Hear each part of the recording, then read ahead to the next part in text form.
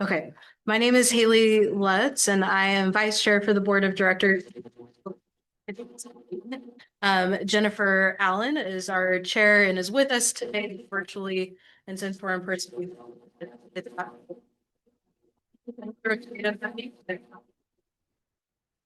facilitation as we roll through today.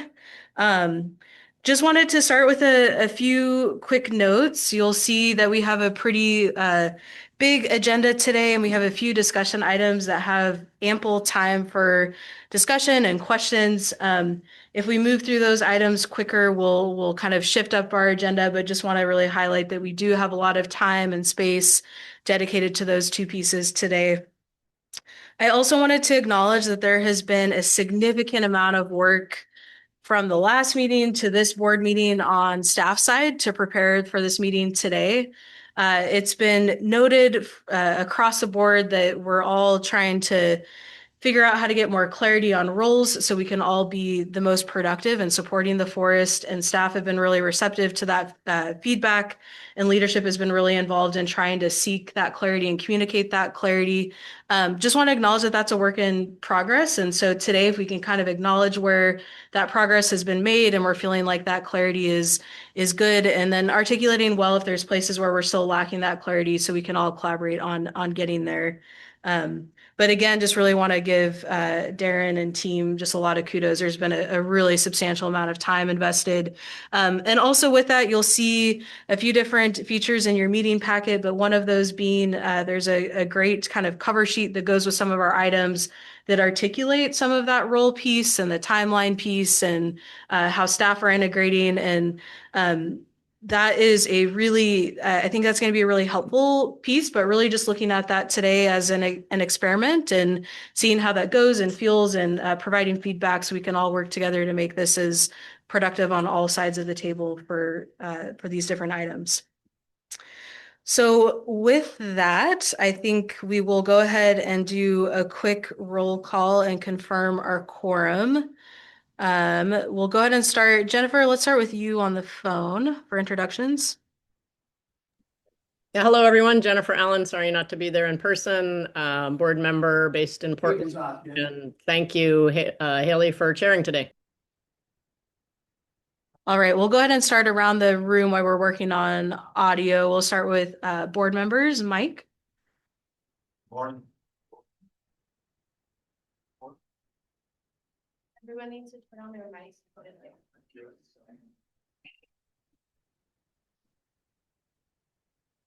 Good morning, board member for Elliott State Forest, Mike Wilson. Ken Carloni, Elliott State Research Forest board member. Good morning, Peyton Smith, board member. Keith Timchuk, board member. Good morning, Peter Hayes, board member. Morning, Mike Kennedy, board member. And Jennifer, do we have you? I'm here. Jennifer Allen from Portland, board member. Great. All right, and Darren, we'll let you kick off staff introductions. Yeah, good morning, everyone. Darren Gooding, the forest manager here for the Elliott. Yeah, we can go ahead and let's do staff introductions just so everybody knows who's in the room today too. Go to start with Caitlin. Good morning, Caitlin Athern, forester on the Elliott. Hello, the policy and partnerships coordinator. Beverage executive assistant. Amy Price. Ryan Bush, research coordinator for the Elliott State Research Forest. Yeah, thanks everybody. So just to start off, I wanted to add on to real quick for thank you, Haley, for the kudos, and I definitely want to call out a couple of particular staff for the behind the scenes work getting for these meetings. So Emma and Hannah, really appreciate the extra work that they put in for getting these meetings together. So I just want to acknowledge them and specifically. You'll be hearing from the rest of the staff here as we go through the agenda. We have a pretty full, as Haley mentioned, a pretty full agenda, and but a lot of good topics here that we're looking for some good. We built in some time here for providing some good information, for the board to tee up some good discussions around the biennial forest operations plan, especially, and also the research plan development. So looking forward to that engagement with the board.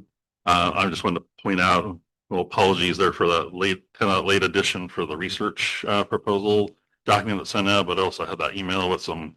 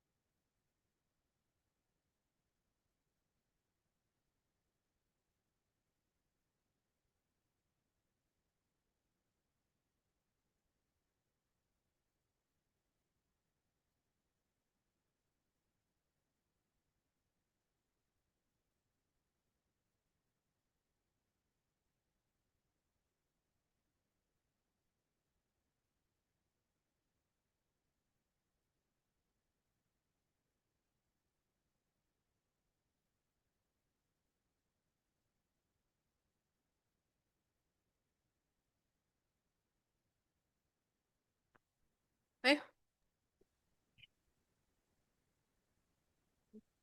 Those of us on Zoom have lost audio. Can you hear me okay? Can you hear me okay? I can hear you now. Okay.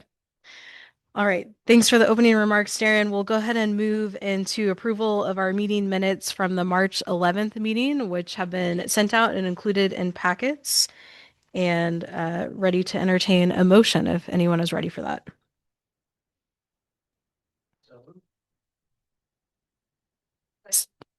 All right. Any discussion or amendments? All right. And all those in favor, if you can raise your hand and say aye. All right. That passes unanimously. All right, and Darren kind of went through it, but just a quick agenda review. We're going to kick off today with our public comment here in a few moments. We'll go through a few update and announcement sections. And then, as mentioned, we have those two kind of larger discussion items today, as well as a working lunch. And then we'll move forward to our one action item for today, which is approving our public comment process document. And then we'll end our day with reviewing action items and kind of follow-up assignments. And we plan to adjourn today at 4:15. As said, we'll move through that agenda as we need to today. And if we end up moving our time up, we'll amend that as we go today. Any concerns about the agenda? All right. With that, I think we'll go ahead and move forward into public comment. And I'll start with just asking the question, do we have any public comment today?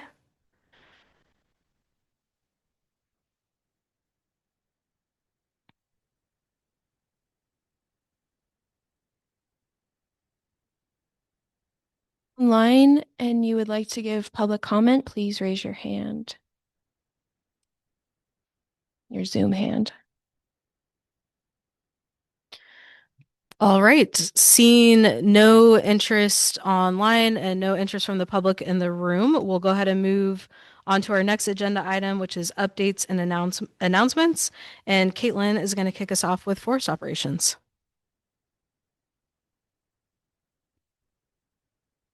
Good morning, Caitlin Athern, as we know, your forester. So as Darren said, we had our first timber sale, the Schofield timber sale. It is a restoration thinning sale, around 268 acres.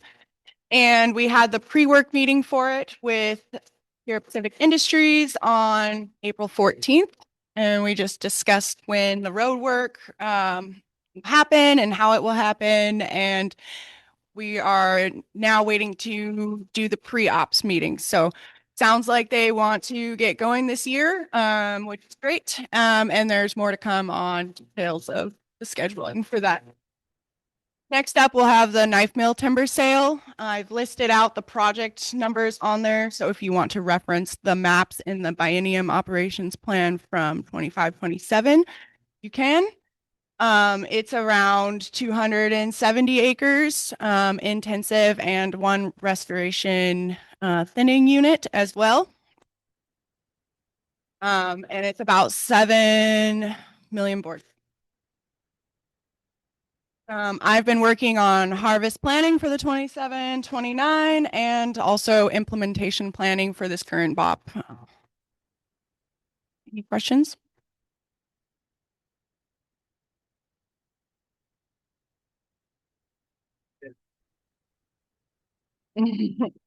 Caitlin, you said that on the first timber sale, they are going to do a harvest this year. That would It sounds like they're going to start this year. good. Yeah, because when at the sale, I'm not sure. Mhm. Yeah, good news. Already advertising for the knife mill timber sale. Is not been advertised yet. Okay. Keith? Or not Keith, sorry. Mike. Ken? No problem. Sorry, Mike? So Kennedy? how did it go as far as price compared to minimum bid? It actually was 10 cents above minimum bid. Thinning on steep slopes, it has a lot higher logging cost. And my appraisal, I kind of put it right where I thought minimum should be, and we got 10 cents above. So And did we have any other bidders? I know there was some interest, but I wasn't sure. there was definitely people out there, at least 3 or 4 people looking at the sale, but when it came down to it, only SBI bid. Okay. Peter? Two quick things. First, just underscore what a big milestone. What? Okay. So number one, what a big milestone. And you put out a whole lot of information very quickly, but it represents a mountain of work on your part. So I think it's important to acknowledge it. And thank you for that. And inevitably, once the ship's away from the dock with these sales, there always are lessons learned. Are there any kind of key lessons learned or reflections you've had of what has happened so far and how that will inform choices into the future? I think we're going to get cruises done, to get a more, instead of just going off of inventory. And also I think in the future planning, I think putting those restoration thins in a close grouping to reduce road cost is going to be the way to go with them, since the marble murrelet restrictions, and road costs, make that high logging cost of thinning on steep slopes pretty hard. So in the future planning, I'm hoping to spatially aggregate the conservation research restoration thinnings. Peyton? I sent you guys over feedback from our Southport forestry team, but I was wondering if any of the other companies provided feedback to staff. Yes, Roseburg Forest Products and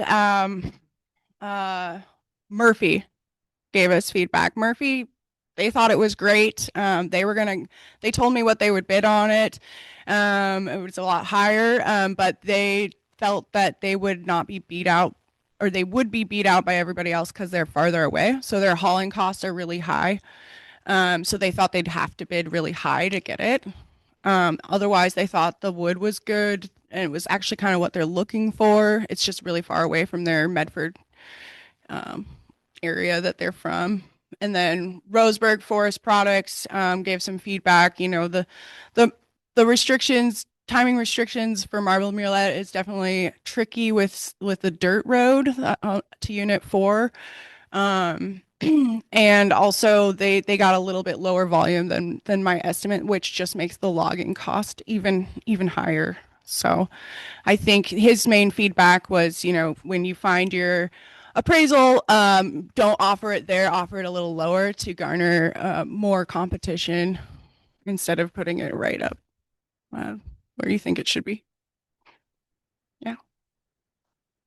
And also, yeah, for that sale, I think we could have gone with tons instead of board feet, which would have made it easier for a lot of people.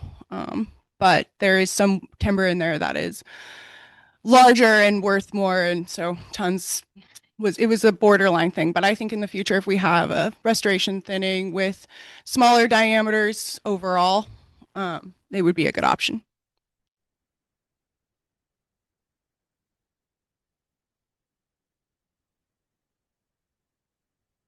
Sorry, this microphone passing is awkward. Any other questions or comments for Caitlin?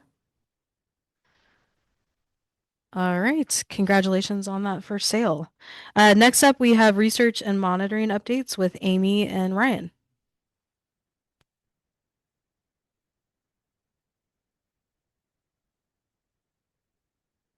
Hi, so this is Ryan Bombush, Research Coordinator. First up, we have some movement forward on the power analysis of our allocations around modifications to the triad design. So we have a statement of work from the statistician at OSU. We're going to revise that and get that through our procurement, through a procurement request. He developed a preliminary analytical tool that I gave him some feedback on. And his timeline has work completion at the end of August. And following any sort of follow-up questions I might have for that. Planning probably work groups with the board to go through that analysis, results of the analysis, so that questions can be brought up, and then we'll bring that up in a future board meeting. Baseline monitoring, they have crews hired, equipment ready to deploy this summer. We have a meeting scheduled with the folks at OSU doing that work to come down here on the 28th of May, give us an update from the pilot sensor nodes that they deployed this winter to see how those went, what lessons learned, and then work together as a team to sort out where the rest of them, what the parameters are for deployment throughout the rest of the forest. And then we're planning after that to engage more broadly with other interested parties, folks who could use the data or help inform what other types of instruments we can put on these sensor nodes. Marbled Murrelet Edge Habitat Study. They have been out in the forest working. They have deployed microclimate sensors at 8 of their 16 transects. Optimistic they'll be able to get everything deployed by the season. And that's 24 total trees instrumented so far. And then after they get those microclimate sensors out, they're going to start vegetation sampling. The riparian corridor restoration, they recently secured a total of 126,000 additional dollars from Fish and Wildlife Habitat and Mass Forests program to support terrestrial surveys around their riparian restoration work. They hired a full-time project manager, Alex Foots. They've had multiple field visits this spring with staff and Randy Smith at ODF with a lot of experience on the Elliott. They've hired a summer crew, 2 supported with funds we provided them through DSL, and 2 supported with the new grant that they received. They've identified their core study sites and an alternative for potential concurrent restoration. They're going to be focusing in the Millicoma watershed because the road network is better there, easier access, whereas throughout the rest of the forest, there aren't many roads down to the riparian areas. They've met with Oregon Watershed Enhancement Board to discuss the project. They're planning future field trips this summer. They've secured their fish and wildlife collection permits for field work, and they're just waiting on approval of their animal care and use protocol at OSU. And then lastly, just in general, coordinating with all these groups in OSU about their summer field seasons.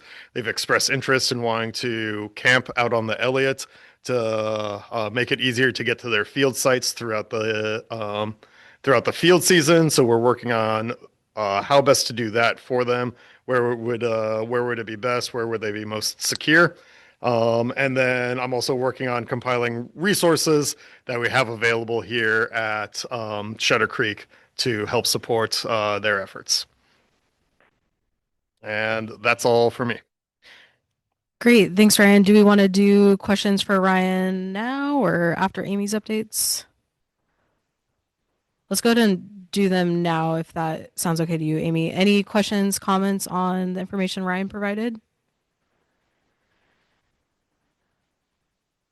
I have one question. We had discussions about trying to prioritize local engagement and work opportunities for local students and folks. What I heard is maybe that's all being hired in the valley and trucking over. Is there any opportunity for further local engagement? With these research projects, not yet. Just trying to get everything like up and running as smoothly as possible on their end. We've been talking with Southwest Oregon Community College, and we're hoping to get internship coordinated soon. But right now, that's we haven't established that yet. Okay. How about for the baseline monitoring? Is there any effort there for more local engagement? When we bring them in, you mean beyond working with other groups? Yeah, just I think with the baseline specifically, it's been like a lot of months, but we had a conversation about that really maybe being more of an opportunity for that local engagement since it was more continuous than just the research-based projects. Right. So after they come up and do their presentation to staff internally on the 28th, our plan is to then engage more broadly with the local community on what the needs would be of the sensor network that they could accommodate and support, and where we could put them, and any sort of instruments or measurements that would be useful. Okay. Any other questions, comments? And I can't see the screen, so I don't know if Jennifer has any. Oh, I'm good. All right, hearing none, we'll shift over to Amy for updates. Sure that I have an update for this slide, but I can provide a little bit on the spotted owl monitoring. The spotted owl contractors finished their second round, so second visit of 6 was completed. They're starting on the 3rd. I relayed some of this to another board member earlier. Month of March, there was 1 spotted owl detection on the forest and approximately 40 barred owl detections, and those could be pairs or singles. And then just with April's data just coming in, they detected the same spotted owl in the same territory, which is good, and about 75 barred owl detections, which, like I said, could be pairs or singles. But things are going smoothly, right on schedule. Real happy with the contractor's work, and that's the extent of monitoring that's going on right now. Great, thanks, Amy. Questions, comments for Amy? I just had one question out of curiosity. You know a lot about spotted owls and monitoring. Do you have any general sense of the possible relationship between how many get detected versus how many are out there? Is that something people work at understanding? Ryan could probably speak to that better, but I would imagine we have more than 1 single spotted owl on the forest. I know that the Fish and Wildlife Service, their analysis, they were assuming about 4 individuals with the consultation. So we're hoping for at least 4. We'll see with the season. I think May is a better time to get a good grasp, but I, having not worked on the Elliott during a field season before, I'm not sure what to anticipate. But yeah, that saturation of barred owls is really puts a damper on the responsiveness of the spotted owls. And do you know what the general trend is? Say like 10 years, 5 years? What are we looking at in terms of populations of Well, so spotted owls? there haven't been any surveys on the Elliott in a decade. So the last surveys we had was 2016. So real hard to say what's happened in that decade. We know that we have more spotted owl or more barred owls than we did probably a decade ago. So I'm just very happy to get 1 detection. I mean, and it was more than a detection. They actually got a visual. It's not a banded bird. But yeah, we're hopeful, always hopeful when you're out surveying, and whenever I get data from the contractors, I'm hoping for more spotted owls, but we're happy to get something. Peyton? Currently managing our barred owl population on the forest at all? The barred owl, detections are just incidental with the spotted owl detections. They're not actually actively surveying for barred owls. So Ryan and I are right in the middle of getting that geared up. We're hoping ideally to start barred owl management this autumn.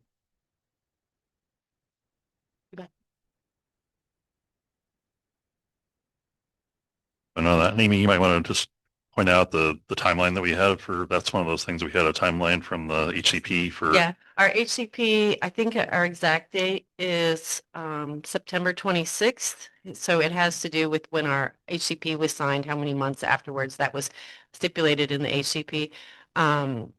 So we need to have our barred owl management plan written, budgeted, which we're already budgeted for, permits applied for by that deadline. And then once all that's done, we can commence. But we're definitely on schedule for that. So just it'll start ideally after the spotted owl survey season.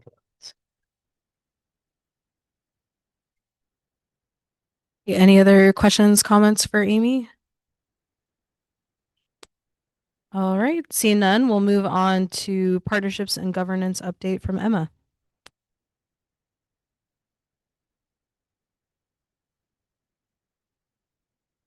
To say that some people's mics work better than others. So I'm not singling people out. Amy's mic was very clear, even though she wasn't speaking directly into it.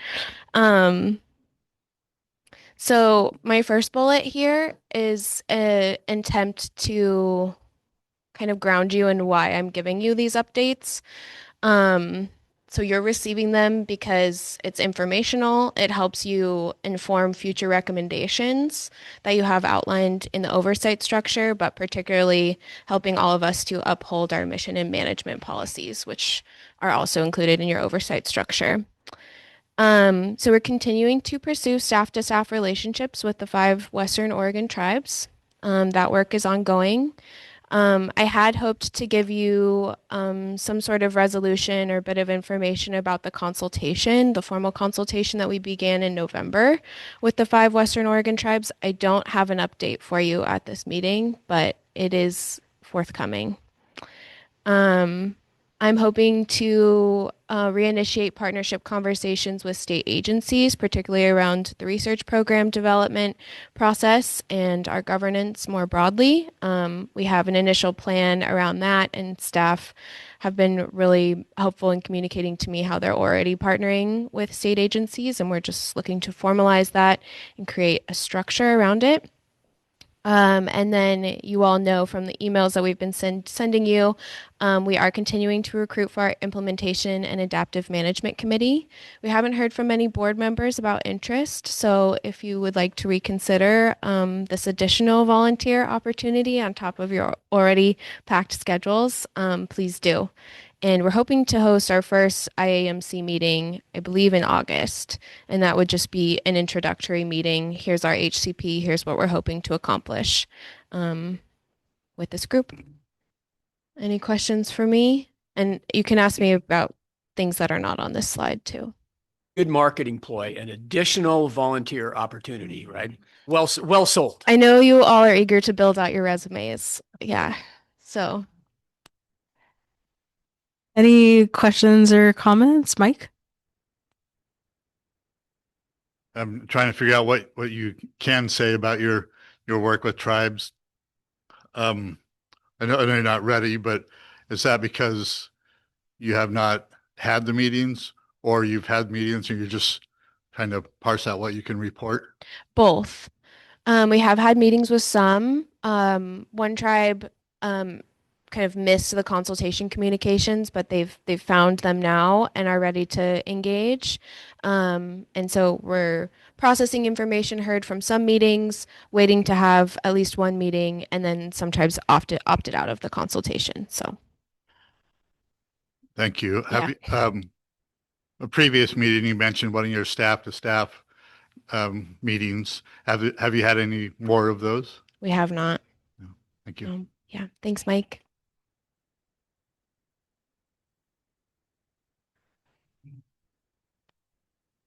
All right. Emma, I had one question on the IAMC. Can you remind me, is there a dedicated place for a board member on that one? Yeah, so the HCP lists a number of groups that we ideally would recruit for. The Elliott State Research Forest Board of Directors is one of those roles, as is the federal services, state agency, tribes, other groups. Those are the primaries. So yes. Have you been able to fill the agency seats? Like, is the board seat kind of the only one that's still not filled? No, Or we're working still on it? working it across. Yeah. Okay. Mhm. We have received some good interest though.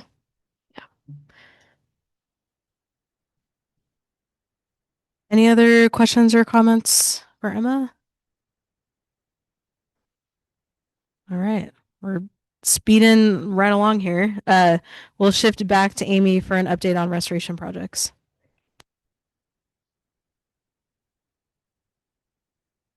See that I got the good mic that I don't have to, so I'd like to talk to the board directly, not stare at the screens, but restoration on the Elliott was it's not currently happening on the ground, but technical assistance stage is going on with Coos Watershed Association and Coos Basin Coho Partnership. It will be in the West Fork of the Millicoma, and we can see on the slide already it has the details. But I can imagine, I'm not a watershed restoration specialist, but with 65 to 70 habitat structures, which are like logs and boulders, as well as boulder fields, that's a lot of area to design. So waiting for a status update on that. But additionally, there will be some road work with best management practices to bring that road up to levels. So they'll be hauling these huge boulders and logs for placement into the West Fork Millicoma. But we will get an update probably before next board meeting. I would imagine in our next monthly email out to you folks, we'll have a status update on that. On those projects, especially on this one on the West Fork and the Millicoma, could you please remember to do some before and after Oh, yeah. for us? Oh, definitely. Yeah. So we can see the work. Yeah, we were scheduled to go out and walk a good stretch, but we had a big rain shower and the river came up a lot. So we canceled that. That was supposed to be, I think, about a decade monitoring period to do before and after photos of some of the in-stream work that's been done previously. But that's rescheduled, I think, for next week. So have a good day out on the river. When was the last time they did in-stream restoration there? Haley could probably speak to that better than I can. I'm happy to jump in. So, odd spot of conflict of interest. I'm the director for Coos Watershed Association, the facilitator for the Coos Basin Co partnership, just to be transparent. So, this project is, we're the project manager for it. We've put millions of dollars of wood structures on the Elliott and the West Fork Millicoma area. We have been on pause since 2016, essentially. And we actually completed a full restoration prioritization plan based on scientific data. And then we actually sat down with all of the land managers and timber operators at that time to come up with an agreed upon prioritization list. And so we're re-engaging that now that the Elliott is open for business for restoration. And so taking off some of those first priorities, we, as part of our projects and funding, and I'll let you speak to the Elliott side, we have 5 years of monitoring baked into our funding. So we'll do pre-photos, but we also do some pre-surveys. We do, for select projects, we'll do aquatic habitat inventory, where we'll actually go and like, how much wood is in there, what is the pools, riffles, how much spawning gravel is present. And then sometimes we are able to do some drone imagery associated with that and some analysis that shows some of those current features. And then we're able to repeat that after restoration. And so on our end, we'll be doing kind of that normal monitoring that we have the opportunity to do through our focus investment partnership. And then I'm assuming that maybe there's additional opportunities that Elliott will be doing. 2 questions there, Haley, and one, and I should know the answer to this one, and I don't. So how do you determine the efficacy of those efforts? because you can't go year to year and look at salmon that are holding, or coho in this case, right? And if you're talking about that are holding in particular runs, because that's going to be such a variable depending on ocean conditions and so forth. You do it in a kind of a longitudinal study and say, for this decade, this is what we saw, and compare it to previous decades, because you can't really do a year to year study because of the other things that are at play there. So how do we determine all of those efforts and what it results in terms of the fish that return? That's the $1 million question and problem. So it's, from our entity is focused on what we can move the needle on, which is freshwater habitat conditions. So what we really look at is how can we create the different components of habitat features that fish need in different parts of their life histories to thrive on the freshwater side, because we can't control all the other components, ocean conditions, et cetera, like you just referenced. But we do have historical data. So there are spawning ground surveys that are done by Oregon Department of Fish and Wildlife within these reaches. Some of these surveys have been repeated on a more regular basis. Some of them are very old, but our prioritization is based off of ODFNW habitat benchmarks. So they actually do some of those original aquatic habitat inventory surveys, and they say this reach is super deficient in wood. Like there's not enough wood to create the deep pools that fish need to capture that spawning gravel, to capture that sediment, et cetera. And so that's how this prioritization is based, is on that historical data. We sometimes have the opportunity to kind of redo and refresh that data. So for our focus investment partnership, which is what the Coos Basin Co. partnership was awarded, we were awarded $12 million by Oregon Watershed Enhancement Board, and we've leveraged it with another 12 to 15 million. And with that, we've had an increased opportunity for monitoring. Historically, monitoring is the most underfunded part of restoration, which is extraordinarily frustrating because the questions that you're asking are vital. Like we want to know what are we doing, how effective is it, what is the impact it's having. And so what we are able to do is kind of what I described. Like, are we seeing immediately post implementation, are we seeing the establishment of those habitat features that ESA listed coho and other species depend on? And then we can look at that across time, but I would say like funding is the biggest problem in it, being able to actually track that improvements over time. And, just our state and federal partners are in the same boat. So ODFNW's, really hampered in their budget and staffing abilities to do, spawning surveys. Ideally, they'd be done everywhere, every year, but it's a very select program. And great answer. Thank you. Really great answer. And so then my next question is, and so and I'll preface this, I spend all winter wading rivers with a fly rod in my hand, chasing steelhead. And in the rivers I wade, you can clearly see stream rehabilitation efforts from the past. And there's a lifetime to those and a lifespan, and they're all gone. They're all washed out. I mean, great rock weirs, that were 40 feet long and weighed tons and tons and tons are gone. The logs that were laid down are gone. And that's because, to quote a great author, rivers never sleep, and that's what happens. So what's the lifetime we get out of those efforts? Which probably outlives Mike and me. So when and I suppose it's just of personal interest, but when would you have to come back and duplicate those efforts? How long do they last? Yeah, it's a really good question. I think both Ryan and Amy recently got out with our team to kind of look at some of the past ones. And we have been doing these structures in the West Fork Millicoma for a little over 30 years.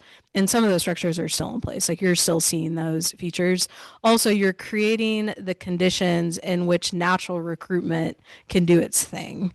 So some of your original logs might start degrading, but you're getting the recruitment from everything that's falling in these riparian areas, which is why those riparian areas are so critical to make sure that we have good wood. We have good hardwoods in those areas, because your hardwoods are going to last way longer than like an alder is going to last in a stream. And so some of it depends on like exactly what species and configurations. And that's why we take time to design these. And we do a lot of hydraulic modeling and analysis to see what does this stream need and where. There's all different kinds of ways to do that. Like, we actually will like we'll kind of like make an arrow out of something with a massive root wad attached to it. And we'll actually shove that into the bank so that you're seeing increased stability, and then you're going to have that greater chance it's going to catch all that natural recruitment that's coming down. But I would say they range like, some of them last like 25 years, others don't. And that's one of the questions and things we're looking at. Like, is there opportunities while those structures are still in place to come just do a little bit of adding to them to expand the longevity of them? And this might be a good like education opportunity. Maybe we could do some type of presentation on this type of restoration technique and the history in the Elliott, because as I said, there's a really long history in the Elliott specifically of large woody debris placement. And there's some innovations in technology and some potential new technologies to experiment with that folks are in conversation about.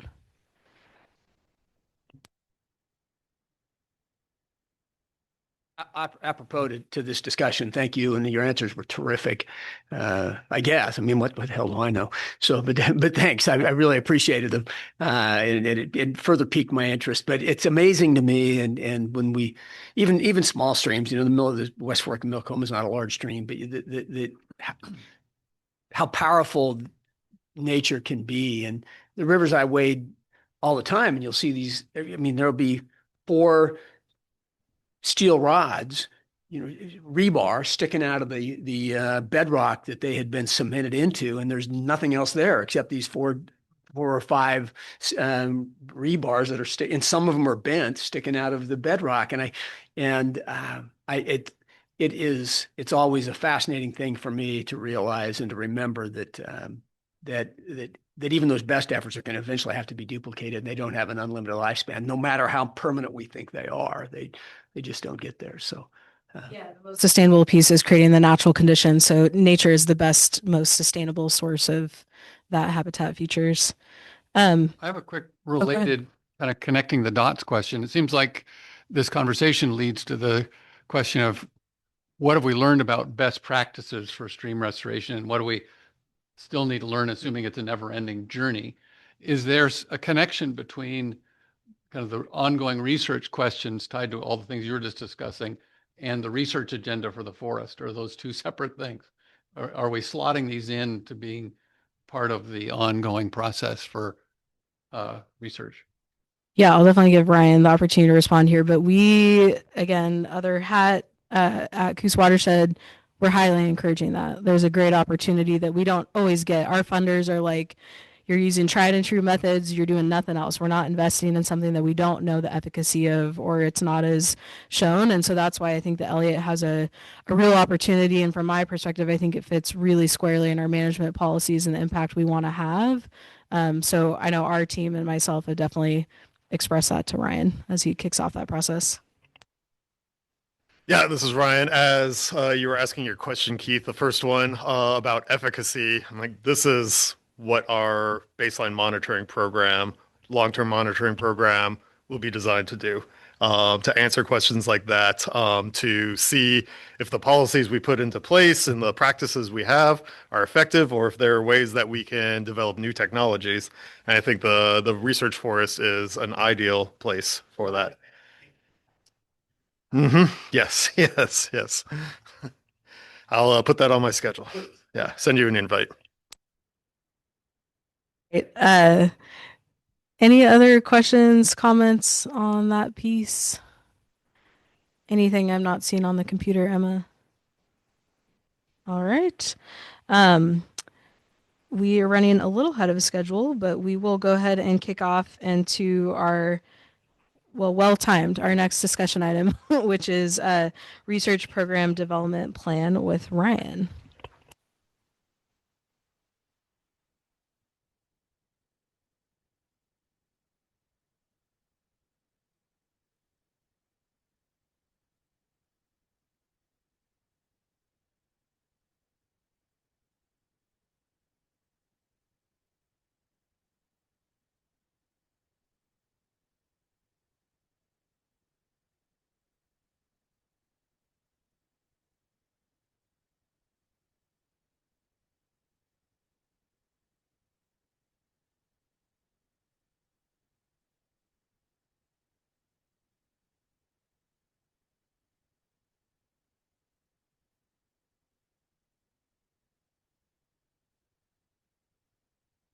All right, so I am going to be talking about essentially my main focus since getting hired here back in October, which is developing the research program for the Elliott State Research Forest.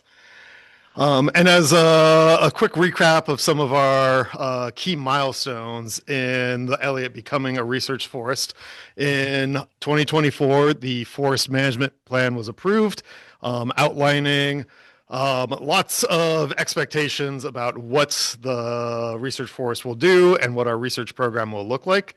You all approved funding for some of our foundational research, the stuff I spoke about earlier with the riparian corridor restoration and the marbled murrelet edge habitat study. The baseline monitoring sensor network is in progress, getting deployed. As a reminder, that was a grant secured by Oregon State University College of Forestry to develop the sensor network and deploy it. I was hired as a research coordinator, relatively big milestone for research forest. And we received feedback from you at our board retreat, which was a whole month into me being here. And we've been working with all of this to develop the research program. Now, Ryan, may I interject one thing here? Sure. And sort of on topic and sort of off. And I'm going to refer back to Mike here, and not 40 years in the future, but it seems like 40 years in the past. You know, one of the, it dawned on me why I'm sort of wired into this meeting, because this is what we talked about 8 years ago and 9 years ago, that we've talked about here. So here today, we're talking about actually doing harvest on the forest. We're actually doing research on the forest. We're actually generating a body of data that we can refer to 40 years from now. And this is what we started doing, Mike, a long, long time ago, and Jennifer when she was on board too. So if I get teary today, there's a good reason why. So I promise not it, but I'll try not to interject too often. So thanks. Nice acknowledgement, Keith. There's definitely some milestones that have happened. Yeah, no judgment. Let the waterworks go. We're all friends here, right?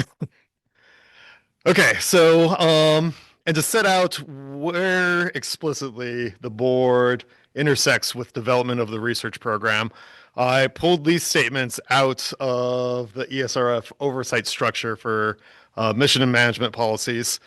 And the board of directors, your role, shall advise and recommend the advancement and or implementation of operations and research programs, whether prospective, based on proposed programs, or retrospective, based on ongoing or past implementation of programs. Also, you will advise and recommend on proposed research plans or programs, as well as any plans or decisions DSL intends to make of significance to advancement of or compliance with the ESRF's mission and management policies. Now, I'm not somebody who typically likes to read off of slides, but I think these are very important things to bring up at the outset of what is essentially going to make the research forest a research forest. So I'm going to do a quick overview. I know you all didn't have a lot of time to review the plan that was sent out over email. I'm going to do a very quick high-level overview, and then we'll get into the details of what this program is like. And I'm glad I got a little extra time with us moving forward so quickly through the schedule this morning. So first one, broadly, we have phase one research. Now, research is not us going out on the forest doing research. This is the informational gathering stage of developing our research program.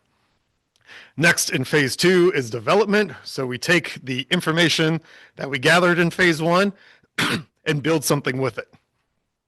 And then in phase three, we take what we built and we act upon it to make it a reality. And in phase four, we complete the process and then move forward as a research forest. And then within each of these phases, phase one, we start with defining the purpose and goals of the research program, which seems pretty easy and straightforward, but was a challenge at times. And then define who is involved in developing the research program. So the key roles within DSL and Oregon State government, as well as anybody interested in our research program or who could be involved in it. The constraints and expectations of our research program. So this is, if you'll remember back in January, I used the metaphor that I'm working to build a building and you all are contributing design advice into what this program, what this building of our research program will look like. And I mentioned that we kind of already had the foundation laid with, years of prior effort from the advisory committee and stakeholder engagement. Maybe we have the foundation and the frame and some walls built out and some colors selected, but understanding the constraints and expectations already set forth by the FMP, by the HCP, and by what we can and cannot do in DSL and state government is what this task entails. Review other models. So we're not the first research forest out there, obviously. So we'll see what other research forests have done. But I think we are in sort of a unique position. So we can use that to inform what we do.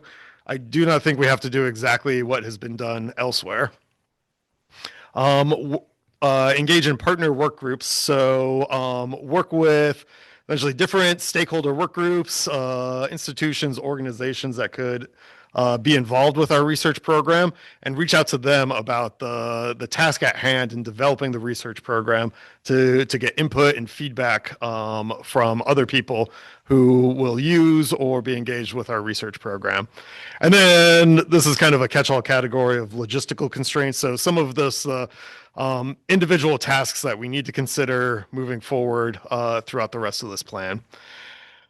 So once we have all that information, now, while I'm presenting everything in sequence, we don't have to wait for one stage to be done to move to the next stage. A lot of these can be done in parallel. However, some of them, clearly I'll explain, need to be done in sequence. But form an interim SAC, which we will likely call something else. In reviewing my slides yesterday, it struck me that we could just call this a research program development committee, advisory committee, task force. But the forest management plan calls for us to form a science advisory committee to provide scientific expertise to the Elliott State Research Forest. We have our board of directors that provides incredibly valuable public oversight for the research forest, but there's varying degrees of scientific expertise on this board, and going into the future, there will be varying degrees of scientific expertise. And the SAC was initially envisioned in the FMP as providing a more focused scientific expertise for the research conducted on the forest. And I'm getting ahead of myself and explaining too much when I have slides for this later down the line. A provisional research plan. We've spoken before about giving development of the research program the time and space and consideration it needs to craft something as best we can. But in the meantime, we have research going on and more research will need to go on. So development of a provisional research plan to narrow our research focus while things are in development. And then also establish some of the administrative structures we need to manage research on the forest until we have a research partner, research entity established. And then take the information from phase one, develop alternative models, consider who the potential partners are that are appropriate for those different models, and then evaluate what those model partner combinations, how well they would serve the Elliott State Research Forest. Then, once we have a suite of models, come to the board for board recommendations. So this is the primary decision point for the board of directors in the development of our research program. And you will obviously be engaged leading up to this. We're not just going to surprise you with some partner model combinations. And then with the board's recommendation for a research partnership model, contact potential research partners. and enter into negotiations with potential research partners. Once that process is complete, as long as we have not made any substantive changes to what the board has recommended, DSL will approve research partnership. We will update the board once that's done, and then go to the state land board with an update that the research program, research partnership is developed, and make any necessary FMP amendments or revisions, because the research partnership in the FMP is very much a placeholder at this time right now. And then celebrate. And this is where some of our local board members can really help out in recommending where we can go to get beers afterwards. All right, so starting from the beginning, the purpose and goals of developing our research program. Day one, Darren told me, this was going to be my big first primary task, was developing our research program. And at the time I thought, okay, well, I have to make a research program. That's the purpose of this. But as I do more reading and more talking and have more board meetings and engage with more of the community, we're not simply establishing a research program. I could have just sent emails off and asked researchers at a variety of institutions, do you want to come do research at the Elliott State Research Forest? That is a relatively simple task. But what we are trying to do is establish a research program that will fulfill the vision of the Elliott State Research Forest as an enduring, publicly owned, world-class research forest that investigates how to balance multiple values in forests. And that is a much bigger and much more difficult task, in my opinion, than simply making some run-of-the-mill research program. Now, the specific goals in developing this research program, first and foremost, I want a research program that honors, embraces, and abides by the 6 guiding principles for the Elliott State Research Forest. I mean, we can just do research. We can research things in the forest. We can do wildlife surveys, fish surveys, measure stored soil carbon. But I think about what a research program looks like that embraces and supports transparent and accountable forest governance. Not just simply a research program where we're doing research out there, but that truly is transparent and accountable to the variety of different segments of the public that the Elliott is responsible to. That we support, the research program supports public access for diverse recreational opportunities. Now we can, I can say we're going to limit the extent to which the public cannot access parts of the Elliott, and that's fine, but I really want our research program to be integrated and to support recreational access on the Elliott. Tribal co-stewardship for traditional uses. Now this is very much up to engagement from the 5 Western tribes that we're engaged in consultation with. And the FMP acknowledges this and says, we will pursue this, but this is not simply a decision that's up to us. But as I move forward with the research program, I understand that consultation and developing relationships with tribes takes time. And I will ensure that we will have space for tribes as we move through consultation, as we develop staff-to-staff relations, for tribes to engage in traditional uses on the forest and engage with our research program. Educational partnerships. Again, we can, it'll be easy enough to engage in some educational partnerships, but really integrating educational opportunities and partnerships with the research that we are doing on the forest. Supporting local and regional economic development. And as Haley mentioned during my updates earlier, kind of a standard way of doing research at a university. You hire undergraduates at your university, you have grad students at your university, and then you send them out into the field to do research. And I really want the research program that we develop here to go above and beyond that, and to just not say, oh, we're sending researchers down there who are, you know, getting groceries and maybe renting something for summer field season, but really think to how our research program can support local and regional economies. And lastly, conserve biodiversity and ecosystem services. Kind of with my background as a wildlife biologist working in conservation biology, I think of this as something easy that we'll be able to take care of. But I do consider where our research program intersects with conservation.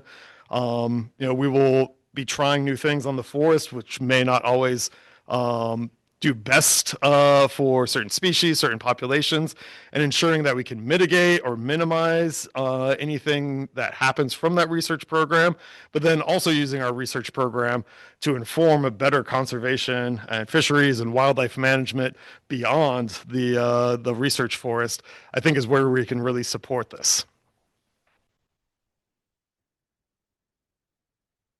So then the next goal is we need to develop a research program that can answer our unifying research question through our 6 research principles, through the research theme, and 5 thematic research areas.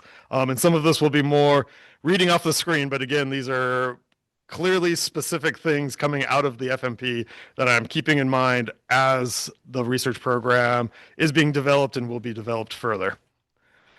So our unifying research question. This is a mouthful, but we'll get through it together.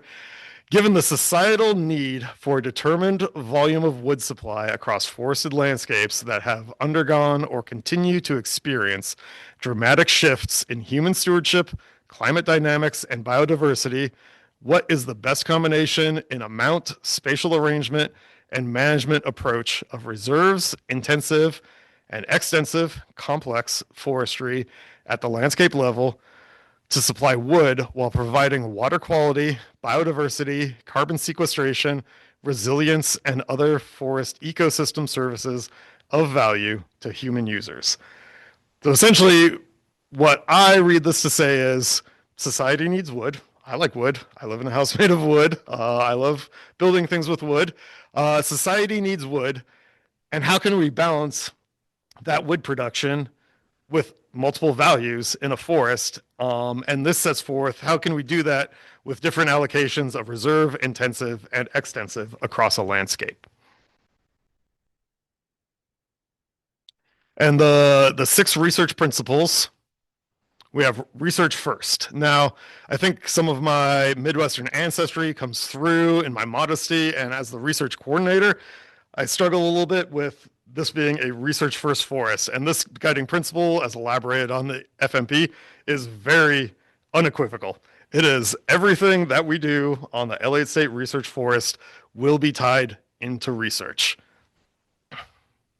And then enduring, kind of speaking back to what you were saying, Keith, about 40 years from now, I think about my own mortality a lot in developing this research program and setting things into place that I will never see the results of this research. We will get through a full rotation and I will be long dead. But I was recently at the Oregon Society of American Foresters meeting, and I think it was the vice chair of the Coquille Indian tribe. She gave a talk, and in it, she mentioned wanting to be a good ancestor in the future, that she looks back to her ancestors, and when she's gone, she wants future generations to look back on her and with pride and be appreciative of the things that she did. And that kind of captures a lot of what I think. Like, I want future researchers, future generations, anybody who can benefit from the research done on the Elliott to look back at the decisions we are making right now and to say, wow, I am glad they set things up or started collecting data in this way or made these decisions way back then. And that's not going to be everything. We'll make mistakes. That's okay. Technologies will change. Research priorities will shift in the future, but we need to design our program with that in mind and thinking of the future generations that will be benefiting. as a conservation biologist, I think we have like really pressing issues that we need to sort out now. Can we wait for, a 60, 80-year rotation on our intensives to understand what's going to happen? And in some ways it seems like we can't, but we have to start. We have to start somewhere with this. At scale, we are a huge research forest. There are very few of the scale that we're at. When I was applying to this, I was looking for other research forests out there. There's one on the island of Hokkaido in Japan that's, I think, more than twice the size of ours, but is dispersed over many parcels across the entire island. And we have a great opportunity with how big we are to investigate things at massive scales that we just don't get opportunities to do hardly anywhere else in the world. Tailored to the landscape. This one, when I was first reading through the FMP, I read this research principle and I said, of course, it's going to be tailored to the landscape. Where else would we tailor this to? We're not going to tailor this to hardwood forests of New England. But when I think about tailored to the landscape and the research that we do, I think that the research we do, that we pursue, that we're engaged in, needs to come back to the trees, needs to come back to the forest. There are lots of great questions out there related to forestry and forest products and forest use. Something I hear a lot about regularly is just reducing our reliance on timber products. And sure, that's great, but I don't think that Elliott is suited to answering a question like that. And I interpret tailored to the landscape in that the research that we do really needs to come back to the trees, the forest, the landscape itself on the Elliott. Practical, relevant, and collaborative. Again, there's lots of great research out there. There's lots of science for science sake, and there is a very big role for that. And I could see that taking place on the Elliott in the future. But I think initially, we need to be pursuing research and setting up our research program to answer critical questions about how we manage forests and multiple values on those forests, and doing that in a collaborative way with results that can be put into practice as quickly as possible. And then supporting co-stewardship. So this is co-stewardship with tribes. And again, this is sort of reiterating our guiding principle, but also, this is a relationship dependent upon how the tribes want to be engaged with us. And just as I build this program, ensuring that we leave space and are patient and have that opportunity for them to engage as they want to. Our research theme: synergies and trade-offs for biodiversity conservation, carbon and climate dynamics, production of timber and other forest products, equity and livelihood objectives on a forested landscape within a changing world. I don't know that I would necessarily write that sentence, but it's my job to put that sentence into practice. And again, this is coming to balancing multiple values on the Elliott State Forest and researching how multiple values can be balanced on a forested landscape.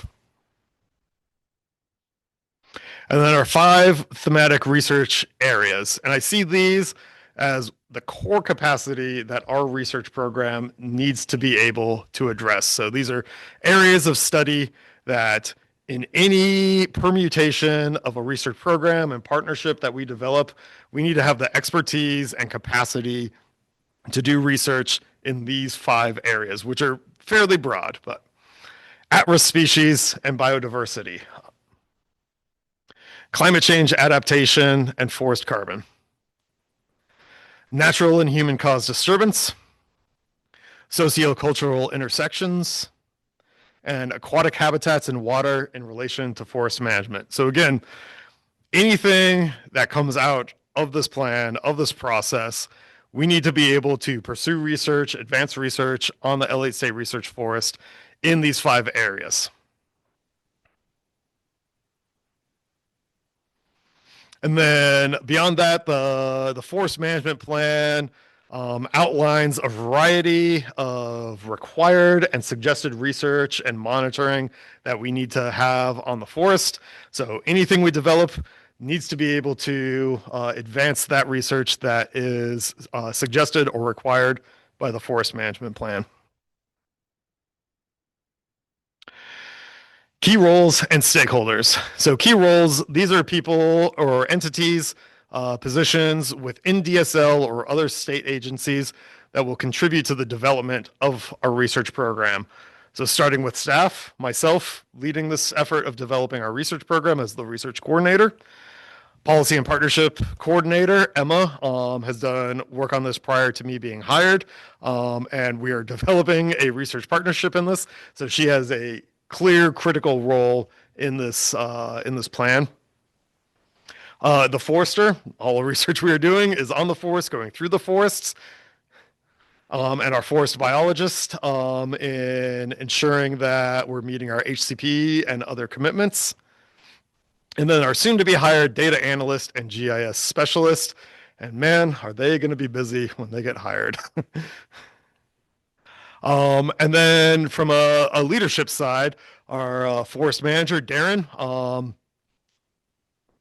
the board of directors, you all here today, the director's office, so Director Lovell and Deputy Director Castelli, and ultimately the State Land Board.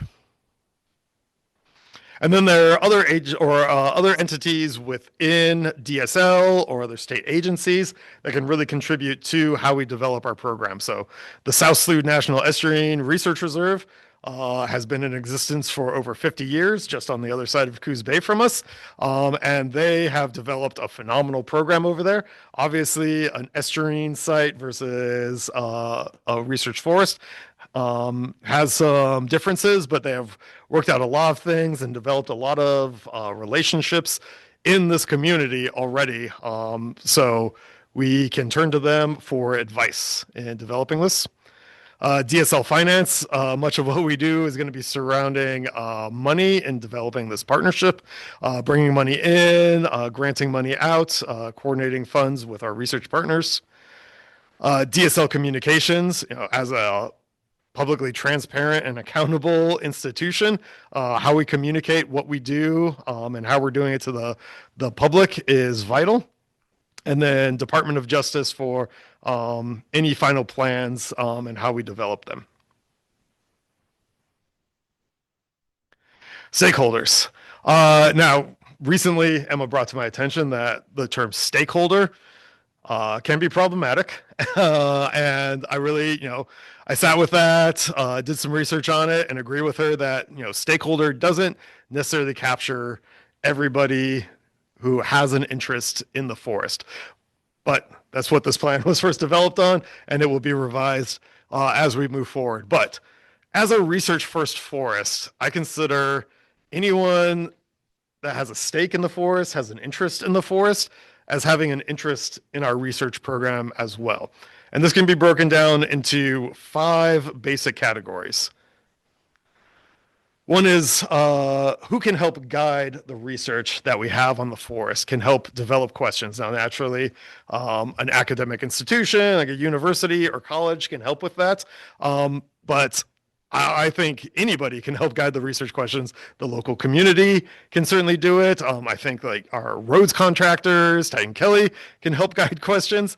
Anyone with a stake in forestry and our research forest, again, I think can help in developing questions. How we go about doing that and soliciting those questions will be, part of this development plan. Anyone who can conduct research, so collect data and analyze the data. Again, universities can do this, but there are lots of great examples of community science, eBird, where people go out and collect bird occurrence data out there. So lots of ways that can be done. Organizations and entities that could provide funding for the research and monitoring that occurs on the Elliott, or that could obtain funding for the research that happens on the Elliott. Entities that will use, so directly apply the results of research conducted on the Elliott, either to practice or for further research. And lastly, benefit. So if anyone or any entity can derive a benefit from the research conducted on the Elliott beyond simply applying those results.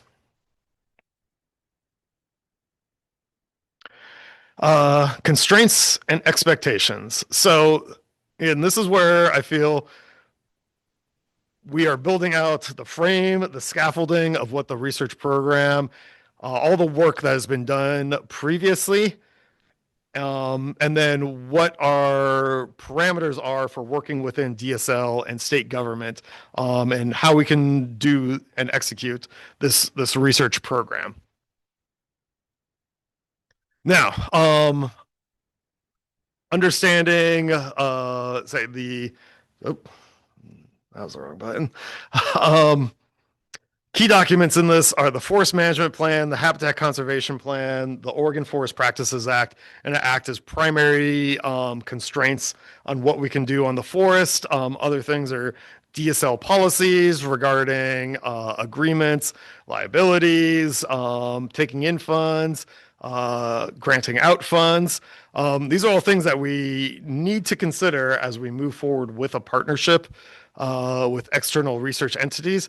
But at the same time, we can't know everything in full detail right off the top of our head. So defining a sufficient level of knowledge to move forward in engagement with external entities, so that those conversations with them can be productive. And it's not necessarily they're asking us questions. And we say, oh, now we have to go back and research that because we don't know offhand.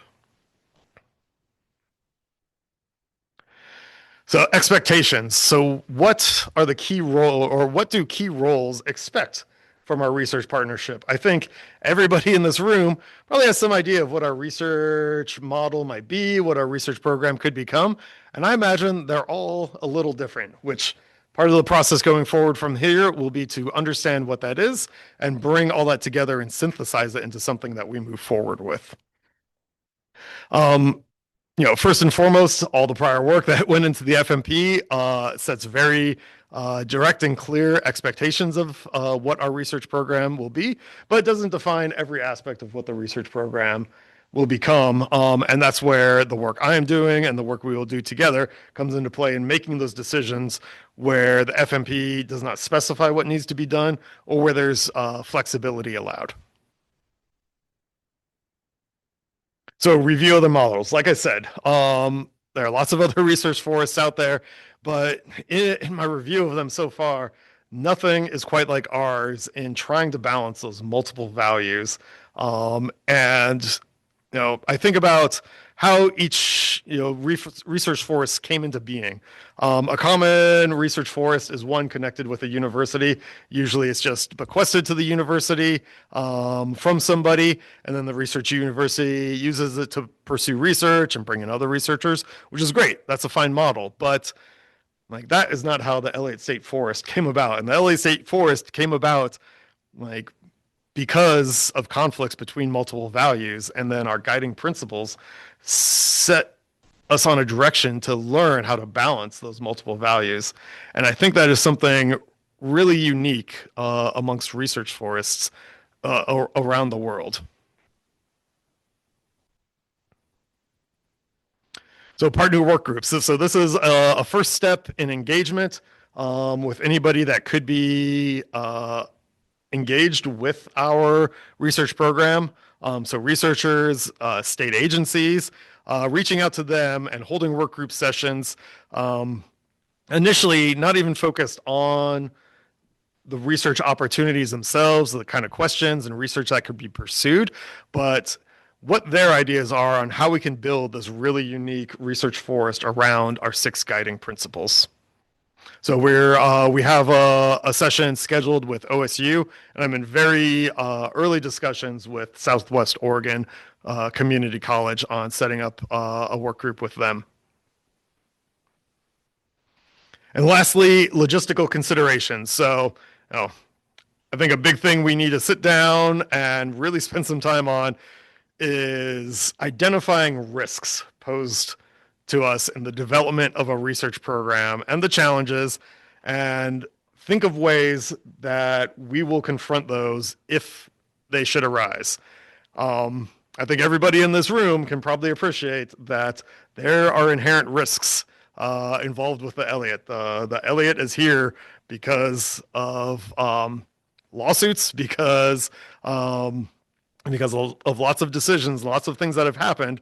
And we should plan for those ahead of time as we move forward and not find ourselves set back years because something that we could have identified came up and we did not have a plan for how to move forward from that.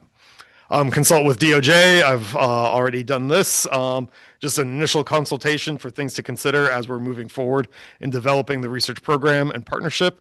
And then a budget for anything associated with development of the research program itself, not necessarily research, just associated with the development.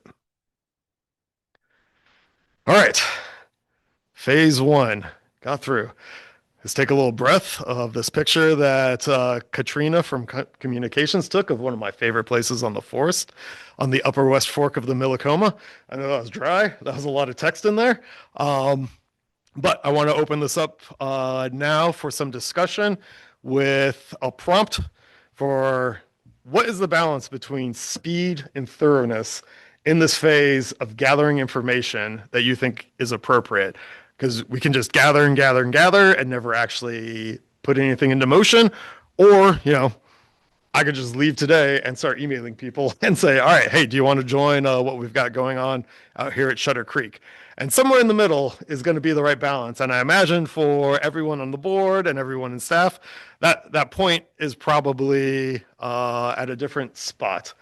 But that's a prompt. And if you have any other questions about anything else I brought up in phase 1 or want me to elaborate on anything else, I'm happy to do that. Thanks, Ryan. All right, that was a lot of information. So as Ryan said, feel free to ask questions or provide comments or perspectives on anything he went over, and then that grounding prompt on the screen. Anyone want to kick off the conversation? Yeah, Mike. Yeah, Ryan, thank you for all that. One of the things I think when you talk about expectations and all, particularly when talking with possible entities that would be involved, is making sure that they understand, and we'll have to go through and figure out ourselves too, how much the Elliott will provide funding for and how much they're going to need to, find funding and bring it for their research.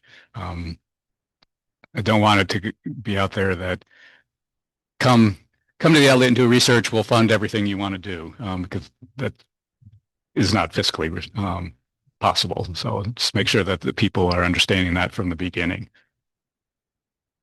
Yes. And as far as timing, it'd be great if we were there now, just because we have stated all this time that this is a research forest. I'm just throwing out, maybe within a year we're there, but something to show that we are getting there, and because I think that's going to be, I think we've heard some, and we'll continue to hear some from the public that, hey, where's the research? So making sure that we show people what is actually happening out there now, since we do have stuff happening, and then what's we think will be going forward too. Eaton. Thank you, Ryan, for putting this together. Lots of detail in there. I do think that, we need to strike a balance of being thorough and speedy at risk of, losing our credibility with the public, especially if we are doing timber sales on our research forest.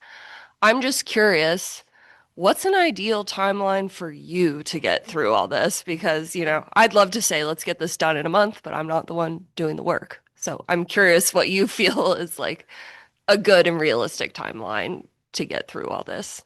Yeah, the knots going through my stomach right now, thinking of that. Phase 1, I think is much more in our control. Everything here, but again, we're starting with partner work groups, and bringing in external entities. And already we found there that we're working on someone else's timeline. And we're working on someone else's timeline who we very much want to work with.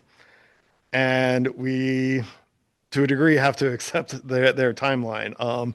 Emma's been working really hard on coordinating that. And if there's one person at the Elliott that I can be sure that is doing things as fast as they possibly can. It's Emma, and it could be faster, but it's not by no fault of Emma's whatsoever. We're just working with external entities on this. I early on I sketched out a timeline and I was like, oh, write out purpose and goals. That should take me like half a day at most. Not quite. That's trying to synthesize at least the 400-page FMP into a single sentence that captures everything that we're doing. And that kind of set me in like, oh, this does take time and consideration to do this properly. And we have a legal mandate in ensuring that we're building this along the FMP, which sounds like a very roundabout way of saying I'm not quite sure how long it's going to take. Yeah. All of you guys for all the work you've done on this, and Mhm. Please don't take my comment as I think you're moving too slow, because I'm aware that, this is a lot to dive into, and a lot of eyes on the forest, and, a lot of expectations to meet. So thank you guys.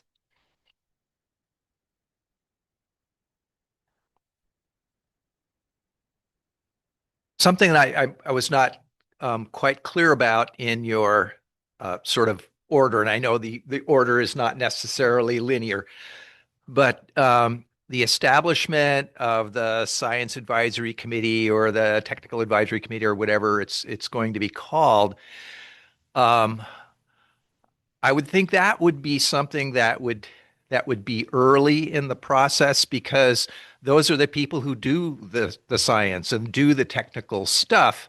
And I think that that they would have really important input into developing the research design. So I guess that would be my thought there.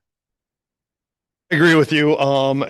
But that's why they're the first in the development, and we're not necessarily going to wait for phase one to say, tie that off with a bow and say we're completely done with all our information gathering. And I'd say that one we're not too far off from putting that together. I've got a list of folks who I think would be really good in informing that, but it's just ensuring that we have a very clear understanding ourselves of what our expectations are from the FMP and from the board, and what our clear ask is going to be of the interim science advisory committee in putting this together. I mean, Emma and I had a great conversation earlier with somebody from comms about ensuring that you know specifically what you are asking of anybody that you're engaged with. Aaron? Just to tag on Ryan's stuff there a little bit was, so because you mentioned this, but you didn't mention it right here, was the intention was to also have more of an interim SAC. So there's a difference between kind of the larger SAC, but I think Ryan kind of alluded to the intent to have an interim SAC, which I think would get to the intent of that being group, what you were just pointing out, Ken, is to bring that, try to create that, reach out to kind of the brain trust of people who have done this kind of research and help them, bring them in to help do some of the thinking with us, and do that. And then we would form the actual SAC, would be something to come a little bit further. But we're thinking about what you're thinking there, Ken, about a way to bring that, have kind of an interim. And maybe, I think you mentioned something, we might call it something other than SAC, but it'll be some kind of that interim group to be able to get that input. So just want to get that in there. Thanks. Keith?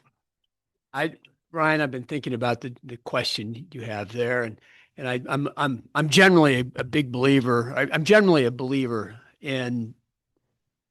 No, I'm often a believer in the idea that you go slow to go fast. But I think when you're birthing something, I think you also have to go fast to go fast, and especially with research on the forest, I think speed right now is, and we've already dealt with that with our earliest research projects. So those were sort of speed, created, and so getting research on the forest, I think is, and then getting a full development of that research are two separate things as the whole the research notebook develops. But early speed counts, I think, and because we're fulfilling our promise as well, and we have to show that we're making that. So So I guess I'm just simply trying to answer that question, if you ask it from my 2 cents worth, we've already dealt with that, where we've already understood, and getting actual research on the forest early is an important thing. So, and because that's part of our foundational promise as well. Peter? Go ahead, Mike.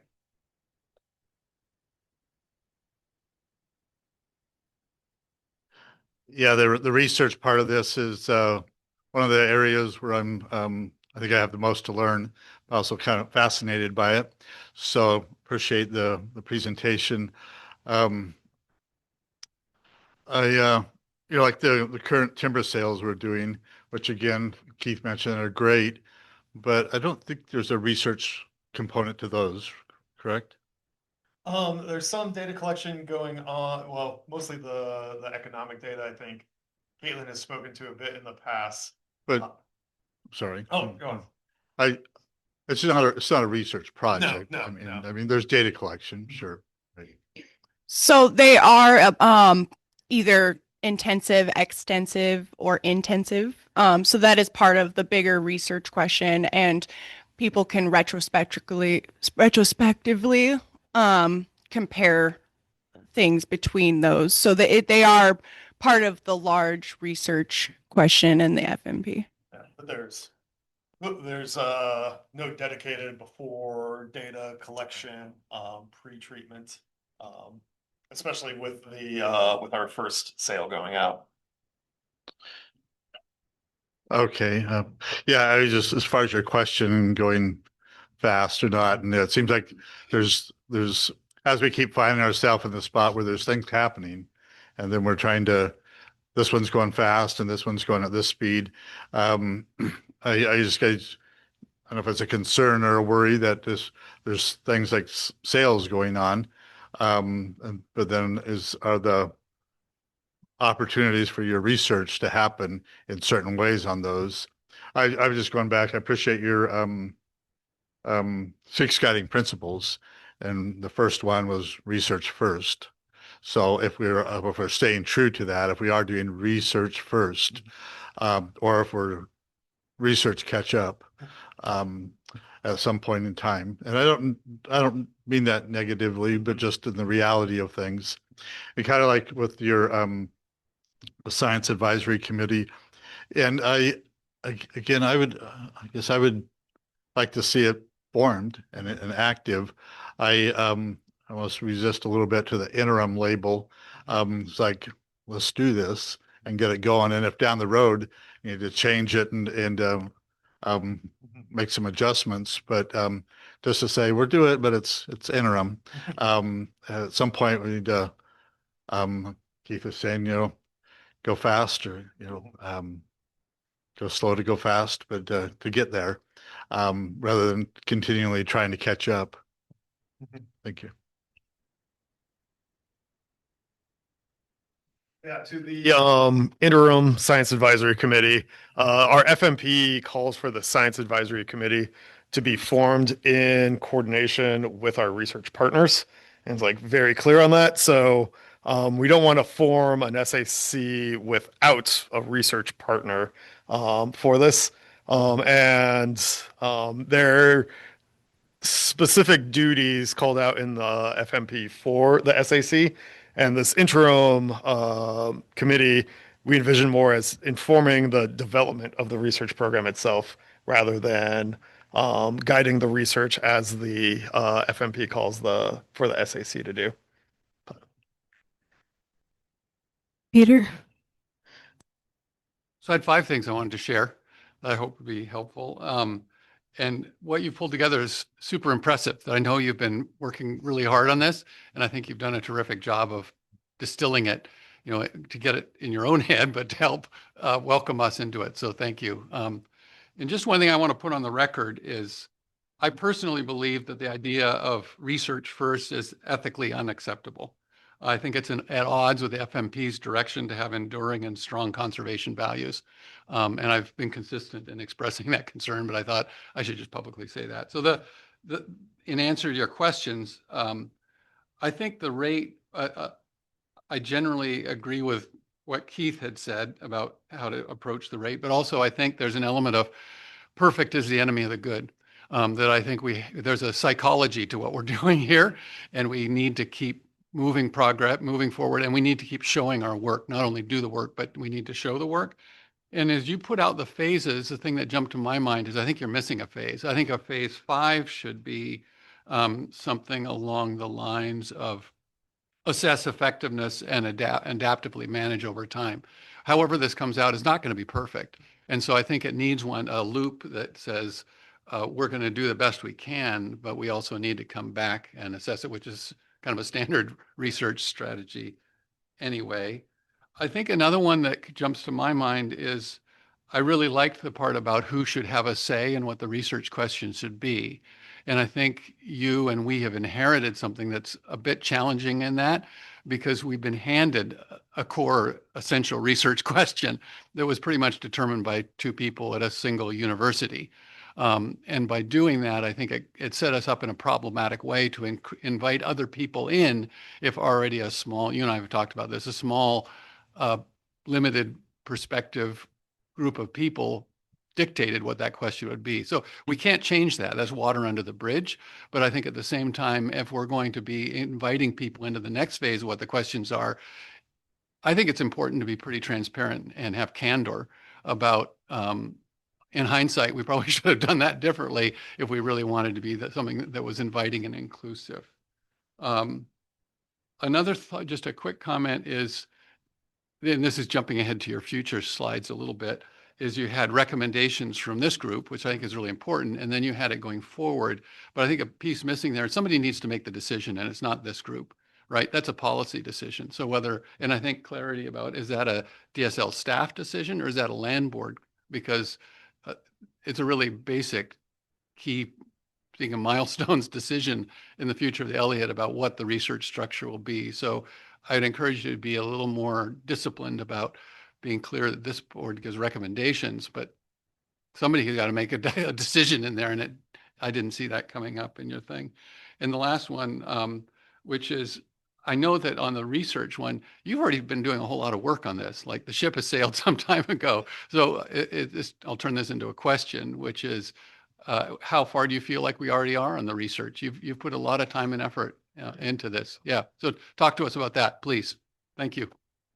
Yes, pretty far into the research. But as you said initially in your comments, that it was me taking this in, internalizing it, synthesizing it, and then communicating it out to you. And getting to a point where I feel I'm comfortable enough with what we're embarking on so that I can come to you all and get advice on shaping this thing as we move forward. Instead of just coming to each of you and saying, hey, what should we do for our research program on the forest? But to say, all right, we've got this. This is what our parameters are. This is where our flexibility is. This is where open questions lie, and coming to you. So through most of phase 1, I'd say work has been done, and pending any major revisions to say like our purpose or the goals, it kind of stratifies out from there, where in the beginning I'd say I'm pretty well set, but I'm open to suggestions if somebody thinks our purpose and goals need to be fundamentally different than what I outlined. And yeah, I'd say pretty close to moving solidly into phase 2. Pending input from all of you. So we'll circle back around at the end of this on what that's going to look like going forward. Just to clarify one thing, my first statement about my concern about research first is I think stewardship has to come first. We have to be good stewards of this forest first, and that absolutely research is an important responsibility, but it is secondary to our obligation to be good stewards of a forest. Thanks.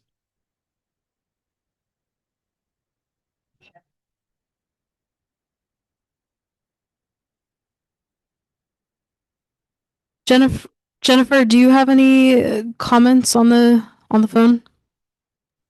No, not specifically. I think you've done a great job laying things out, Ryan. And we've had some conversations too. I guess just one observation would be there are some aspects of the organizing parts of this around workshops and things like that that we have more control over than others. And so if one feels constrained by other people's timelines, like Oregon State, perhaps seize hold of the things we can control and have some workshops and conversations with people on our own timeline. Thanks, Jennifer. It's really challenging to hear you because the audio is just, I think, coming off of a computer. But what I heard, and maybe everyone else fill in, but was acknowledging that we don't have full control of other partners and timelines. We have ability to hold workshops and do some engagement, and we can set that timeline. Is that accurate to your comments? Yes. Awesome. Ryan, did you have a response to that? No, I agree in that, yeah, we can set some of our timelines in the workshops that we do, but again, some of the broader efforts in trying to pull together multiple faculty members at universities, we're subject to their availability. So. Awesome. So I'll provide some of my thoughts. I agree with, I feel like, kind of largely what I heard from everyone else on the board, but I think that we absolutely need to prioritize moving forward with this, and there needs to be timelines attached. I think that this is a really critical piece of kind of public accountability to this research first management value, which is like front and center throughout the entire FMP. Acknowledging that with that, it's not like, oh yeah, just go do the thing and you're done. There's a high level of complication, but I think that we could kind of unending say that it's complicated and we still haven't figured it out and we're still waiting on this partner or that partner. And I think that it's just really important to draw some good parameters and boundaries around that.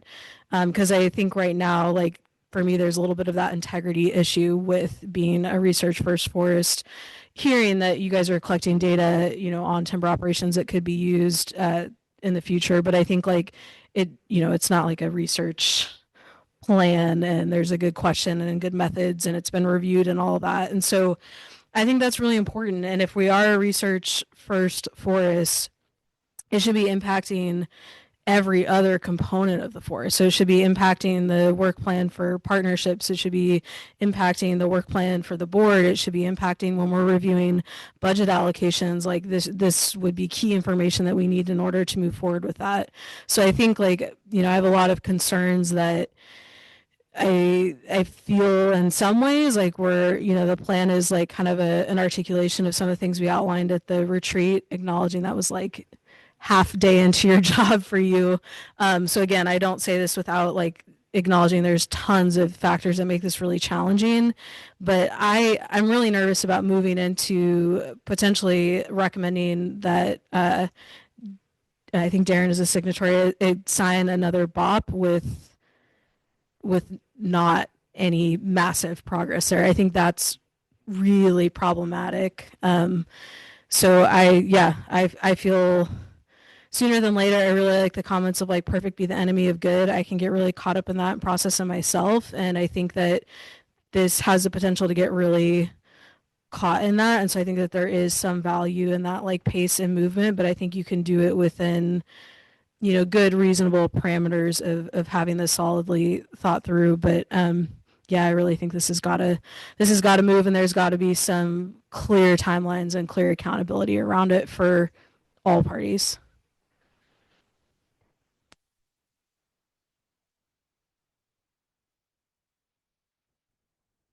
All right. Feels awkward to give my comment and then go back to this facilitation process. But as Emma said, she just gave a time check. We're at about 10:50. We have until about 11:30. Do you want to move on to kind of your next piece of this, Ryan? Unless anybody else has any other comments to contribute. Phase one. All right. The rest of them will go a little bit faster, I think, than this.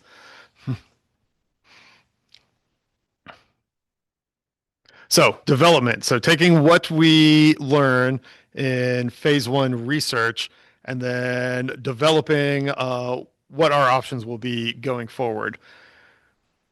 So first, as we discussed a little bit already, forming an interim science advisory committee to comment and provide guidance on how we put together the research program. We're envisioning this as primarily composed of individuals who work at or conduct research at research forests to comment on the administration, kind of the nuts and bolts of running a research forest. And they will help, bringing them in early, as the first step in development, to help guide everything that we do going on from here. And next is developing a provisional research plan, which is already in the works. I will present on our first efforts on that after the research program development. So this is essentially acknowledging that it will take time to develop the research program and research partnerships, but that we cannot wait for research. We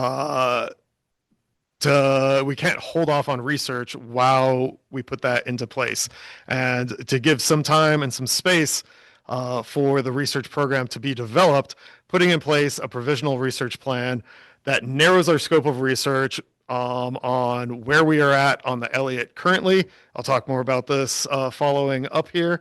And then also establishing some of those just basic administrative procedures that we're going to have to handle one way or another moving forward with research on the forest. And here, develop alternative research partnership models that could be suited for the forest. Now, for as long as I've been here, it's always, considering a lead research entity or a consortium, I see a lot more variation and a lot more possibilities than just those two ends of the spectrum. But I'm not going to delve into the details of that now. That's something that we will get into down the line as more information is gathered and we have a clear understanding of what our constraints are and expectations are of the research program. And then I view these various models as having spots that different entities could get plugged into for a variety of models. Something with only a few spots for research partners, we would have to make decisions about who gets included in that. And that's where we identify different combinations of different research partners for given models. And I think in considering, and then once we have that, we evaluate what those models, how we think those models would uphold the vision and guiding principles and fulfill the mission of the Elliott State Research Forest.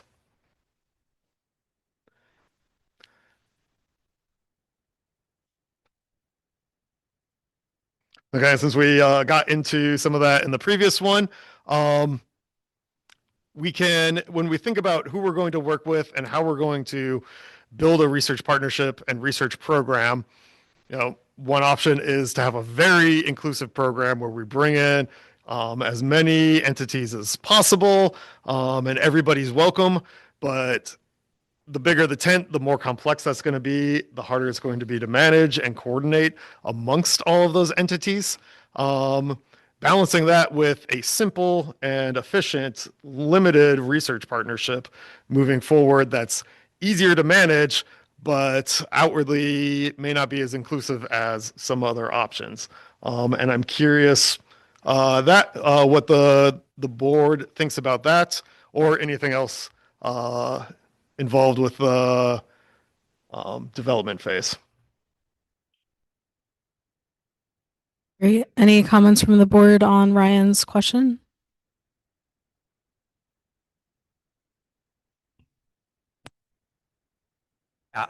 I sort of, I'm kind of in a, I'm not clear here on when we talk about, for example, a research partner or research partners.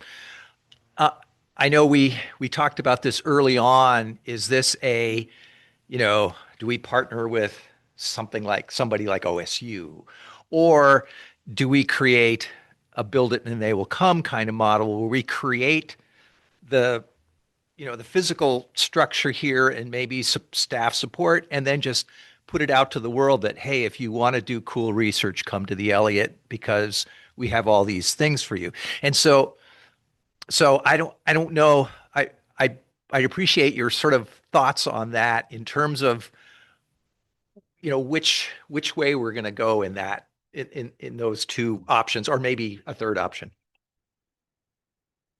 And I think that's the discussion to be had, is where we're going to go and what's most appropriate for the Elliott and what the board thinks is the best option for what we create here to conduct research on the forest.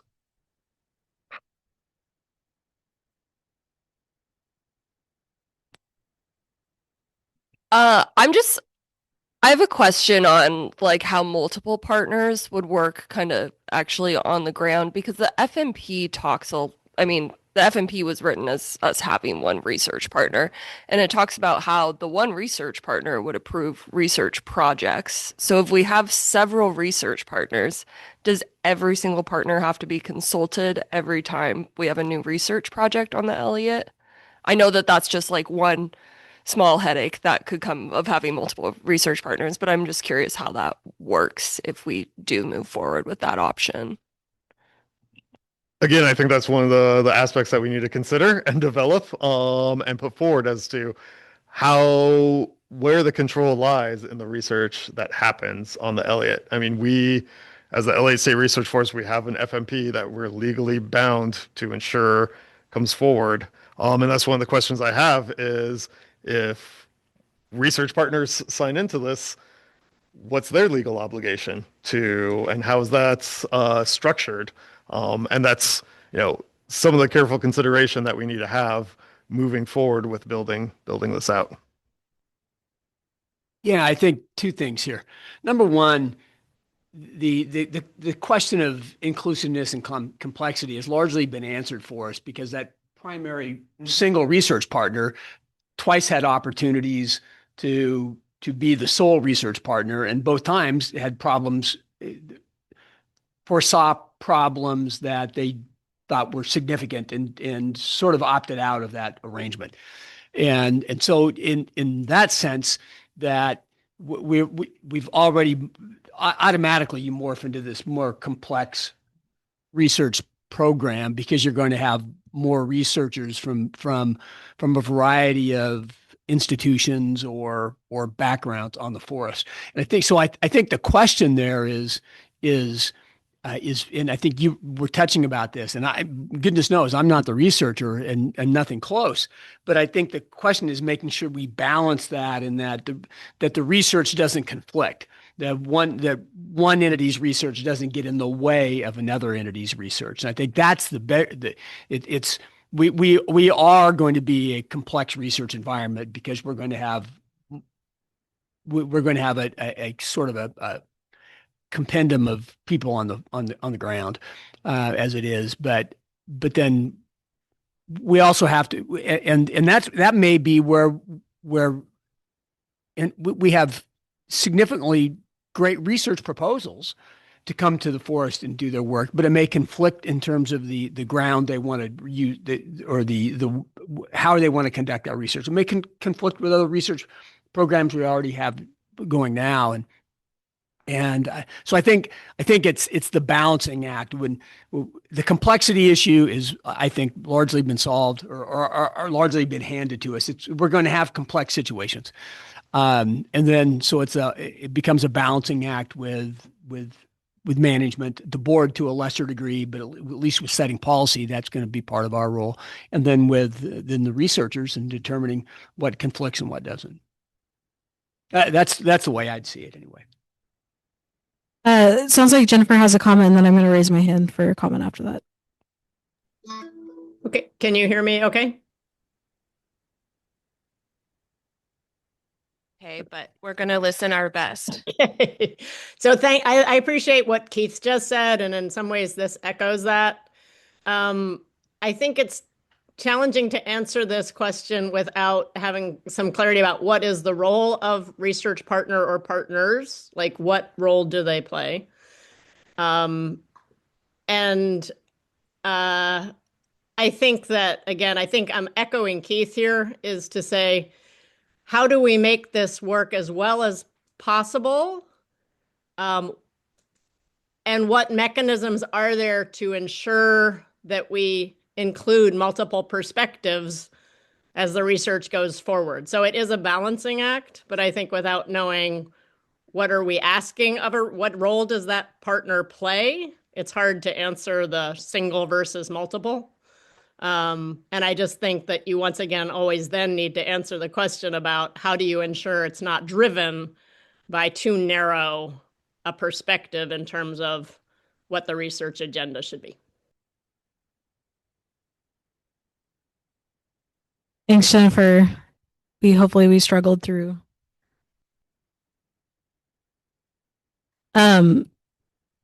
Yeah, I think I'll just jump on the soapbox of what multiple other people have said. I think that this is a question that we don't have the information to provide guidance or an answer on at this point. I would look to DSL leadership for more clarity on, one of your questions in your plan was like, what can DSL provide? What can DSL not? We can't answer that. So I would look to DSL leadership for understanding of that. This is a research first forest. And so what capacity are we dedicating to that in relation to the other priorities? So I think we would need to understand, given the acknowledgement of the importance of pace, what is the capacity that your team has to put together this? What is the capacity of that science advisory committee to support and put together this? And that's like really critical information that we would need to provide any guidance on this. I also think, like, obviously inclusiveness is critical. Like, that's a value. It's a principle all throughout the FMP of the forest, and something that I know you all take really seriously as a team. Having a dedicated partnerships role, I think, really speaks to how much that is valued. So where is inclusiveness in the research context? It's not the end all be all. Like, I think that's important context of, like, the forest is being inclusive in a wide variety of ways. And so kind of understanding how the other avenues for inclusiveness interface with the inclusiveness in the research piece. There's government to government consultation, there's staff to staff consultation, there's all these other partnerships happening all over.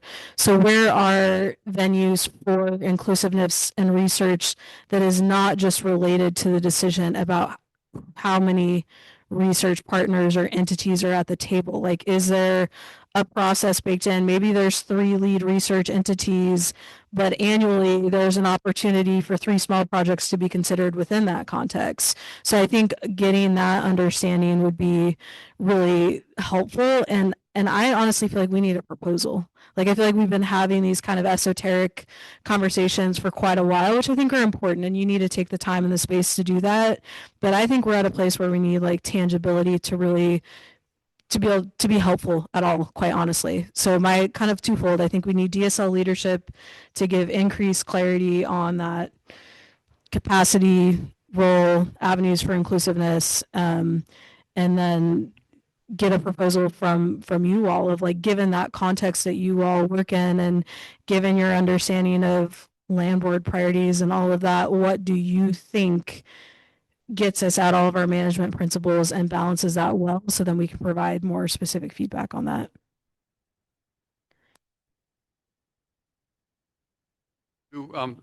Yes, and building on the good points that other people have made ahead of time, I'm seeing, in answer to your question, 2 variables. One would be the sort of theoretical suitability of a partner, like this is the dream partner, right? Versus another variable, if you're thinking kind of like an XY graph, is that partner's level of commitment, engagement, and reliability. And I'd much rather So I think I'd much rather have an entity that may not be the dream partner structurally. I'd rather have a partner that looked like they really had fire in their belly for being there and being engaged, which would mean instead of like choosing the all-star pitcher, it's going for the next best pitcher. But if you knew that pitcher was going to always show up and play with their heart. So I think balancing this ideal theoretical design versus a get real notion, factoring in individual and organizational culture, because I think given the players we're working with, that second piece could be a larger determining factor than whether they look great structurally. And the second one that builds on things people have said is absolutely we need to be informed by research for us past and present, but I think the job is to design a design that will work into the future, and to think about what wasn't part of the agenda when other ones were designed and what needs to be now. So examples that have come up many times, thank you, Jennifer, the role of social sciences. How do we do a better job of that? Authentic, mutually beneficial tribal engagement, acknowledging multiple ways of knowing. So I think having that be part of the design parameters and building it so it has resilience, durability, is built for the long haul into an uncertain future.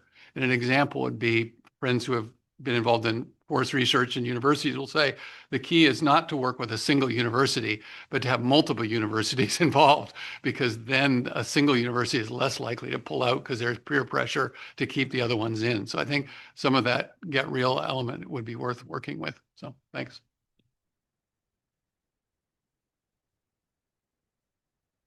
I also think one other helpful thing to understand is there's a comment, Peter, I think you made the comment on like what is the adaptability assessment feedback loop in this, and in some of that decision, what is the permanence of this decision? Like, is there like I understand that like you're not going to willy-nilly be like, we're going to do a 3 research model, but we're only going to do it for a year, then we're going to completely redo that. That's not what I'm saying. But like, is there an opportunity for like an understanding and risk tolerance for like, we think this is the best approach. We're going to try this for 5, 10 years, but there's an opportunity to constantly assess that and make changes as needed. Because I think tied to my first comment, like the forest capacity could dramatically shift over a 10-year period that might allow you to have a slightly different model that might be more inclusive or higher in other values, but that's really different than where we're at right now. And so I think maybe just like a conversation or understanding around like what does that look like when we are kind of trying to make recommendations and decisions around these questions. That was absolutely the right phrase to use, risk tolerance. And I'm going to back up, and I wished I'd used that term, and I didn't. Damn it!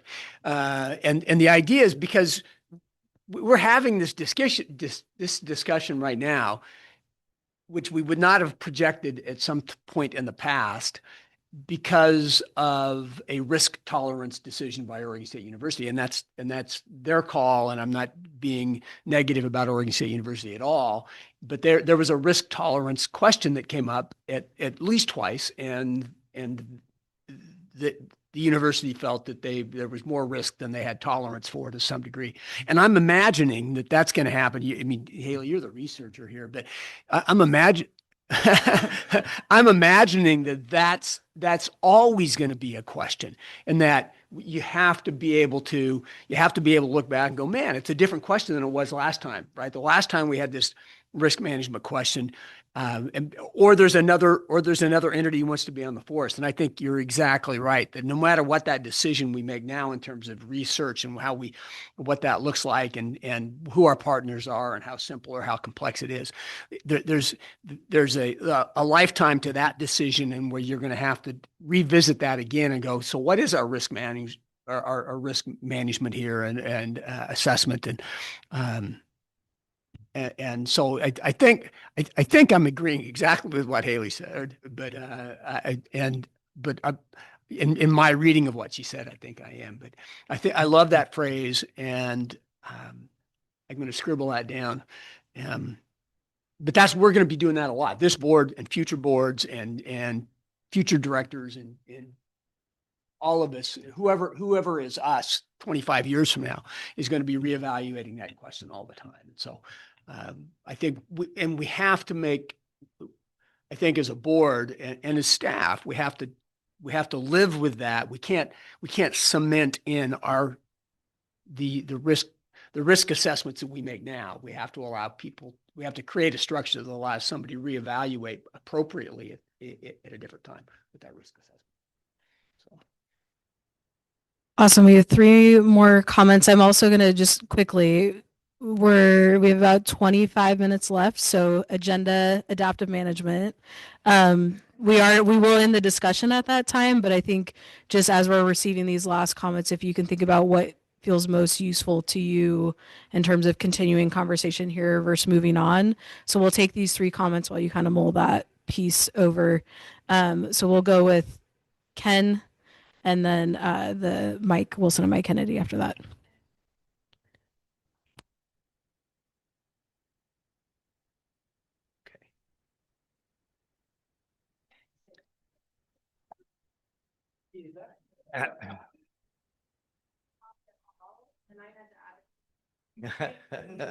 Advocacy.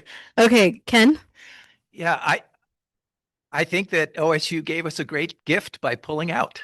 And I think that I don't see the need for a research partner. I think that we can do it here in-house, and then we don't have to worry about somebody, pulling out, right? And so if we, again, if we sort of set this force up, if we have, whatever we call this interim committee of people who understand science, technology, and social aspects of what we're doing here, and that can put that together into basically say, this is a research, this is a data gap, this is a data gap, this is a sociological gap, right? I mean, we need to know these things in order to manage this forest in the way that the FMP, tells us to and is mandated by our legislature.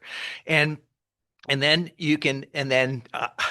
I see, Ryan or his position being, the lead person who looks at research proposals that are coming in, looking at all of our criteria for how we want to fill in these data gaps, and then select those programs that come in. Now, whether they bring in their own research dollars or how the funding is going to work, whether it'll be money that the Elliott has to pay people to come in and do this research, whether people are going to be bringing in their own research dollars to do it. I don't know how that's going to work, but I think this mythical partner is just that, and that we need to be the research coordinators, for what goes on this forest, because the folks here at this table know more about this forest and this community and its needs than an outside university, that may or may not have the investment that the folks at this table and associates would have. So. Thanks, Ken. Mike Wilson?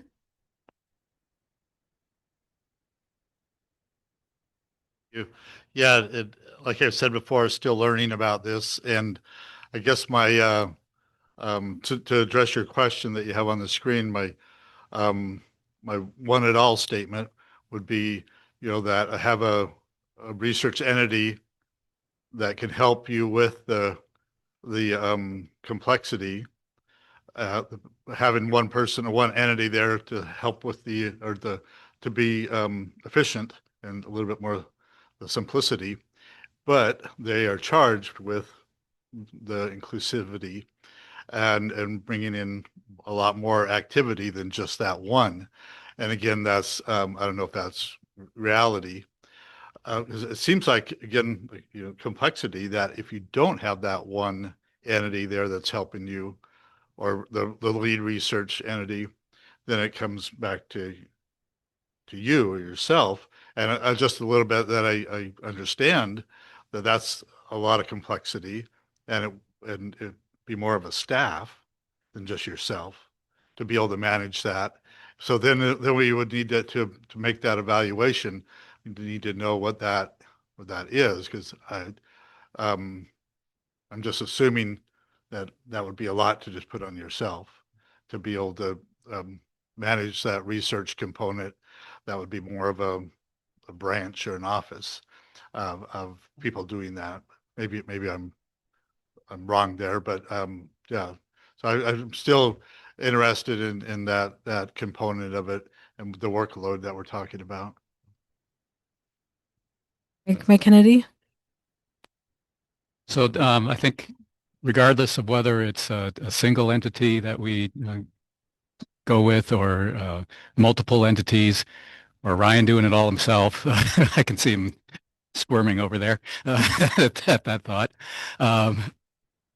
Whoever it is that we're working with, I think they need to be comfortable with adaptive management. I mean, I'm not talking out on the forest, but just adapting the way things are set up we learn what works, what doesn't, as we want to make sure that if additional entities want to come in, that we don't keep them away because one entity says this is our project and nobody else comes in. So to have that inclusiveness, we need to make sure that whoever is selected is on board with that and adapting over time, changing. Brian, good job just like holding still while all those very substantive comments were made on your program. So we have about 15 minutes left in your discussion items, so I'll let you kind of lead that where you all want to. So the rest, projecting out into the future, this plan is getting fuzzier and fuzzier, and there's less to talk about, I think. I'm a big believer in, setting things off on a good trajectory at the beginning. I know, like, I've been here 7 months, and we all want this thing. Like, I'm reluctant to say I want to see research happening on the forest more than anyone else, because I'm sure there are lots of people out there that really want to see research happening on the forest. But again, when Darren gave me, he's like, all right, start doing your HR stuff, all your trainings, take care of just getting like established in your role. Then we'll meet in 2 weeks and see how you're doing. And we met in 2 weeks, and I was like, all right, Darren, what do you want me to start working on first? He's like, taking care of developing the research program administration. I'm like, oh, like I wanted to do research, but okay. And since then, I've just like really embraced this challenge and this project, and it's huge and complex with lots of values and lots of expectations tied up in it. And I love working on it and working here. So, and I absolutely, before I go on, appreciate everyone's comments, and I'm not responding right now in the interest of time. And I'm probably going to go back and watch the recording of this meeting several times and put a lot of thought into what everyone's saying. And the questions you're all bringing up and the points you're making is the challenge at hand. And I've heard, I don't know, so many different ways we could go about putting this research program together here. And we have to pick something, and we don't necessarily have to commit ourselves to doing that in perpetuity. As Haley questioned, how permanent is this thing that we're creating? I think there are options there about giving it room to evolve. But with that, I'll move forward so that we can get to lunch, because I know this is a lot of heavy content. Brian, as you lay out this research plan, embrace the fuzziness, because it's going to be there as we look forward, right? I don't think there's any way we can shake that away, and so let's just hug it and work with it. Yeah, that's something I learned very early on in my scientific career, is there's uncertainty out there, and we need to accept that uncertainty. As assess what level of uncertainty we're comfortable with moving forward in. Okay. Did I?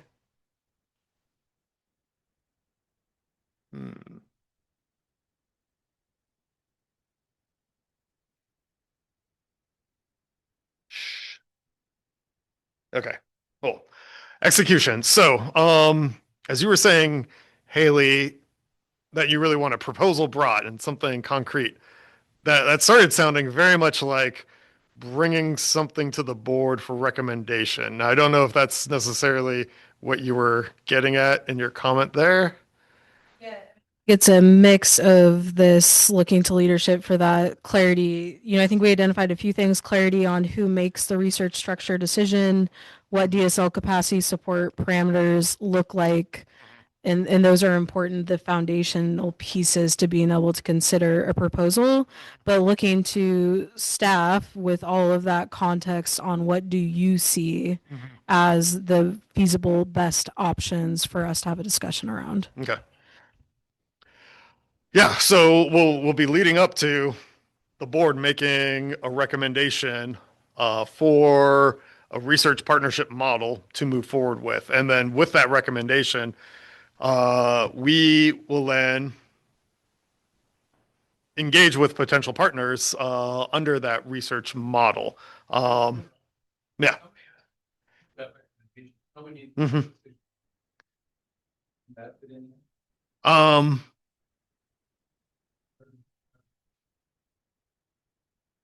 yeah. Yeah.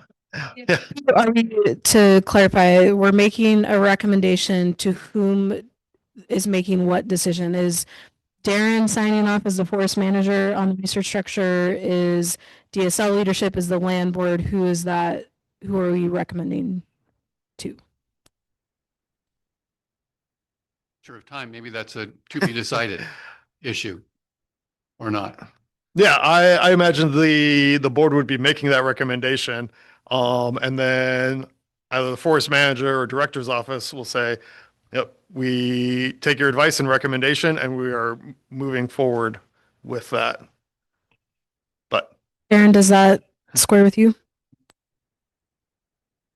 Yeah, certainly like most management things that come to me, but yeah, certainly with conjunction with the director's office. And we have to, this would be something since we are committed to come back with the land board to when we're talking about the research proposal process, that will be part of that process too. So that's, we can provide some clarity, a little more clarity on that. I'm just going to note this as a follow-up for now to get some like hyper clarity on that. Awesome. And then after we've contacted potential partners, negotiate with them as to what this relationship will look like with them, what this agreement will look like with them.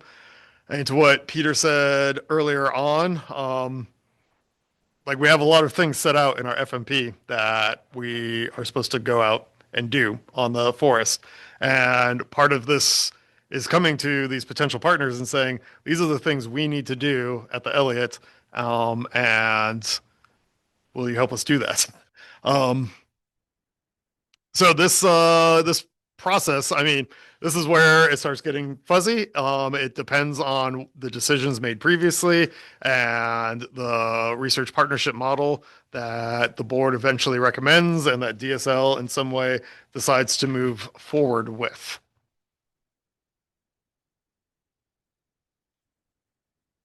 And in this, again, as I mentioned earlier on, we will be engaged with external entities that want to work on their pace, on their schedule, on their timelines, and we know how that process has worked for the Elliott in the past. So, I think in the interest of time, I will leave this for you all to ponder. And if we have time for discussion later on, after I get through this, we can discuss that then. And anyone's welcome to follow up with me over email, just as long as you don't CC the entire board on that. Good to go, Haley? That's left. Okay. Completion. Now, at this point, with agreement negotiated with partners, DSL approves that final agreement. We bring that final agreement to the board as a board update. So in my reading of the oversight structure, the board will recommend the structure, the research partnership structure that we pursue. And then as long as we do not make any substantive changes to the board's recommendation, we negotiate those agreements and bring it to the board for update. And then once that's done, we bring it to the land board for an update. That will take time. And then, as I mentioned early on in the FMP, our research program, research partnership model is kind of left as an open-ended, to be determined aspect of the FMP. So we will need to amend the FMP or revise the FMP to reflect whatever has been put into place through this plan. And then lastly, like, I'm definitely going to go get a beer after that is all said and done. Okay, great. That will be quite the achievement at that point. Now so following on this, I want to elaborate a little bit on the research development or provisional research plan. But here's just a quick overview of what we've got here.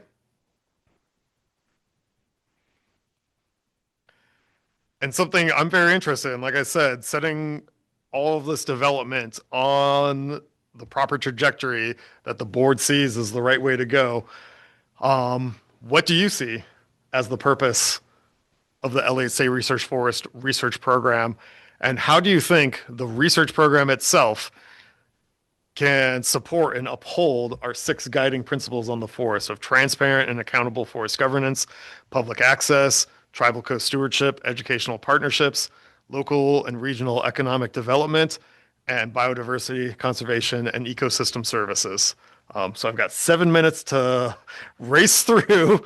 The provisional research plan is very early in development, and it's open to changes. But I mean, and this is to speak to the concern that was raised about, we have operations happening on the forest without a research plan on the forest. And it's going to take time to develop this research program one way or another, even if it goes as fast as any of us could possibly imagine.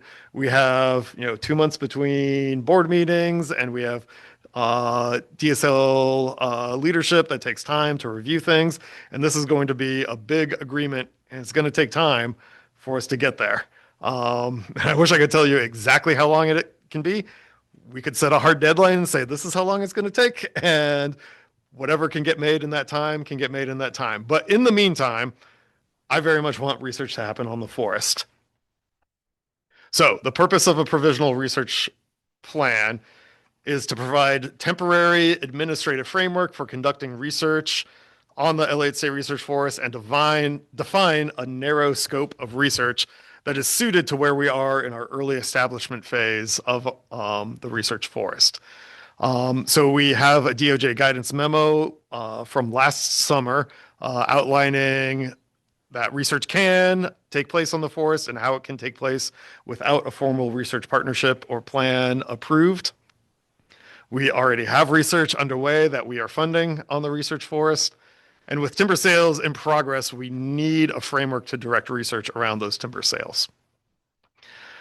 And the provisional research plan is intended to terminate upon approval of a research plan once we have a research partnership in place and they have had the time to develop that plan. So once we've agreed on a research partnership, we still need to develop a research plan with those research partners.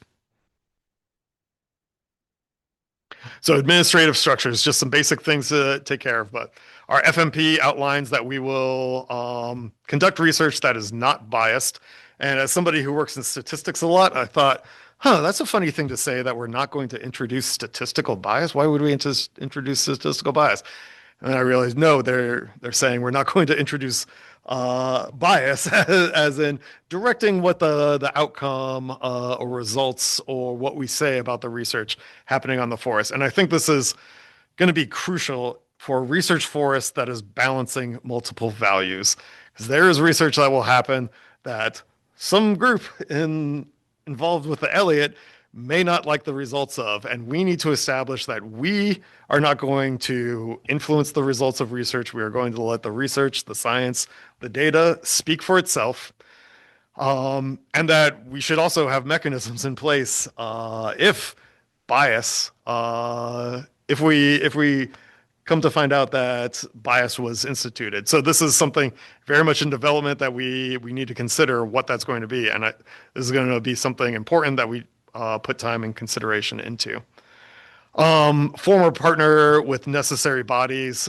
So develop our interim science advisory committee to help guide development of the provisional research plan and the program.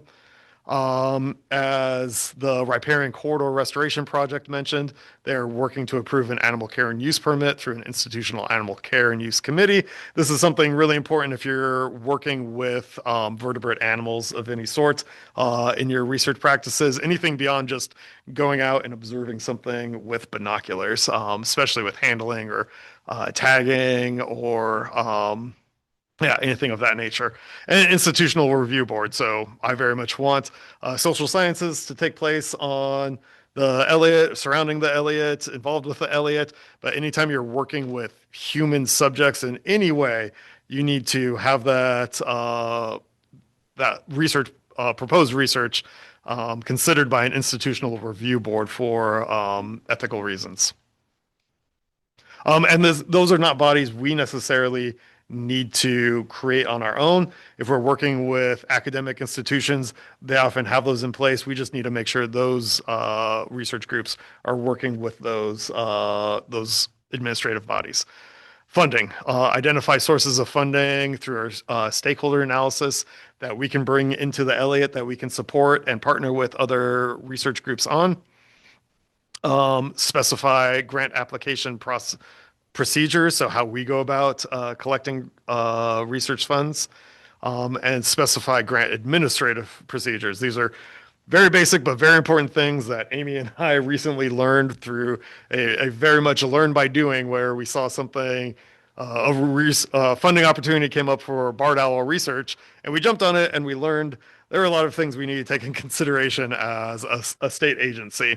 And that kind of opened up just a world of unknown unknowns for administrative considerations in developing our research program, which is the point of understanding our constraints and expectations. You have about 2 minutes. Great. All right. So talk about funding, how we will solicit and approve research on the Elliott State Research Forest, and we should have 2 different tracks of somebody who's bringing their own funding in and wants to do research versus funding or versus research that we fund. Safety, our FMP outlines that we'll use the H.J. Andrews safety plan initially, but we will develop our own safety plan specific to our forest.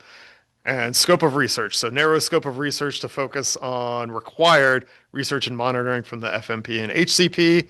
I want to compile past research and data sets on the forest as a resource for researchers coming in. I know they're out there. We just need the time and focus to compile those and make those a resource. Establish our long-term monitoring program, starting with early implementation watersheds. Well, we will keep operations out of those until we collect several years of pre-operations data.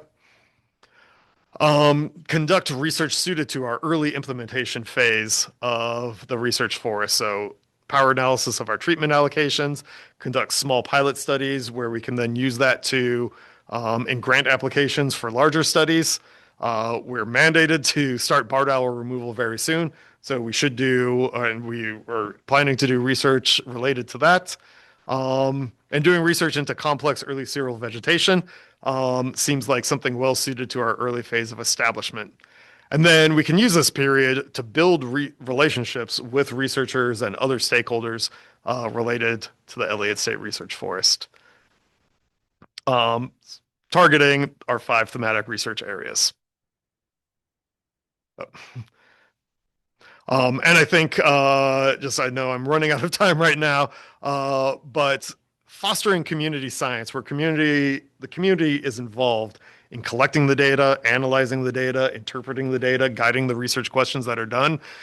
I really want to see a strong community science program on the Elliott, and I think that's one way we can really fulfill the transparent governance and accountability through the research program, is having the community involved in the research that is conducted. All right. So, I'm 1 minute over, I believe.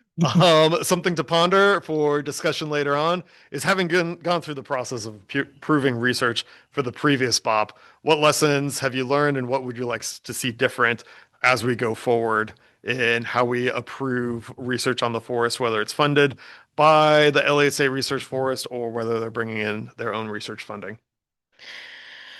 Awesome. Thanks, Ryan. That was a lot to get in there. We indeed needed the 90 plus minutes. So check me on this offer of follow-ups, but this presentation will get sent out to board members after, so folks can kind of take a look back through it and then look at, you had some grounding questions around principles and this interim plan in there for the board that we didn't get a chance to discuss. And then I believe I heard you mention that you intend to follow up with board members individually. Around specifically around the questions of how do we build, like, what do you see as the purpose of the research program?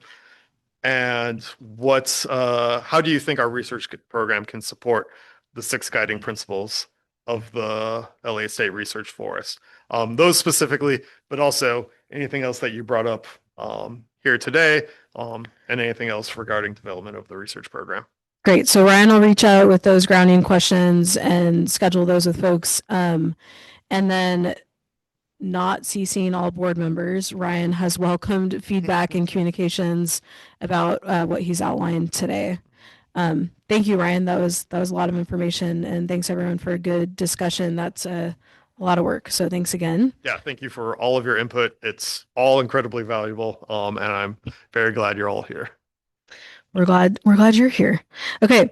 So I'll hand this over to Hannah and Emma if they have any logistics, but we are going to take a break right now, which indeed is not a lunch break, just a break to get your lunch. Come back, sit down. We have about 15 minutes, but we're going to kick off at 1:30 with a working lunch where we're going to talk about, Caitlin's going to talk about the BOP and have some discussion around that.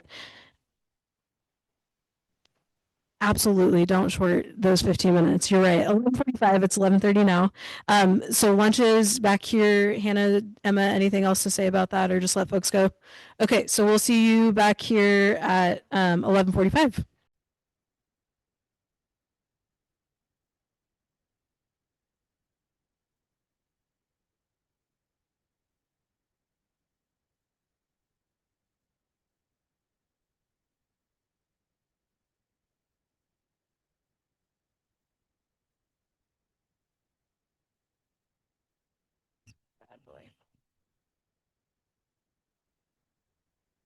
All right, so we'll go ahead and kick off the Elliott State Research Board of Directors meeting, and we are headed into our working lunch and discussion around the 2027 to 2029 biennial forest operations plan. And Emma is going to kick us off. Yeah. Hannah, do you want to test the audio really quick for me on this mic? Testing. Okay. Okay. I had them clear out this space so I could really take up the whole room with my short part of this presentation. So Caitlin and I are co-presenting on the 2029 BOP. I'm going to try to move through my sections quickly so you can hear about the harvest strategy and spend your time discussing that. So we're going to go through the policy foundation, what the FMP and HCP tell us to do as far as biennial operations planning. Roles for you all, for DSL, for the land board within this context, some strengths and challenges that we're moving into with this planning process, the scope of the BOP, which is one of your role areas, is helping us define what the scope should be. We're going to pause for a discussion there. The scope The scope as defined in the FMP is on page 41 of your packet, if you want to take a look at that. And then we're going to move into our engagement and outreach strategy. There should not be a bullet point here. That's a mistake. And then we're going to pause for another discussion before moving into the harvest strategy. And also I wanted to say you all really informed our after action review that we did of the 25-27 BOP. And we've reflected that as well as your general feedback on that process. And that's also in the packet. And we've done our best to incorporate that feedback into this process. But before I launch in, we had a lot of packet materials related to this. Did anyone have questions that I can answer now or answer throughout my presentation? We have the agenda item memo, the board feedback summary, our project plan, and our outreach and engagement strategy. Again, 6.1.1, that's the scope, and then Caitlin's harvest strategy. Nope, just a lot of hungry tummies. Okay. So today we're seeking your input on the proposed scope, getting your feedback on our engagement and outreach plan, and getting your feedback on our harvest strategy. And overall, we want to know how these three things help us meet our mission and management policies and how we can meet them more effectively. So keep that in mind as we move through. So our FMP tells us that the BOP delineates active forest management and consistent with our foundational documents and the Oregon Forest Practices Act. So we have to keep those in mind as we develop our BOP. It also implements the FMP. It doesn't replace the FMP. It doesn't, make changes to the FMP. It's just implementing the broad scope things that the FMP tells us to do. And it's time bound. It's just a 2-year operational direction. Here are some things that the BOP does not do. This is coming from the FMP, but it's also coming from staff perspective. So it does not change the FMP. It does not change our allocations, our policies, or prescriptions as outlined in the FMP. It does not commit us beyond what our staff capacity is currently. And it doesn't approve research or finalize any interim or long-term research designs or programs. So what Ryan has presented to you about the research program development plan or the provisional research plan is separate from the BOP. It'll be reflected in the BOP as other work that we're doing and how it relates to strategy and operations, but it's not a component of the BOP.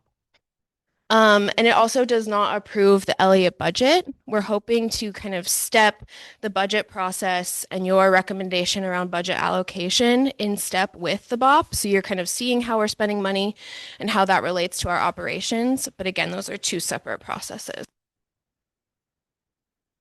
Okay, your role. You advise on BOP development, and then you ultimately recommend that the forest manager adopt the BOP. You did this last June. Darren signs a memo that says he will adopt and implement the BOP. The land board does not have a role with BOP development.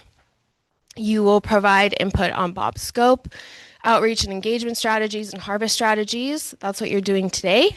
And then over the next year, you're going to provide input on scope and strategies. Again, today, you're going to review a draft of the BOP. That'll happen mid-July through mid-August of this year.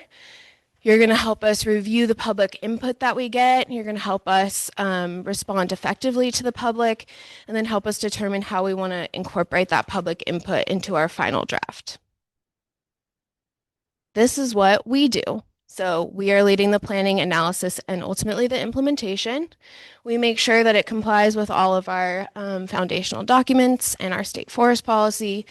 And then we are responsible for effectively communicating to you, the public, and all interest groups about what the BOP does, what it doesn't do, and what we're planning.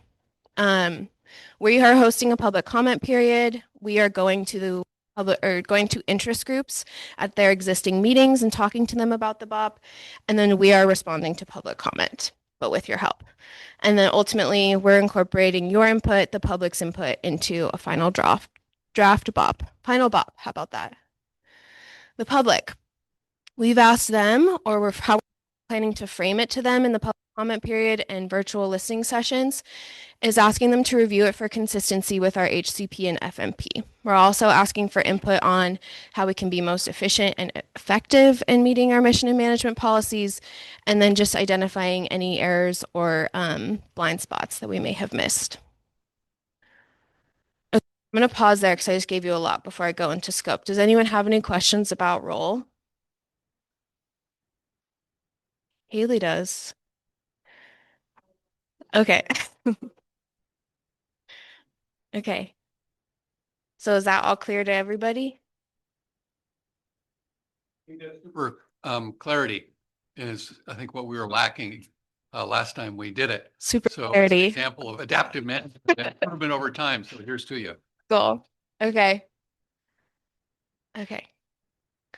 Okay. So here's what the FMP says that the BOP will do. You can look at page 41 of your packet to see the descriptions of each of these bullet points. It's pretty high level and it isn't necessarily like operational. It's not how it will be formatted in the actual BOP. It's just basically like cover these bullet points. And yeah, I'm not going to read off each of these bullet points to you, but based on what you saw in the packet and what you're seeing here, we want you to weigh in about the scope and depth of each of these items, what should be included, what maybe doesn't need to be gone into in such depth, and then consider staff capacity. So before we launch into discussion on the scope, I'm going to share some challenges and how is it framed? Opportunities that we have going into this BOP cycle that we didn't necessarily have last year.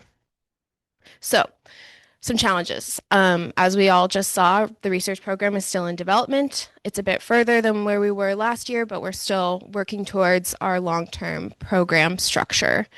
Long lead times for research and operations. So I can't really speak to this, but multi-year surveys, baseline monitoring, HCP requirements. Did you all want to add anything there? I'll get into it more later. TBD. Balancing multiple objectives, and then ultimately integrating your comments, the public comments, into our final draft. Could be challenging. And then capacity constraints. We are a very, very lean staff. We have one forester. She's doing the job of like 15 people. So keeping that in mind. But we also have a lot of strengths. Our HCP and FMP are finalized and they're guiding our planning. We couldn't say that last year. Our FMP had been finalized, but we still hadn't received our incidental take permit. So that's new. We have work underway. We have the opportunity to learn and adapt. And you all have so much experience now in advising us. And we have a new director that has great experience with the Elliott. So that's a huge strength for us. And then we do have a flexible landscape. So we can make decisions about what to do and where and be flexible with that. Sure. So in this, I was thinking about this when Ryan was speaking earlier today, and so you guys are way ahead of me here because we're going to need some kind of parallel planning as where operations are going to occur on the forest and for how long they're going to occur there, and for the next probably 2 or 3 operation plans if research is going to propose to be long term. And so we can't have we can't there's a point where those things begin to collide with one another, right? Operations in the forest and long-term research. And so I knew everybody's way ahead of me on that point, but I just wanted to reiterate that I imagine that's a concern or can potentially be a concern, correct?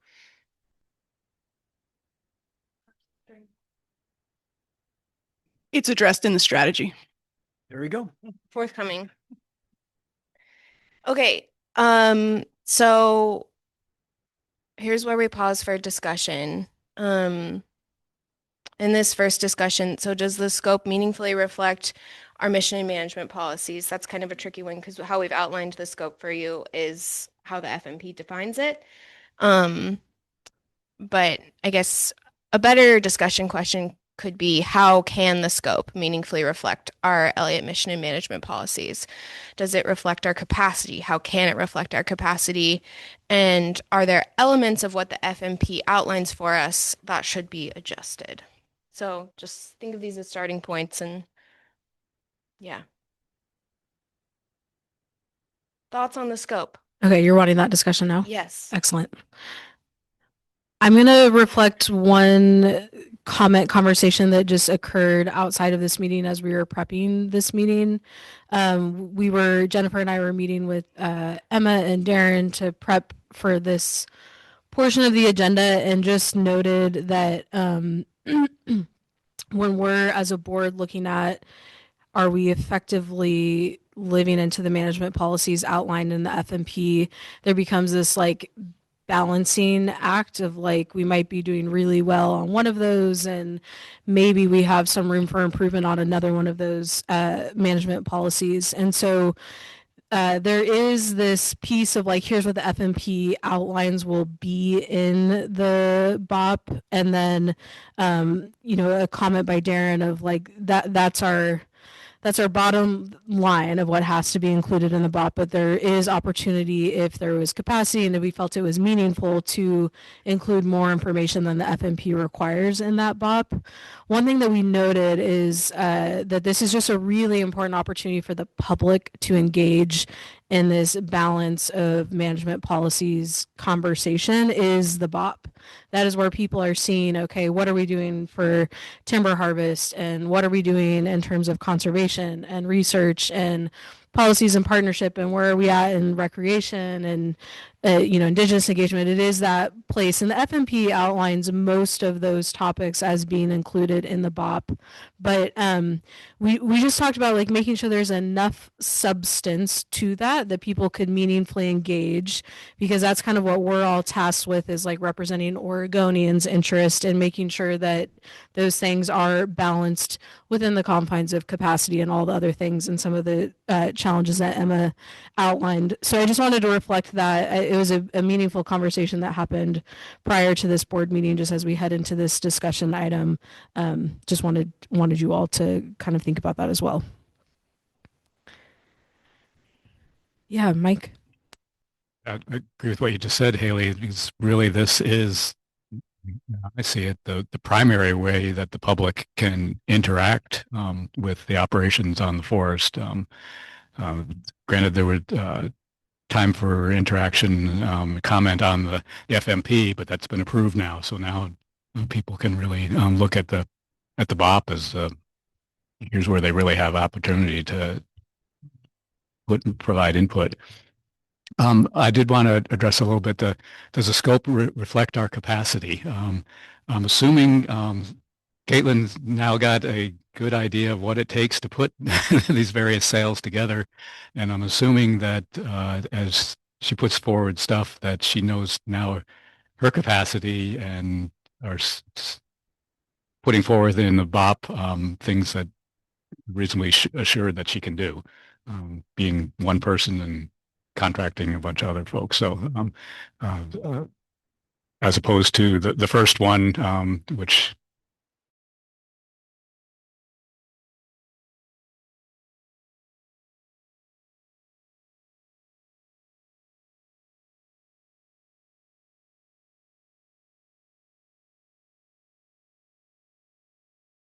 on her and said you'll put all the. Let me know if Jennifer pops online. Yeah, I'm here. We lost audio, but now it's back.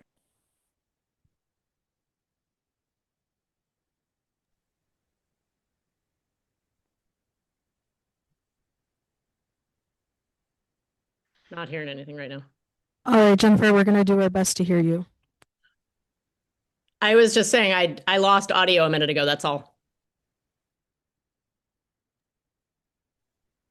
Awesome. Oh.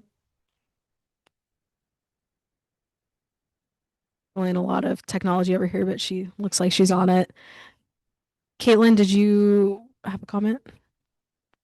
Yeah, I just wanted to say, I think one of the ways that you can kind of get what you want in the scope is address like putting it in the outline for the biennial operations plan. So we included what's baseline in the FMP in your board packet. But if there's something you think should be addressed in this next biennium operations plan, giving some feedback on that as an outline item would be a great way to get your scope preferences in there. I have one question about that might fit in here or might not. Because it seems like an aspect of the BOP is to ground it in all the documents that we have that say, here's what you need to do. But also we're projecting how are these things going to play out in that biennium, right? And it seems like a role for a board like this is to continue to scan the horizon ahead in terms of the larger environment and context that that BOP is going to be implemented within, right? And it's sort of like worrying is like praying for what you hope won't happen. But I think a part of prudent leadership means being aware of and thoughtful about and anticipating things that might have an impact on how that BOP will be applied. So, even if there are things that we may have little or no ability to impact. So one that's been on my mind is if the current federal administration follows through with quadrupling harvest rates on the Bureau of Land Management lands in Southwest Oregon, that would have a major impact on wood markets, right? So is there a place in this process to use the breadth and depth of experience on this board to scan the horizon ahead to say, what are some of the things we want to identify and be tracking? And we hope that those things don't happen, but it seems like that's a part of a responsible role for a board like this. So does that fit in here somewhere? And if not, should we consider how that might fit in? Go. I'm not sure if it made it into the proposed outline, but one thing I had seen in other outlines for operations plans is like a section for future plans, future survey, and maybe there could be a discussion in there about that stuff. I think I would be hesitant to talk about wood markets on what might happen with BLM, but just because it's so unknown. But yeah, I think that there could be a section in the BOP that identifies, 4-year out, longer term potential things. Factors worth tracking. Yeah. Is what I'm thinking. Yes, things to keep your eye on, like Yeah, a exactly. discussion question, Yeah. discussion section. It would have impacts on implementation of the BOP. Yeah, and you could almost identify like what is out of the scope of control, but are just like potential factors. I also wonder if in our individual reviews, once you guys have that BOP address, because we're all coming from different, backgrounds. And so like from my perspective, there's a lot going on in the conservation world right now in terms of potential policy shifts federally, state, locally, funding shifts across the board, et cetera. So I wonder if that's something that we could all just kind of bring forward in our reviews when we're looking at those pertinent sections that apply to kind of our expertise, and then maybe identifying if we feel like we're having really significant gaps on the board, that we can all play our role in encouraging experts in those fields to review the BOP when it goes out for public comment to kind of help us fill those gaps. Any other comments, questions for Emma right now on this scope? Yeah. One more thing, and I don't know if it has a place in the BOP or not, but might there be a section on risk, kind of like a risk assessment that if the things that we don't have control over that might affect whether or not something in the BOP occurs or not, so that we're not expecting all these things to happen and then something comes along and we haven't identified that it may affect whether we can do that or not.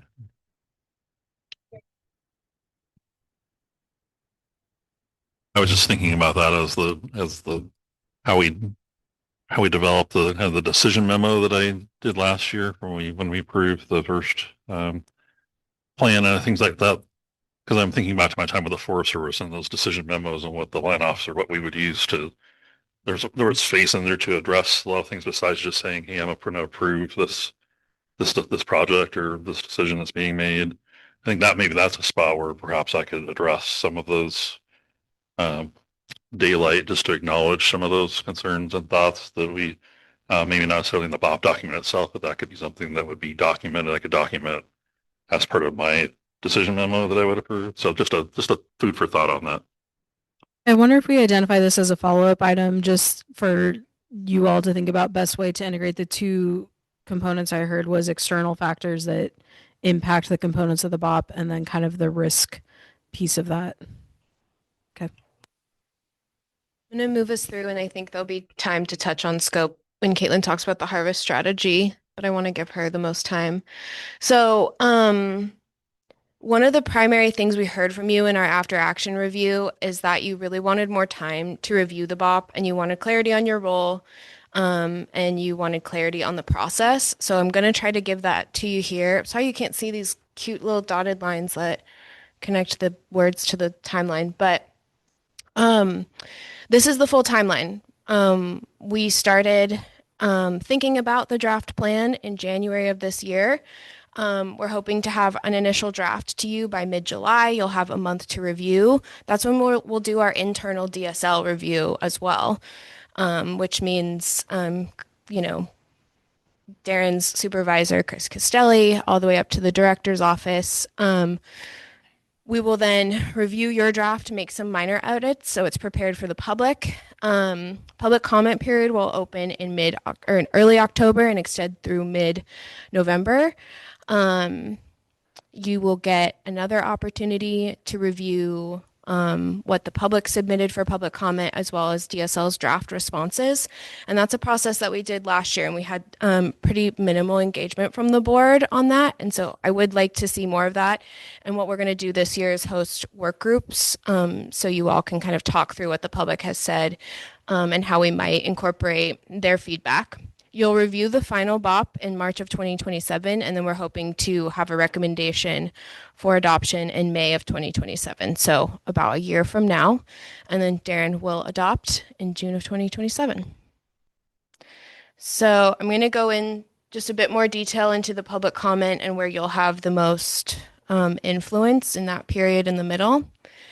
So like I said, public comment period will open in October. We're going to do 2 public virtual engagement sessions like we did last year. Those were pretty successful and well attended. But we're also going to do targeted engagement sessions with interest groups. So we have identified the Douglas timber operators as one group, and then a group of conservationists that call themselves the Elliotters that have followed our process pretty closely. But we're going to be looking to you to help us identify other interest groups that may want to receive a presentation from the Elliott team on the BOP and have the opportunity to answer or ask us any questions. The public comment period. In November, at your November meeting, Haley and I have chatted about you all opening up an extended public comment period so the board can hear from the public specifically about their feedback on the BOP.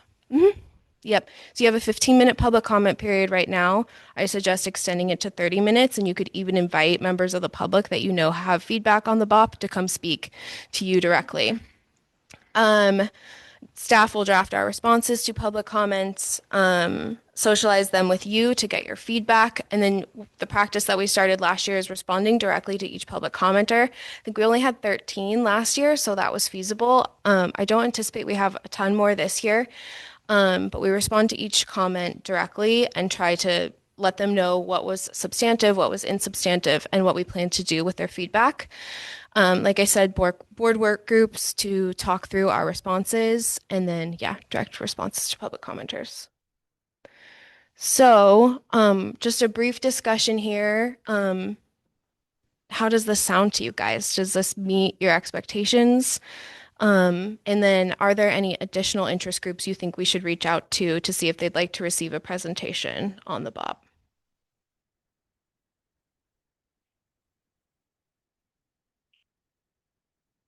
Just curious, where does tribal engagement fit in? Yeah, great question. So the section of your packet that outlines this in a table format notes that tribal consultation is important. It's happening separate from this public process. So we have ongoing consultation with the 5 Western Oregon tribes. We'll extend that to all 9 tribes for the BOP process. How we did it last year was individual emails to natural resource directors asking for their public comment. I think it'll be a bit more formal this year, just asking them to come to an in-person meeting and weigh in on the BOP, but as some other items as well, like Shutter Creek redevelopment and the research program. So to answer your question, it'll happen through consultation in a separate process that is currently unknown because we're trying to co-develop it with tribal staff.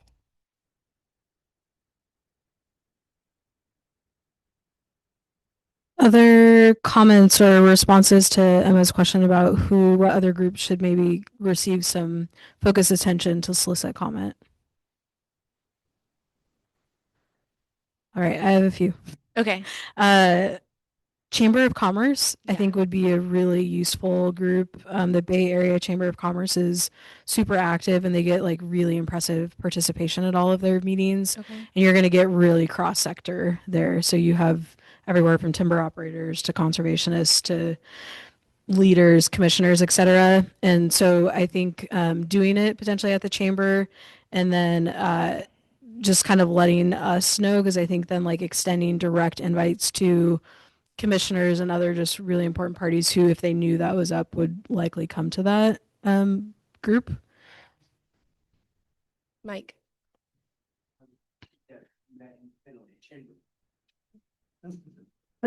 The chamber is great, but I think a second leg of that is to commissioners, councilors, mayors, city managers in the area as well.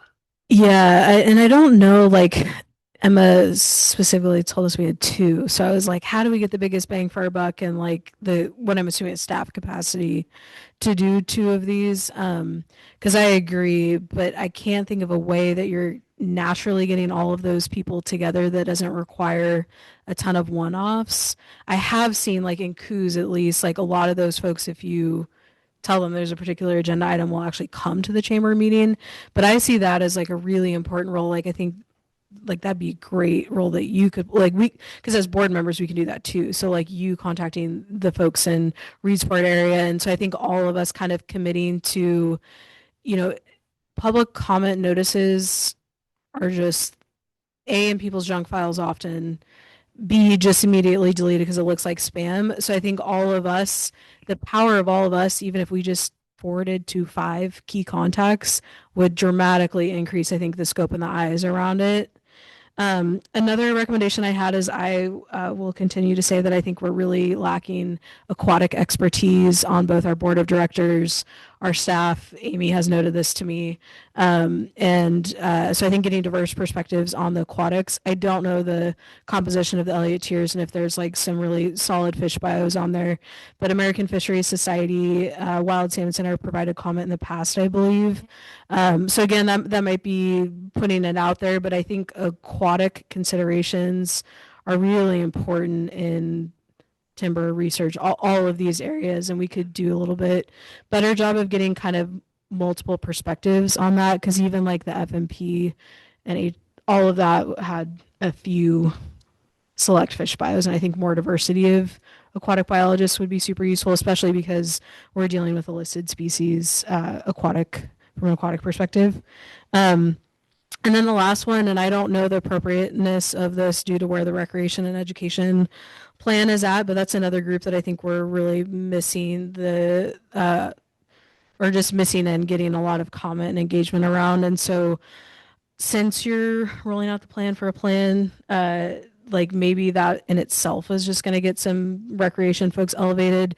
But I think that's would be a really helpful group to have start engaging and giving some comment around. So I don't know, we have all kinds of hunting, fishing, mountain biking, hiking groups. So again, they're not all in one place. Like there's a lot of one-off groups. Like, I'm an Oregon Hunters Association member, so I can like get it to that group and like we can all kind of do that same style thinking. But that was just another group that really like stuck out to me. Thank you. Okay. I like about your approach, which is the idea of acknowledging there's a whole kind of constellation of different groups that will have input. And I think we should always be aware that we haven't outlived the legacy of the spotted owl wars and the war analogy in a binary world. Like, let's get timber and then let's get environment. And I think that we got to make a hallmark of the Elliott be something that swaps that simplistic binary metaphor for really a constellation of perspectives. And I think you're already representing how to do that, but I think we ought to always be checking ourselves to make sure we're doing that. So some other groups I was thinking would be hunters, fishermen, organized labor, whether there's a place there. ocean fisheries, whether there's a connection there and educators. So, and continuing to at least put out that invitation as broadly as possible and to view it as a constellation of input, not one side or another. Yeah, and I think where we're capacity limited to go to all of these groups, we can do like individualized emails that say, hey, these virtual public sessions are happening. We'd really love to see your participation. Let us know if you want to have any one-on-one conversations so we're not, yeah, taking over their meetings and overextending ourselves, but still connecting. We keep coming back, you guys, with what is our role? How can we be useful? I think this is such a clear place. So when, you are sending out those notices of those virtual engagement sessions and stuff, like, again, if we all could commit to 5 personalized emails, that'd be really powerful. Are there any other comments? Anything from Jennifer online? So we don't bulldoze past that. Nope, nothing from me. One more time, Jennifer. Okay. I just wanted to mention it's super helpful when board members come to those virtual sessions. Like I think Peyton attended the meeting we had with DTO, and it's usually there when we meet with DTO, and then director level came to the Elliott Tiers meeting when she was a board member and participated in the public session. Great to have board representation there, so you're hearing firsthand what they're saying and kind of presenting, your worldview and interest groups. So, okay, thanks. Now for the real sub.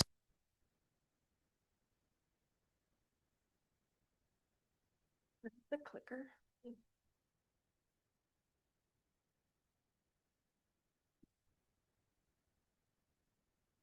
Okay, so first I just want to thank you all for being here on this ride with us, and we can't do any of this without you as the board, so I really appreciate it. And after looking at the after action review, I think one of the things that stood out to me is you don't just want to plan, present it to, and say, hey, recommend this. So I've thought about that and thought, how can I feasibly use my professional expertise and include recommendations and feedback from this board. And I think what is going to be the best and most effective here is thinking about the strategy in which we pick the candidate pool and, kind of hash that out first.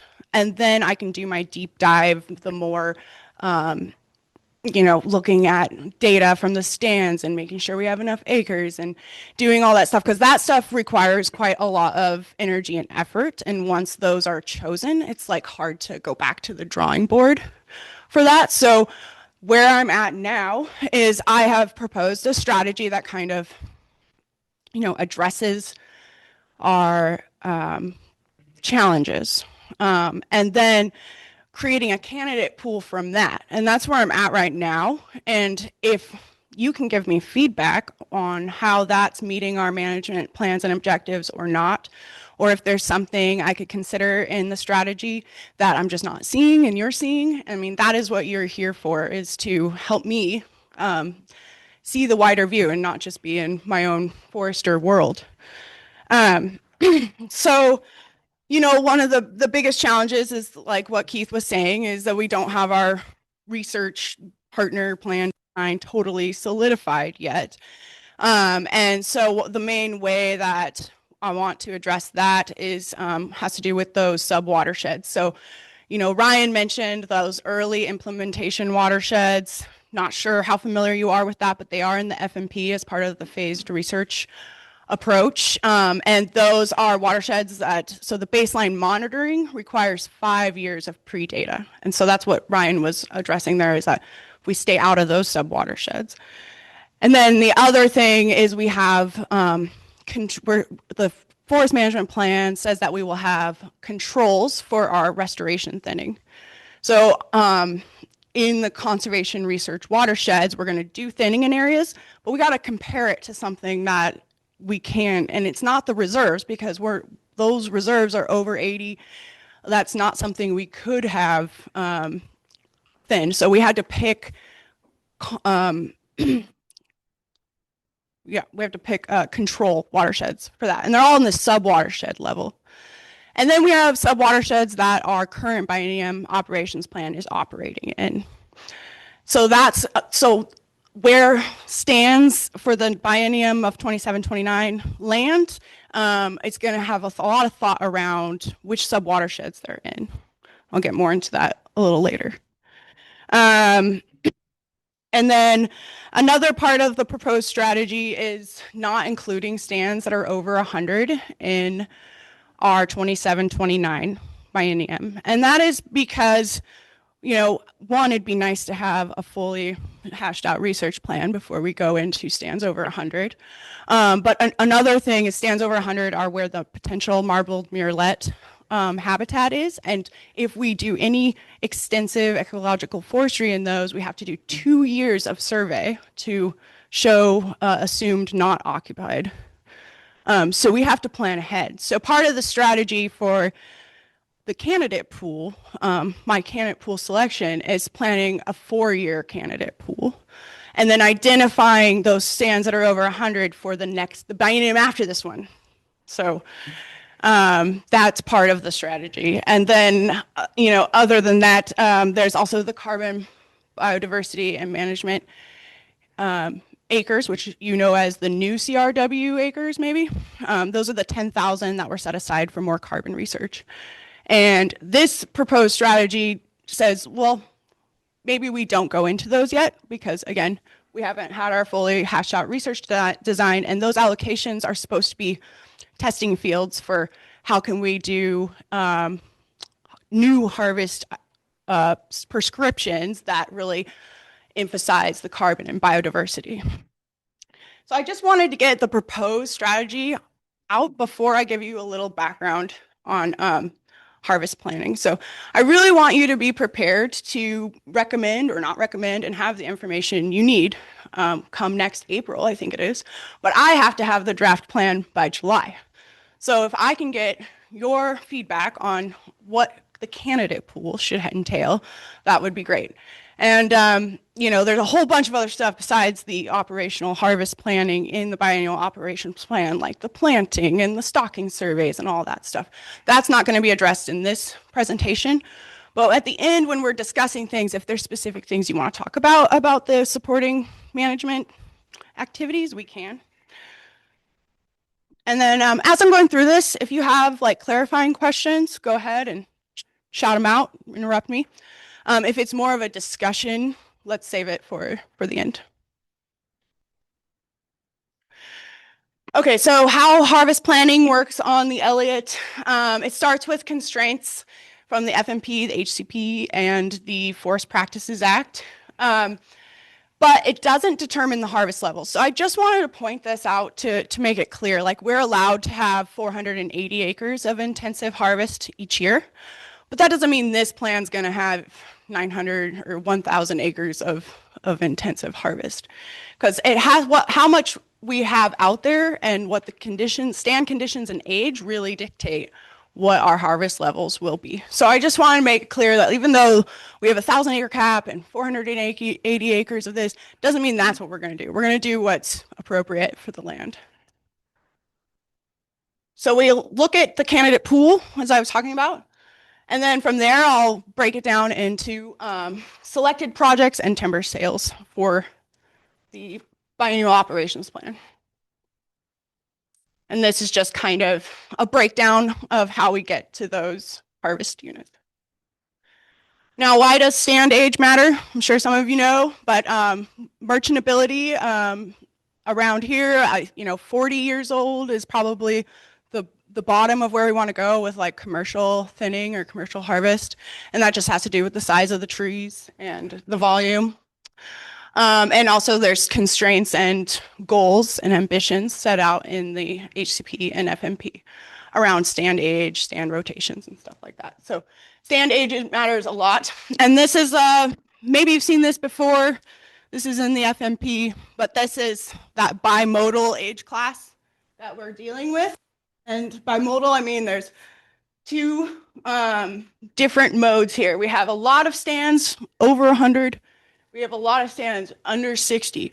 We don't have a lot of stands that exist right now in this 60 to 80, which is kind of where is the baseline for intensives, is minimum 60-year rotations with ambitions of 80-year rotations there. And we just don't have a lot there. So this is just explaining that, you know, our constraints are set by what's out there. I made a stand age map for you all. The greens on this are over 80 years old. The blues are under 40, and the tans and oranges are in that kind of sweet spot for management and for my proposed strategy for. I did send it in an email, but I can resend it. Yeah. And I've printed out some of the maps from my presentation on the wall, so you can take a closer look for yourselves and just kind of imprint it into your mind. And so this is what determines where and when we can go places. So first we'll look at eligibility of the stands. Like I expressed before, it has to do with economic feasibility, but also what treatment allocation type it's in and where it sits on the landscape. And then, as I mentioned before, other things like the carbon biodiversity and management areas are another thing to consider. So once we have the candidate pool, we'll screen it for feasibility and fit. So we'll screen it for where those stands lie next to wildlife habitat, protected areas, adjacency to previous harvest has, you know, a lot to do with the Forest Practices Act. You can't just harvest one stand next to each other. There has to be time between. So we'll screen everything from the candidate pool. And then I'll go out and look at what I've, you know, determined are probably the candidates, and I'll go look at them in the forest and make sure that they are at the condition and size and look right for our biannual operations plan. There's nothing weird out there that I couldn't see in the data, you know. After that, when I have the candidate pool selected, I've screened them, then I'll start to look for groupings that make sense. Like I've discussed before, having things closer together, reduce road cost. It, also, yeah, it can be effective where, and in looking at how they are adjacent to marbled murrelet habitat and restrictions, and grouping things in a way that will make an economically feasible sale. Then I'll put that into maps like you had in the first BOP, and then some tables on the revenue estimates, just like those provided in the first biennial operations plan.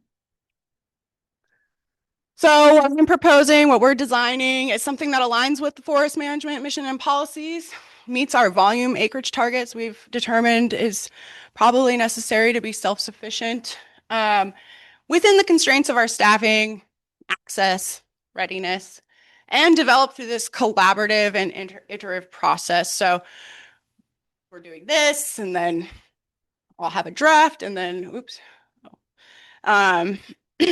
And then the public will look at it, we'll go back to it. So we'll really hash it out. And I just had to put this picture here of a iterative Western hemlock with multiple tops. So what is our forest management plan? What are the constraints? It's a bit of review for you all, but 1,000 acres per year, a 480 acre cap on intensives. There's a 300 extra acres of restoration thinning allowed, so we'll just keep that in mind as we're planning. So we're looking for 17 million board feet. That means 34 million board feet for the 2-year plan. And 2,000 to 2,600 acres, and that 2,600 would be the extra restoration thinning if we found it to be a good choice. And then our forest management plan doesn't say you have to do this many of this and this many of that. It just says a mix of treatments. And so what this is my starting point for when I've got the candidate pool and looking at a map, and I'll be looking for about 600 acres of this and 600 acres of that. And it's like, that doesn't equal the amount of acres we need, but this is where I'll start looking for that kind of chunk of acres of each type. And then the operational feasibility, the spatial location, things like that will determine the exact numbers. But all the forest management plan requires is a mix.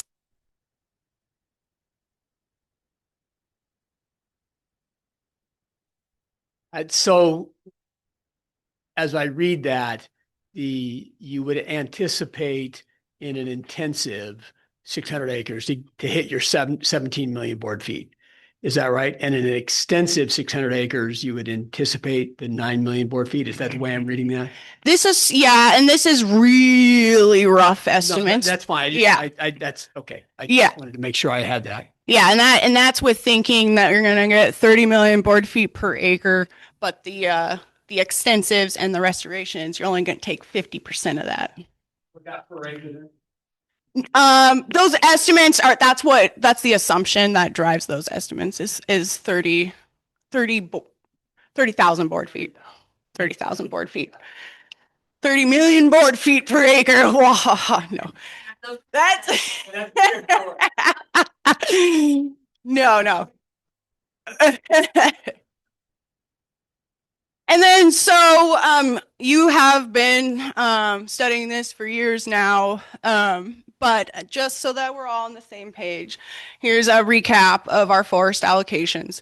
In the light pink, you have the conservation research watersheds. And in the green, you have your management research watersheds. The deeper pink there is the 10,000 carbon biodiversity and management acres. And then within those, within the MRW and CRW, you have no treatment, restoration thin, riparian thin. In the MRW, the difference is you have those intensives and extensives. And then another big one is the riparian conservation areas, which for me, I just kind of cut out of the potential units.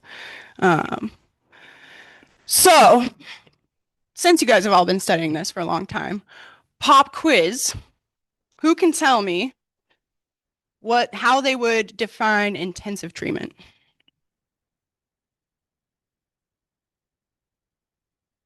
Heading. Okay. Yeah. Pretty good. So that sums it up a little bit. You know, the main objectives of the intensives is for wood production, and also to, okay.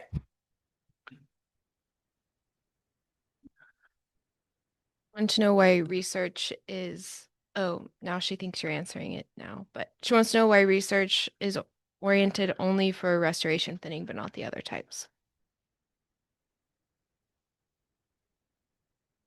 Research is oriented towards restoration thinning?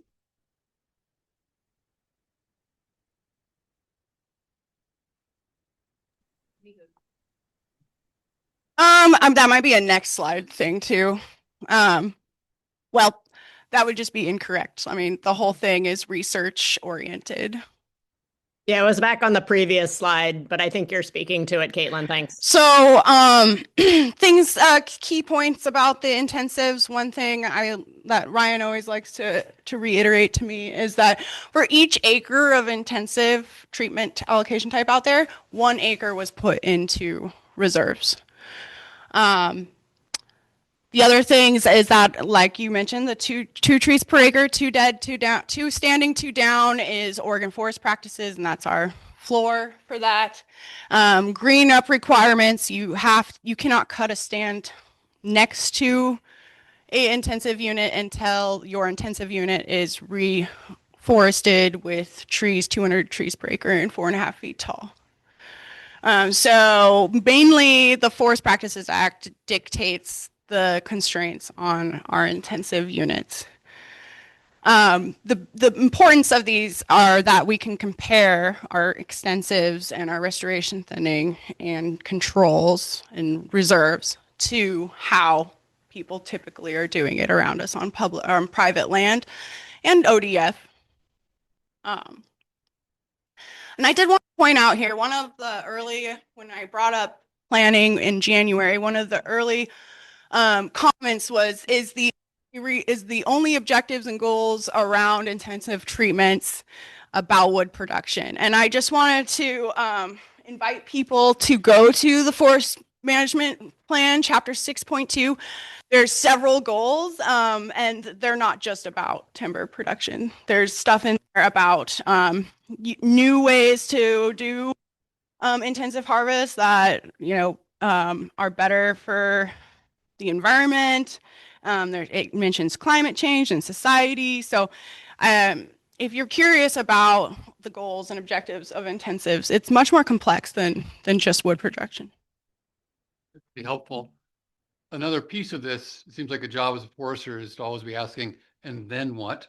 So another dimension is, what do we know or not know about what will be replanted? Use of chemicals to deal with competing vegetation.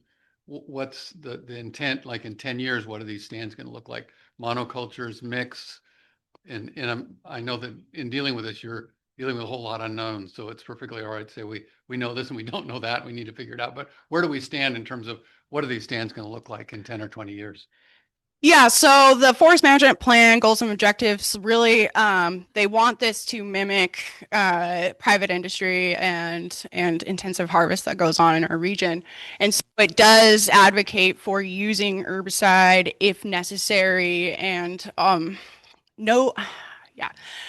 So there will be use of that. It does advocate for planting at high densities to get canopy closure quick because that makes more trees faster and you have to deal less with beating back the brush.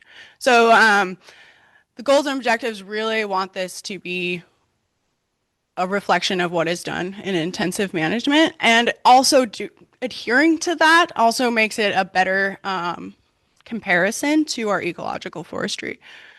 And so in 10 years, it should look kind of like this, actually. That's kind of like a 6 to 10-year-old stand that we have currently on the forest.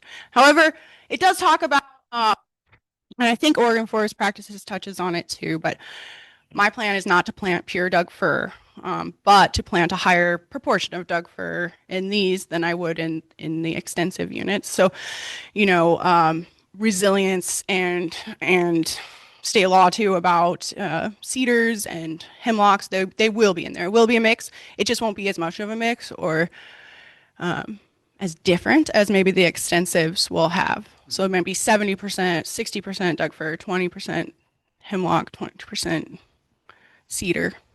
Who will make that decision and how will they make it in terms of what will be replanted?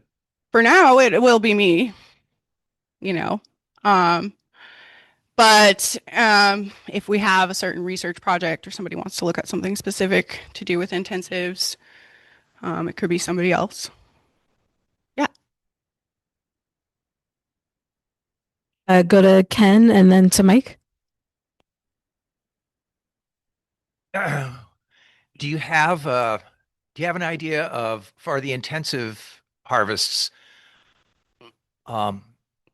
size limits on that acreage wise?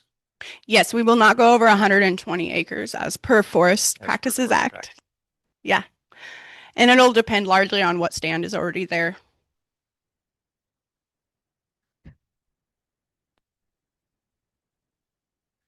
Yeah, I think I made a comment early on as far as submitted one as far as the next BOP.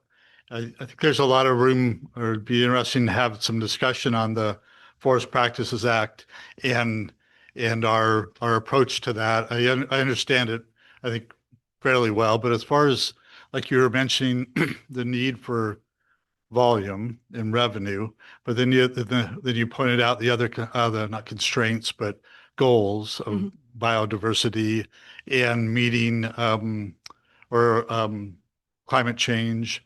And but as far as smaller harvest units, more leaf trees, and just the benefits that I've seen is for biodiversity, hunting, and shade, and getting those stands, those young Douglas fir stands to take off and grow in that shade. I think there's a lot of opportunities there that I have seen both in research forests, Oregon State Forest and also on reservations that we've tried. I guess I'm not sure how to approach that, but discussion around for this next BOP on how to incorporate some of that work in this area. Yeah, and I've done a lot of thinking about this, and there was discussion earlier about different agencies and how many trees per acre they leave and stuff like that. And I think the forest management plan goals and objectives really get at, we want to test these different things. So,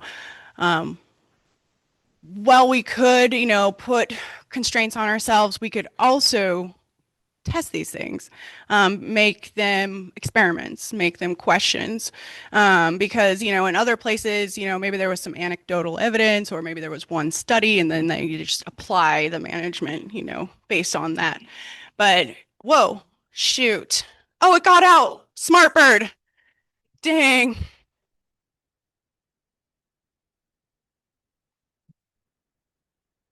Yeah, I think like more discussion on like I think in the plan for the biennium operations plan, just having those acres ready, approved to do stuff in, is like what we do in the biennial operations plan. And then when I'm doing prescriptions or when we're getting the scientific advisory board and the research plan set up, like I could strategically, do something 3 times in different areas and do something else. And that kind of gets into those pilot studies things that you were talking about and like anecdotal things. We could set something up for in the prescriptions for that future research to look back on. But in the biennial operations plan, it's just getting those stands available for what's coming next in the next 2 years, 3 years. Yeah, I understand that part. I just, when appropriate, it'd be nice to be able to approach this, whether it needs to be from a research endeavor or whatever. But for instance, on my work when we were studying for the hunting communities that were really interested in the deer populations and the other wildlife that was out there. And there's a lot of studies and research on the larger, as soon as you get over 60 some acres, that part in the middle there gets to be a no critter area, just a desert. There's nothing in there. So we tried to keep the harvest units down to around 60 to 40 acres just for that hunting experience and for those for that wildlife. There's quite a bit of research done on that already, and that Okay. we just utilize that. Same thing with wildlife trees and the diversity and bird species, and then the shade it casts for your reforestation. So, Okay. but yeah, Yeah, something we can consider in the planning, looking for something that size. you. Yeah. We'll go to Mike and then Peyton. Just to add on to some of what Mike was saying too, we have to still remember too that even with the research, granted these will work as control areas, but also we should be doing research for folks who do this type of intensive treatments in different ways of reforestation or whatever, leave trees and that sort of thing too. So not to forget that there are folks out there that will be looking to the forest for research in those realms too. Mm-hmm.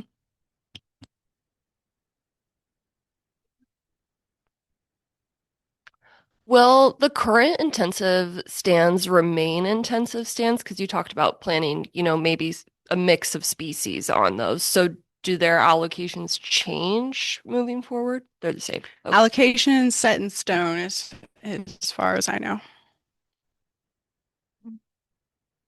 Yeah, that was actually a flag for me as well, as like, did we decide in perpetuity that these areas will always be plantations?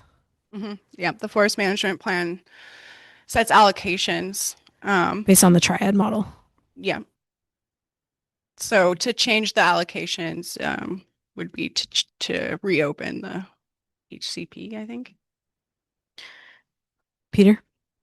I hope that you'll take a look at how these intensive strategies relate to three things: the state's climate change and climate carbon plan developed by ODF, which I believe applies to the Elliott, the governor's executive order on climate change and state lands, and what's considered best practices for climate informed forestry. Because just for the record, it strikes me that what's proposed is really at odds with all three of those. And if so, that seems to be problematic and risky for a number of reasons. So I just hope you'll keep that in mind. Thank you, Peter.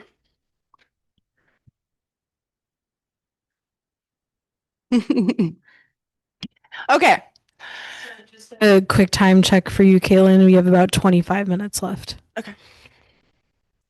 So another pop quiz. How would you describe the extensive treatment types? Anybody want to shout out some things? Mm-hmm. Yeah. Correct. Yeah. Cool. So the extensive treatments, or another recap here, the purpose is to balance the timber production and ecological function. So these treatment allocations are still supposed to provide wood product while maintaining ecological function. And there's a retention targets of 20 to 80%. So as you can see, very loose. We can do a lot of different things with that. And there's two different types of entries for that. It's either a variable retention thin or a variable retention regeneration harvest.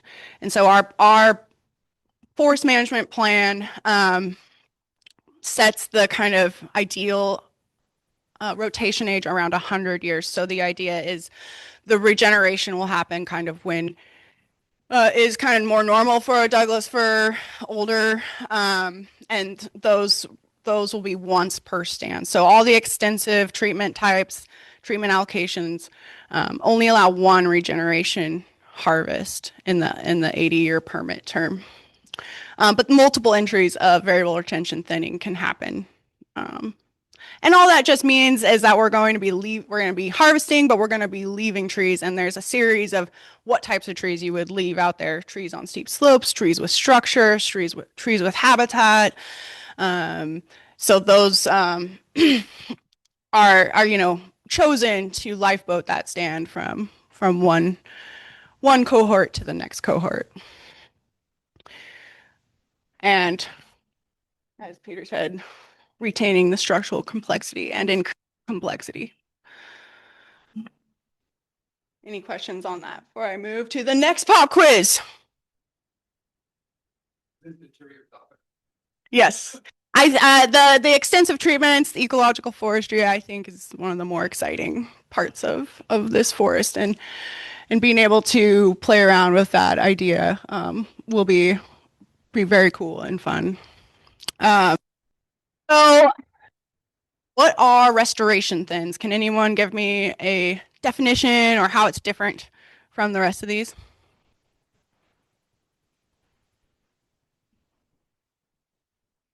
How is restoration thinning different from extensives? Well, good thing we have a slide. So the objective is slightly different on the restoration thinnings. These are kind of, you go in once or maybe twice within the first 30 years, and you're setting that stand on a trajectory to just continue on its merry way towards late sterile, older habitat type. So, eventually that pink on the map over there after 30 years on this forest will become its own just conservation reserve with minimal impact. Like, we won't be going in there after the 30 years. So when we were designing the prescriptions for extensives, you're thinking about the next treatment, you're thinking about the next stand. But for restoration thins, you're thinking about, how can I just help this stand along in its maturing process? And so mainly these are limited to variable density thinning. So not regeneration.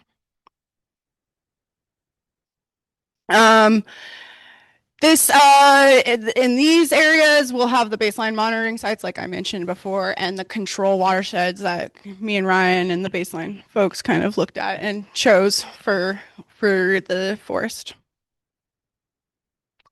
And then this is just a map of the different treatment types, just so you can have an idea. All the dark green is no treatment, so reserve no treatment. All the purple is where we can do restoration thinning.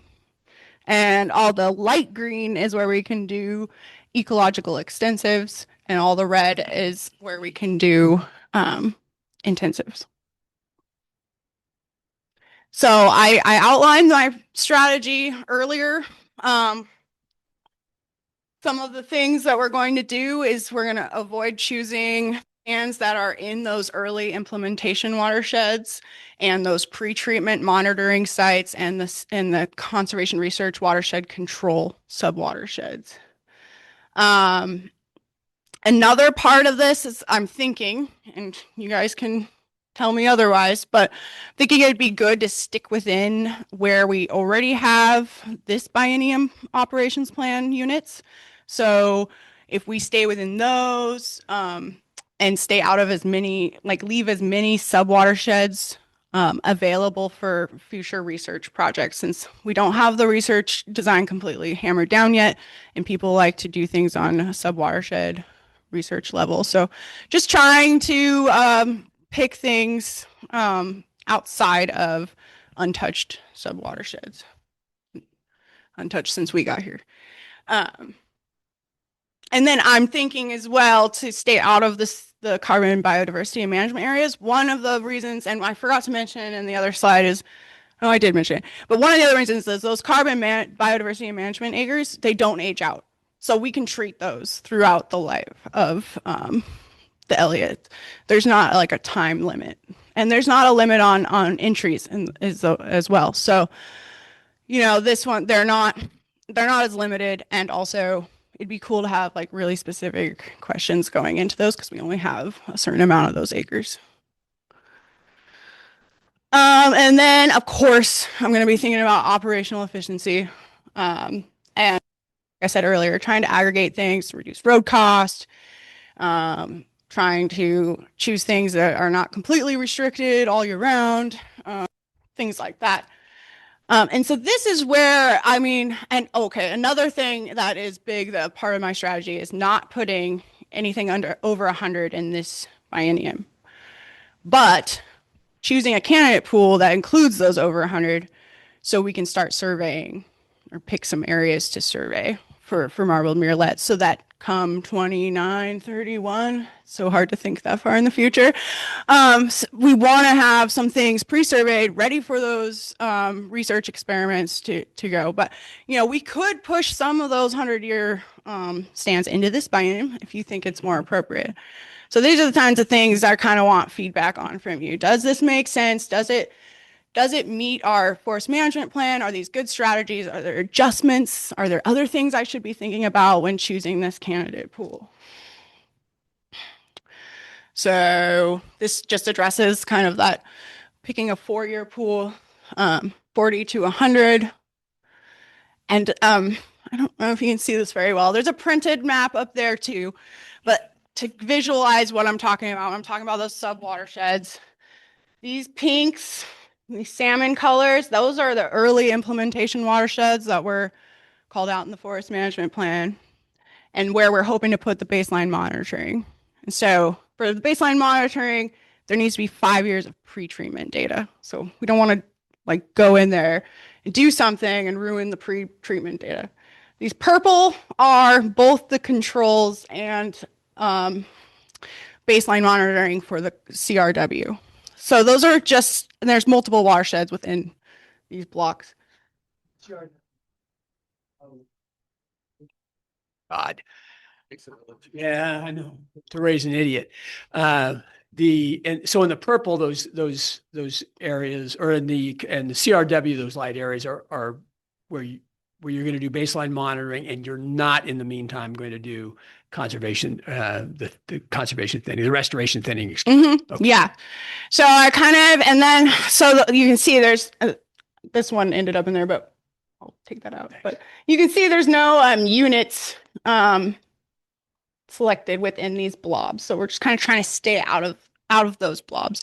And then the colors of these stands are the ages. So, you know, part of what I might do is go, oh, there's a lot of stands getting older over here. Maybe we'll go see how operational those are and then pick something close around there.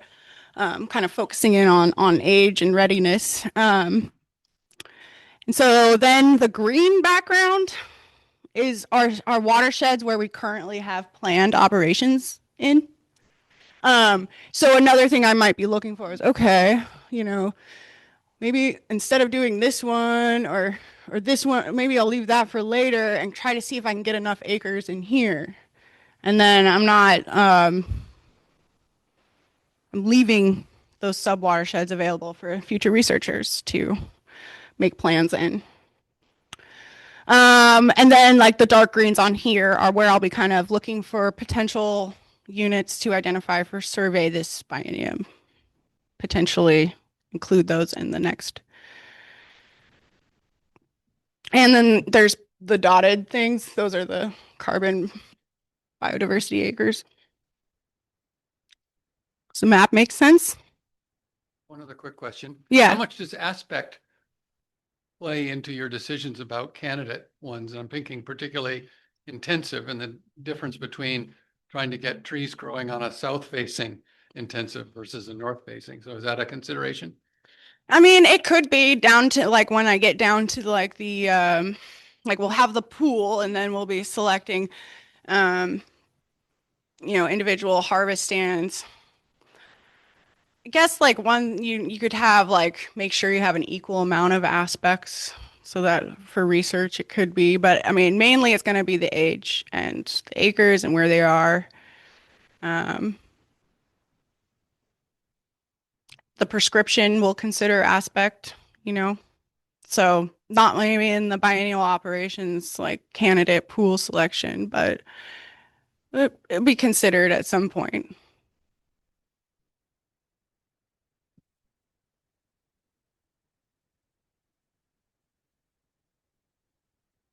Curious, when you're kind of carrying these out, do you have current diversity of the stand type? Is that something you can sort them by? Yeah, I mean, they're mostly all kind of the same. Mostly. It's like not a lot of diversity. It's a lot of Doug fir. Yeah. And then there's some stands that, you know, have more hemlock or there's not too much that has the Sitka spruce. That's usually down in the bottoms and stuff. But we mainly have Douglas fir. It's like 90% Douglas fir out there. But what are your thoughts on that?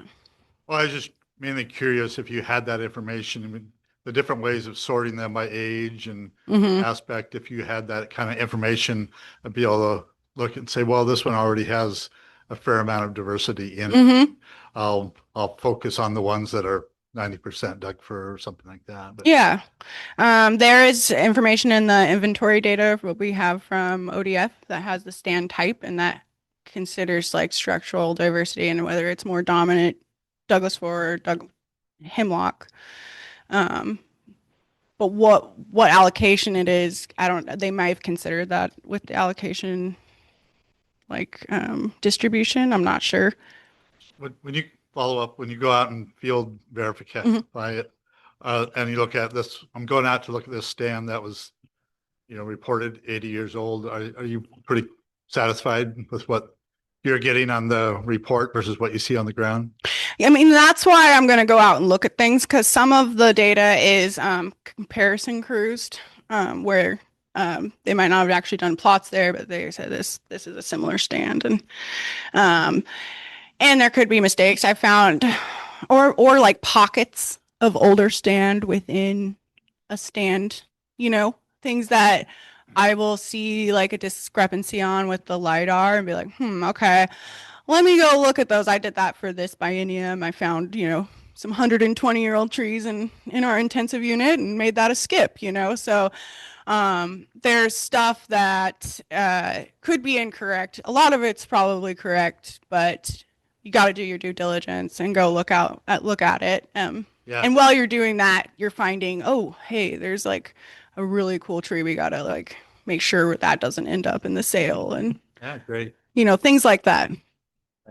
Mike, interestingly, you brought that up when Mike and I toured the forest with Caitlin. She specifically pointed out one stand of that was, I think it was 120-year-old Mhm. trees that didn't show in the LiDAR and on the mapping until she went out there and began to look at how that would lay out and said, no, we're going to not these. And which I thought was interesting. And so it was just to respond to your question. Yeah.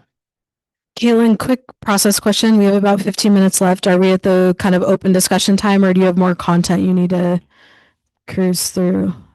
That we're at discussion. We're at discussion. Yeah. Excellent. Okay. Peyton, and then I have a comment after Peyton. It's curious with these 100-year-old stands, and I'm disclosure ahead of time. I do work for a sawmill that runs a small log. Yeah. But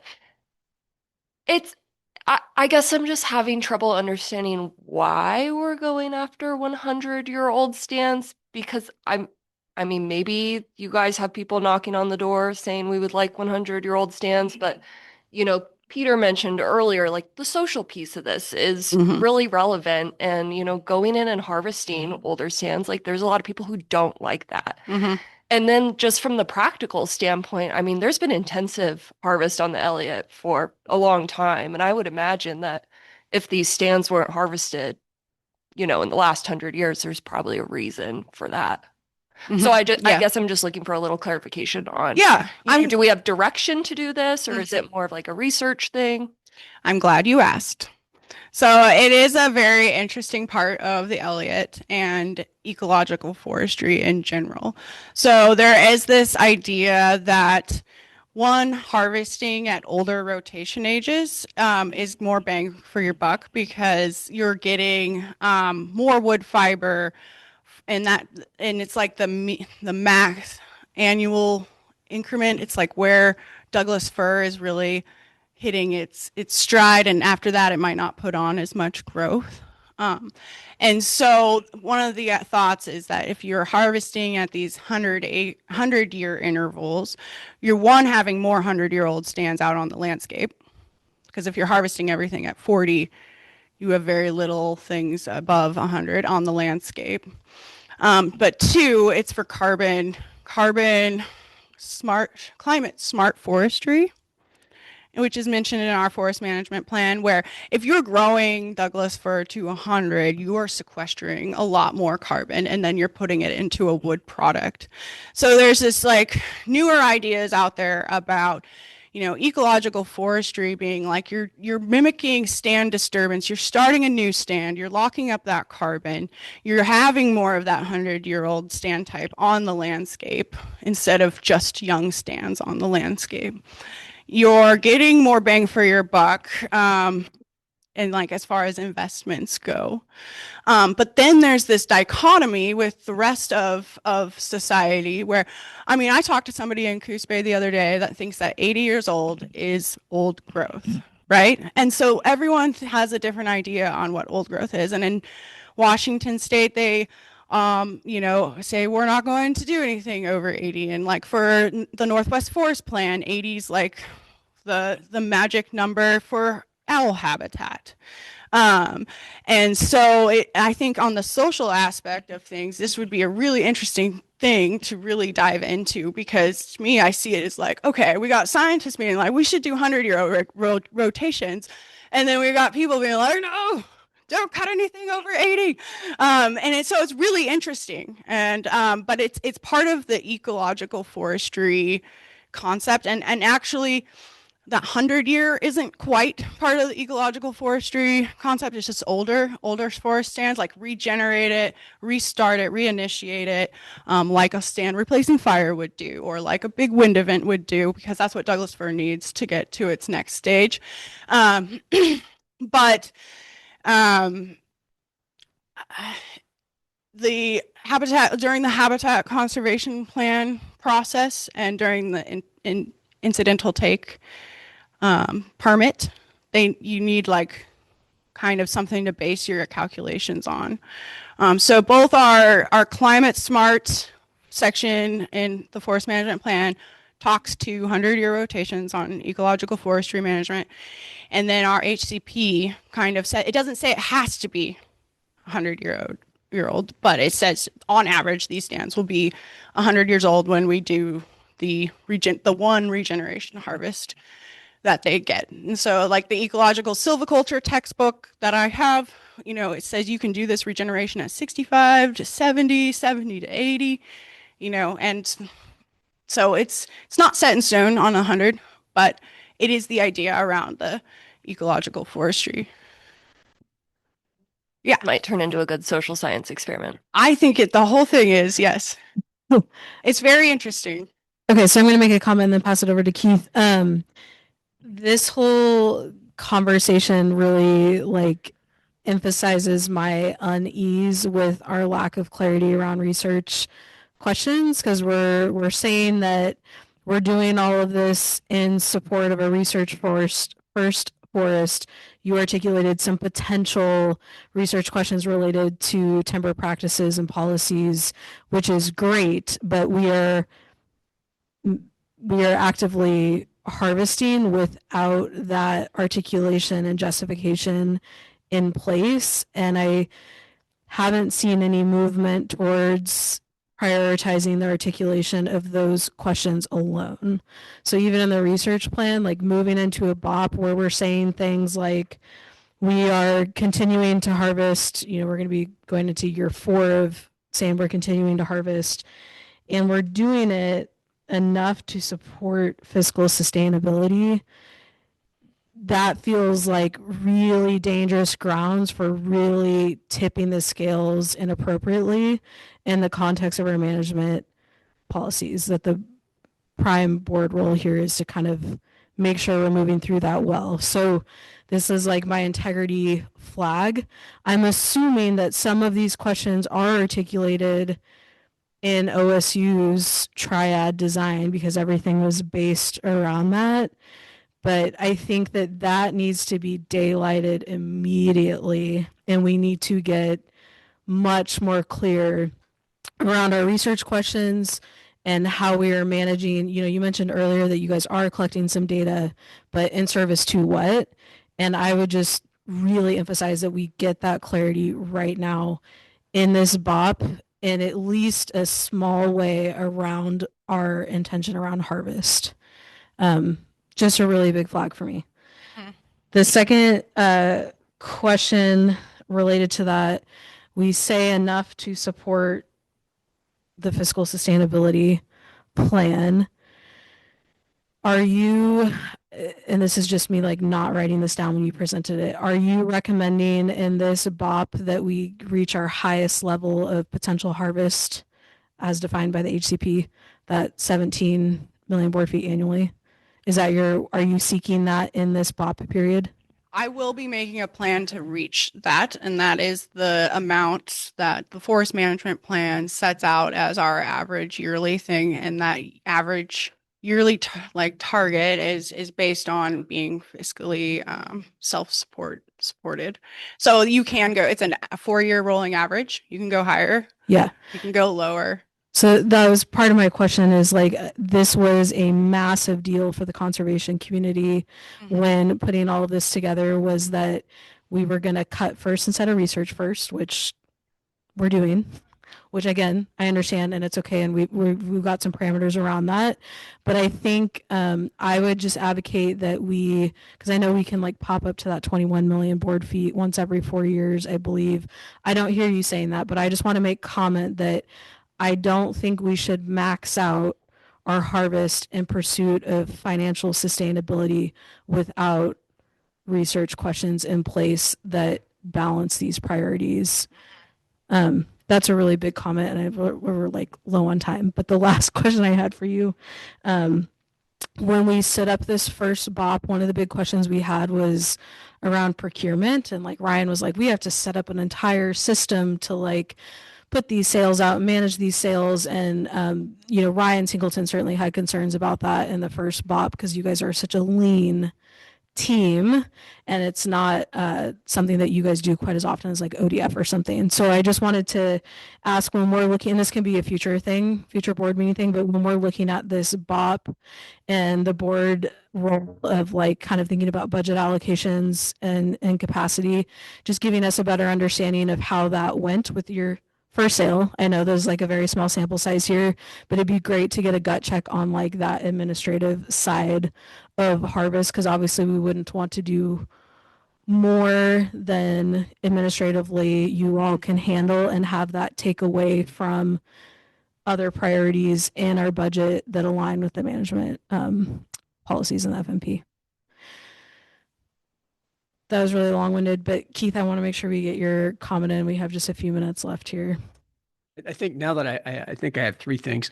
Number one, and Haley, I think your point is well made, and that's why there's a relatively narrow window that it's not a 17 million board feet rolling average over 4 years where you can cut 68 million in 1 year and zero in the next 3 years, right? And so that's just so we didn't cut just for maximum harvest revenue. That's why that's very narrow. And that was a discussion Mike might remember that came up a lot. And so, but that was built in, so we didn't take advantage of a wild cut year and to maximize, just to simply maximize revenue. And to Peyton's question about the 100-year-old stands, and I think part of that, Peyton, if I remember correctly, was that there just aren't many 60 to 80-year-old trees in the forest comparatively, right? There's all those trees that are 40 years or younger, and then there's some but there's not enough of those 60 to 80s to really sustain that level of harvest, correct? And you had a graphic of that up earlier. But that's not why we're going to be in 100-year-old stands. It was part of the discussion, I think. Yes, I mean, that's why we might not do the max intensive. That's why they're not going to plan to do 480 acres of intensive harvest, because we don't have that available. Okay. I think it's pretty separate from the 100-year, because the 100-year stands are only ecological extensive allocations, and we can only do 3,200 acres of that total over the lifespan of the entire forest. Yeah. And part of that, correct me if I'm wrong, was to allow those other stands to age up and to get to that. Am I wrong there? I just don't think that they're correlated. Okay, fair enough. Good. Yeah. Thank you. So we're at time. I'm wondering if we can identify this as a follow-up. It seems like there's a lot of questions around this 100-year-old stand piece in particular, and maybe that's something that we could chat about at our next board meeting. So can I respond to that? As a follow-up item? Just the 100-year-old piece. Yeah, I guess I'm saying I think that we're out of time for this agenda item, and I think that there's like quite a few questions around that, and so maybe we can one thing though. Go for it. I'm not putting anything over 100 in this biennium. Yeah, that's okay. Totally fine. I still think it's a worthy conversation for the board to engage in. I assume there's a lot more comments on the conversation that we just opened up. I want to first give a shout out. I think that this was really helpful framing of the board role. And I really appreciate all of the work you did to bring these concepts ahead of you investing a ton of time. And as you self-identified, it's much harder to go back from that once you've invested so much already. So this was a really genuine attempt at getting feedback and guidance from the board. So just appreciate all that the Elliott team did to set that up. So thanks for that, Caitlin. We just a reminder, as they've outlined in the board packet, there's a really good detailed timeline of kind of like how all of this is going to move forward. This is a start of a conversation. But I would encourage folks as they have comments on this again to be most respectful of Caitlin's capacity that she's investing in this to reach out to Caitlin and Darren with follow-up questions or big comments related to the specific questions that Caitlin has outlined in her slides, and obviously we'll get these slides as well at the end of it. That seems like a hard to wrap up something that is so important to the forest, but we'll continue the conversation. And again, thanks to all of the Elliott staff for all of the work that you guys did on this agenda item. We are moving into a quick break. We're going to be back at 1:30. And we're going to do the carbon project. So we'll be hearing from Tom, who's here with us today, as well as Darren kind of on that carbon project. And then we'll continue kind of to the rest of our agenda items. So we'll see you guys back here at 1:30.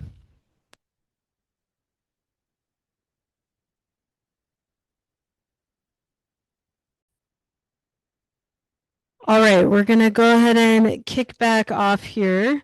We have a few more discussion items to tackle today. Lots of good meaty discussions today.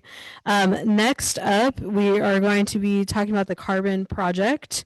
Darren is going to do some framing for us, and then he is going to pass it to Tom to give a presentation. So off to you, Darren.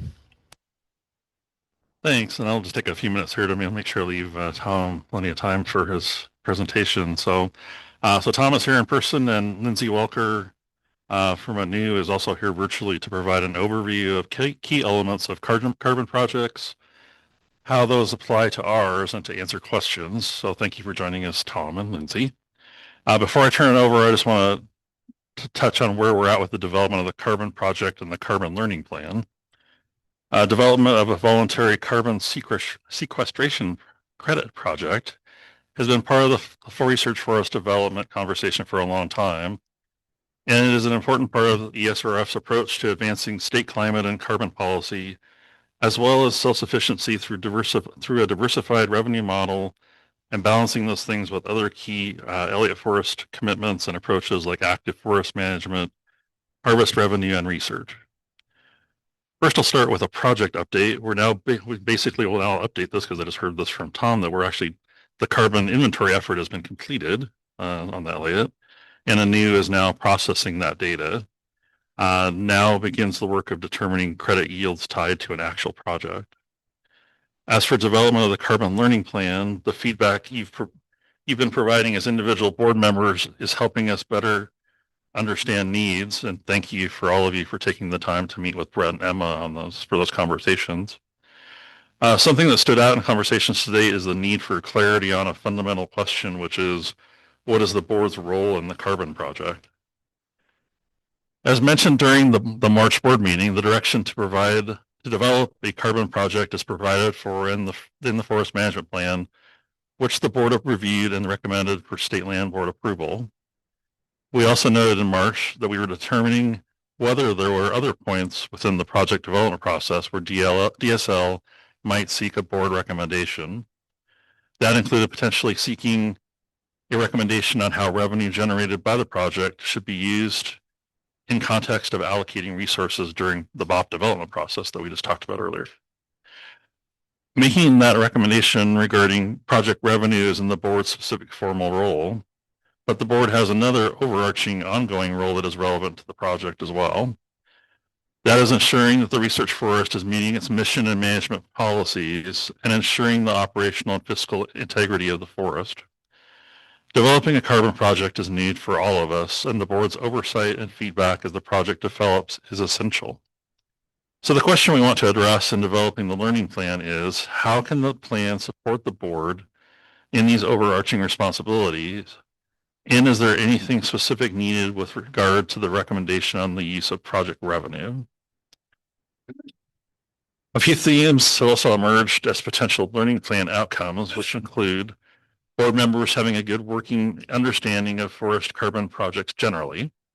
The board members have a good working understanding of the Elliott Forest Carbon Project specifically, including project background and connections to advancing statewide climate resilience efforts, as well as key considerations for our unique project, like accountability and transparency, ensuring additionality, compatibility with research and harvest via FMP commitments.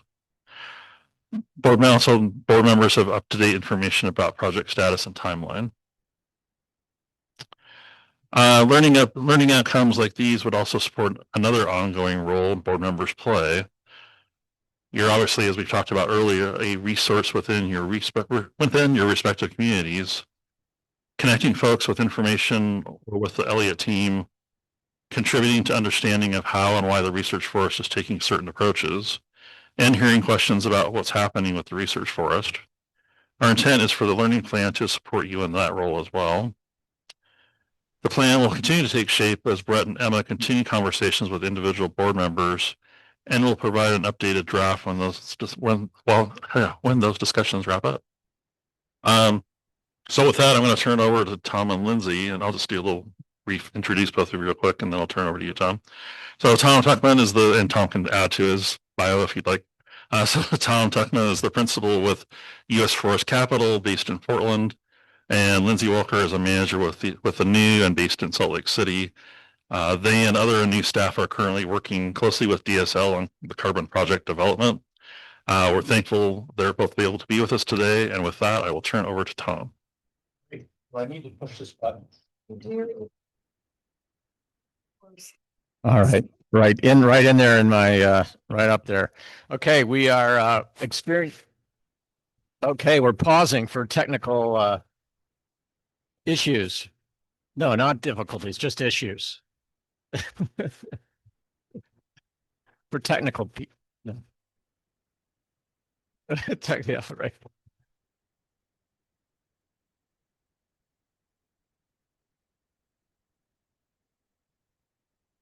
Can I talk with some generalities well, for starters, I just want to say on behalf of Lindsay and myself, thanks very much for the invitation. And we look forward to talking about the carbon project. I've met almost everybody, but maybe I could get a quick introduction up to Keith. Just so I make sure Caitlin, I impose. Good afternoon. I'm Caitlin. I'm the forester on the Elliott. Yeah. I'm Amy Price. I'm the biologist for the Elliott. Excellent. I'm Ryan Baumbush. I'm the research coordinator for the Elliott. Great. Yep. Hello, Mike Wilson, Mike. board member, retired forest manager from the Grand Ronde Tribes. Right. Nice to see you again, Mike.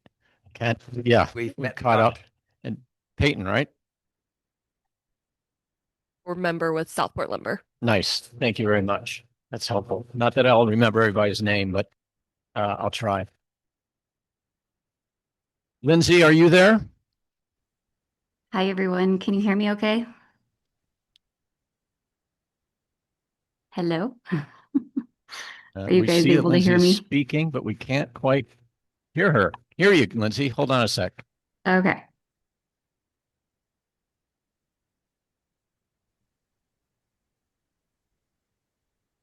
And for what it's worth, we can hear Lindsay online, or at least those of us who are virtual in addition to Lindsay, but I'm not sure you can hear me right now in the room.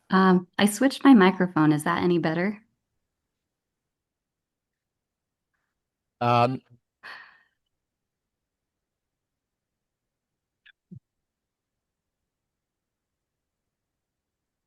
Few more minutes. All right. Well, everyone online, I'm here. So great to see you all again.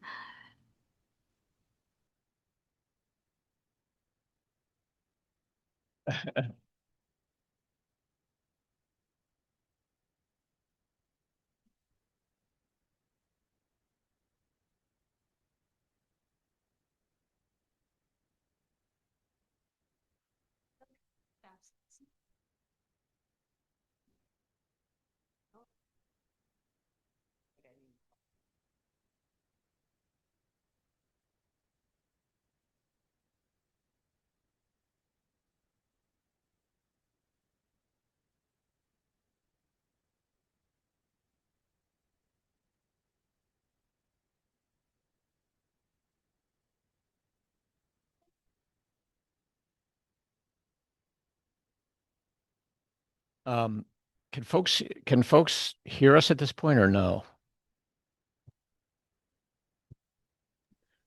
I'm able to hear you, Tom. Are Fine, you we can guys hear able you. to hear me?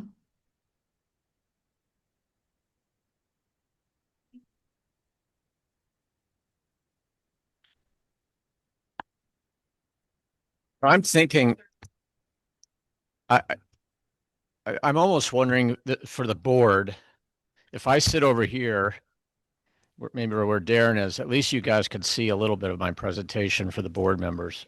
Oh, wait, we're back. As long as we don't touch anything. Okay. And can we, you can operate the slides, assume. So can you Lindsay, hear if us you can in the hear room? us, why don't you briefly introduce yourself? And you are coming through a computer microphone that's not very loud, but we'll give it our best shot. Sure, absolutely. Are you guys able to hear me at least at some point? Can folks hear it all? Go ahead, Lindsay. Okay, excellent. It's great to meet everybody today with the learning board here. Um, As Darren introduced me, I'm Lindsay Welker from Anu, based here in Salt Lake City, and essentially I am a liaison between the DSL folks, Tom, and the Anu team, which includes our technical side and our sales and marketing. So somewhat of the hub of the project. But I'm here in support of Tom and the DSL team, and hopefully I'll be able to help answer any questions you might have. Great. Thanks. Thanks very much, Lindsay. Tom Chuckman with Force Capital. We have a conservation finance firm that helps landowners look at different ways to monetizing their conservation value. Carbon projects are just one way, and have been very pleased to work with DSL over the last couple of years and others over the years on the Elliott Forest, and really pleased to be working with Anu, who I'm advising on this particular project. Lindsay and some of her colleagues couldn't make it today, so I am pinch hitting for them and talking a little bit about the carbon project. I think my understanding is there's a lot of questions about the carbon project, and what I'd like to do is spend maybe 10 or 20 minutes here going through a quick analysis or presentation to sort of answer some of the questions I've heard through the grapevine, and then also to make sure everybody has a common understanding, because I think that's really important in carbon world. It's pretty complicated and there's a lot of misperceptions in my view. And so I wanted to do that. So I know some of you have been very involved in carbon projects, Mike, and have a lot of detail and understanding of this, and others not so much. So bear with me for those of you that some of this is stuff you've heard of before. But for starters, let me just talk about carbon accounting principles. This is the basis for any, I'll call it gold standard carbon project out there, especially today. And it's really comprised, you're going to hear four terms. The baseline, and that is how much carbon is stored under business as usual. Business as usual means what are your federal, state, local forest practice acts? What are any encumbrances you might have on the property, easements, in this case, HCP? It's what you could do to maximize carbon, not sequestration, but emissions into the atmosphere under the current law, right? Because it's not zero. You're always going to be sequestering some carbon based on your management approach. It depends on the intensity of that management. So that's your baseline, and that's something that is both developed and calculated, a very important part of any carbon project. We'll talk about that a bit, and I know you have questions about that. Additionality is simply the spread between your baseline and what your actual forest management is. And I'm not talking about the forest management plan per se, but on a yearly basis, what are you sequestering every year? Okay, that is your additionality, and that the delta between your baseline and your forest management plan and the additionality that it creates is translated into carbon credits, and that's what you're able to sell. The third concept is leakage, and this is a difficult one, but it's basically carbon emissions that shift from one source. In this case, it would be the Elliott, based on what the harvest could be on the Elliott, to other sources in the region. And it's complex because some people feel that leakage is, you have leakage all around the country. Other people say, no, it should be in your backyard. We'll get into how that's addressed in the protocol in a second, but leakage is another important accounting principle. And the final one is permanence, and that is how long and how is that additional sequestration stored over time, and to create a legitimate credit. Next slide, please. Yeah. Question really quickly. Yeah. So on that baseline, is that a moment in time? At this moment in time, that's how much carbon is stored, and then, or am I incorrect there? It's a really good question. I'm going to address that specifically. And we'll talk to you about it because there've been changes on how baseline is looked at. Okay. So carbon projects.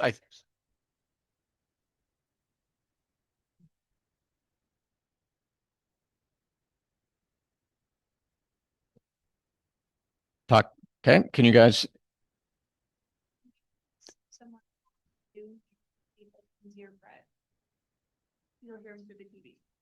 Okay. Hope so. All right.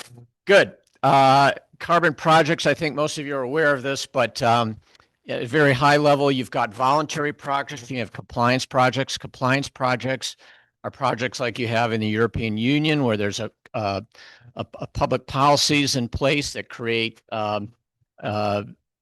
national or international trading programs. State of California, which in the United States, of course, is the largest compliance project, creates a regulatory floor, and then the cap and trade system allows for trading of allowances, and a small part of that is forest and other types of offsets.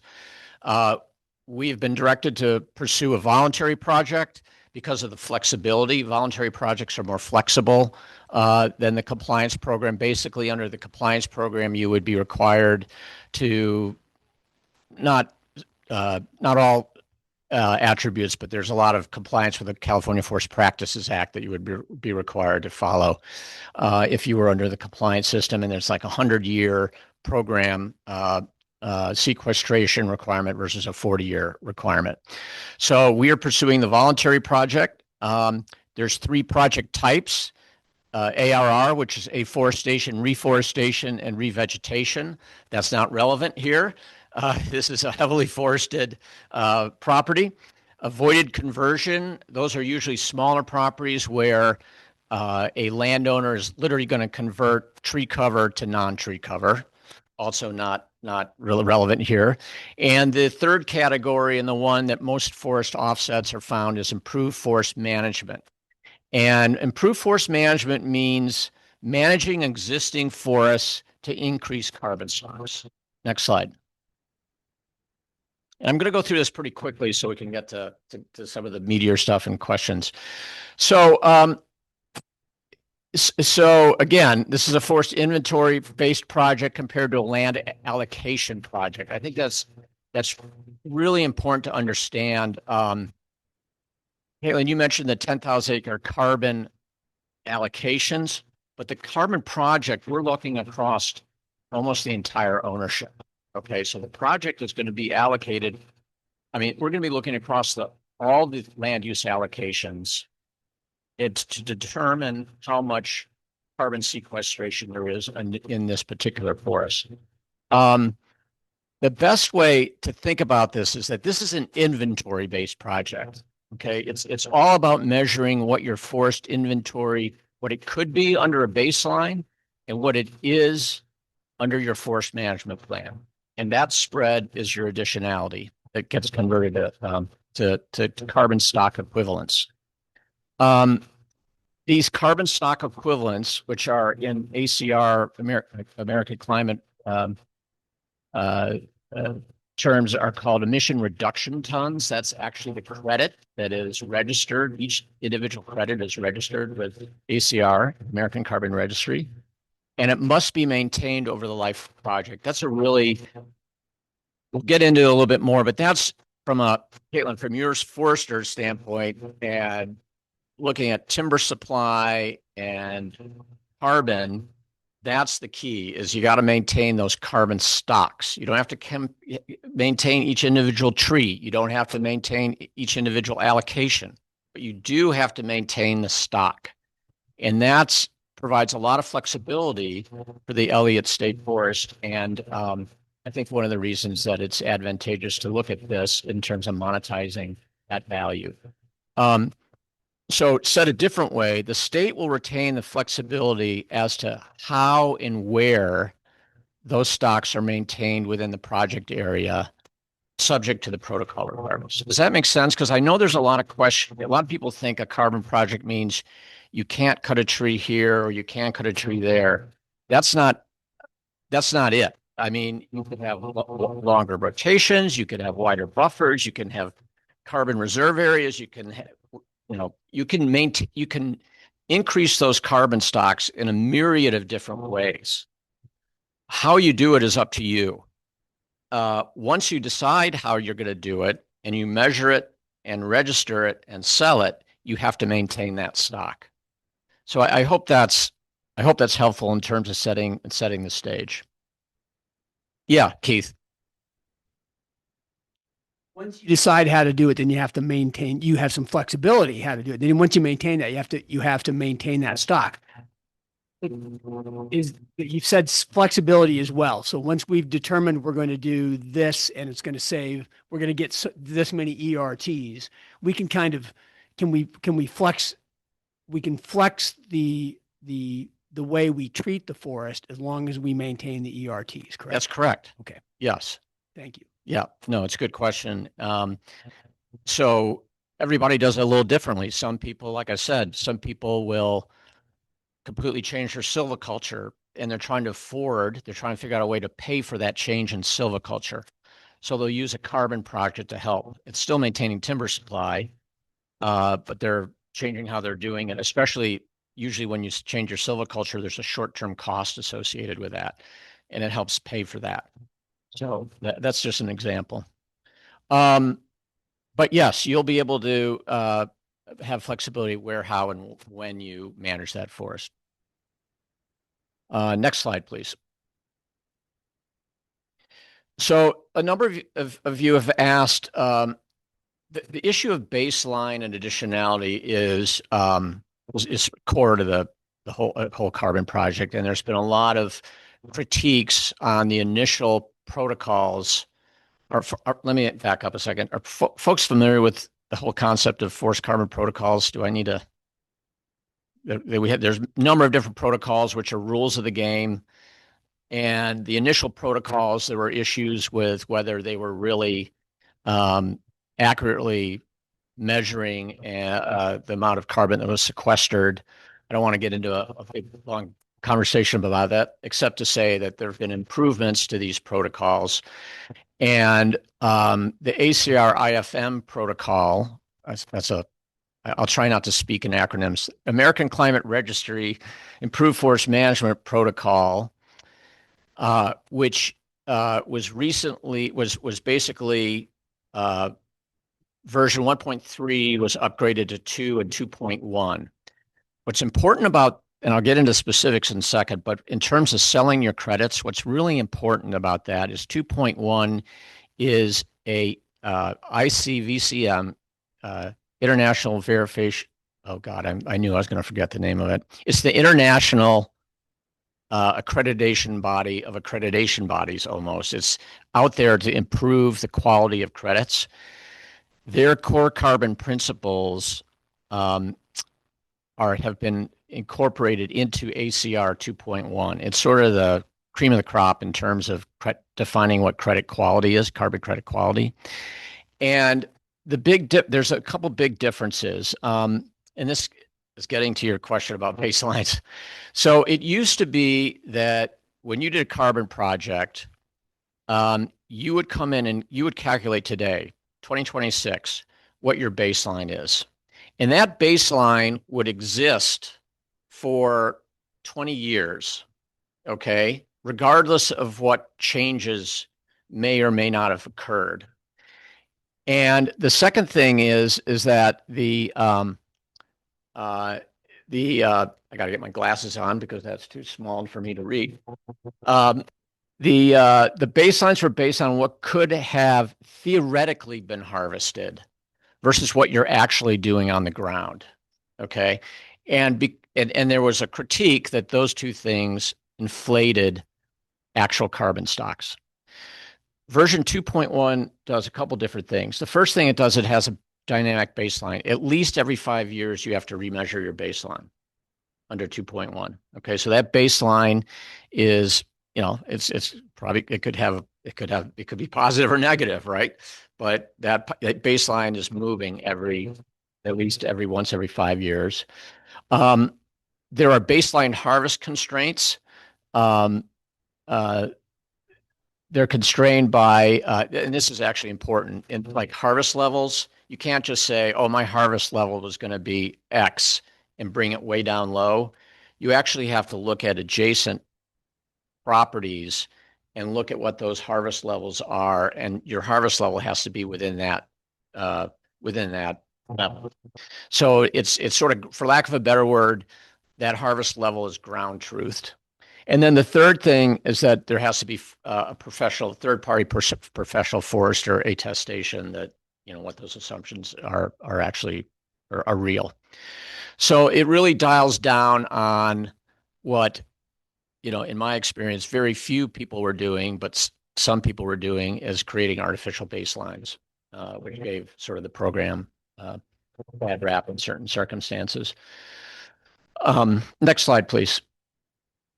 I think in the spirit of time, I'm going to zip through this and we could talk about it. You could get this. This is just additional baseline assumptions that have sort of changed in 2.1. The three I just mentioned are the biggest.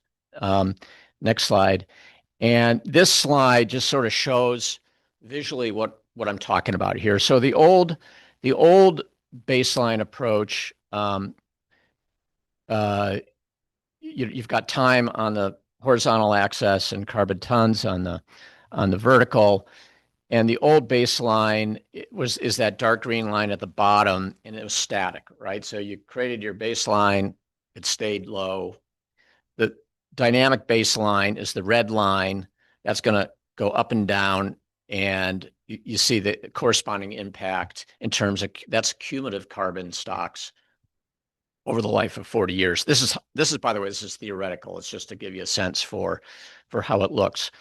But the other thing I would note is that, and this was a critique of the old program, is that it probably more accurately measures the amount of carbon you're going to get the first 5 to 10 years, and it's probably less, right? It's going to be a more conservative approach under the dynamic baseline than under a static program. Any questions on that before I move on? Okay, next slide. There's another big issue, and this is not really part of accounting principles, those four I mentioned, but it's the issue of reversals. And the reversals occur when a previously sequestered carbon has been issued and is re-released into the air. And there's two ways that this can happen. One is a unintentional reversal, and the other is an intentional reversal. An unintentional reversal is fire, wind, insect and disease, other natural, acts of nature that you as a landowner have no control over. And the way the protocol deals with this, and this is important, is that this is, again, theoretical. Let's say you have 100 credits gross. You've done your baseline calculation, your additionality calculation, net, you have 100 credits. Based on a risk rating that we haven't developed yet, but will be developed as part of the modeling process, you will have to contribute 20 to 30% of those credits to what's called a buffer pool. And that buffer pool, it's like an insurance program, right?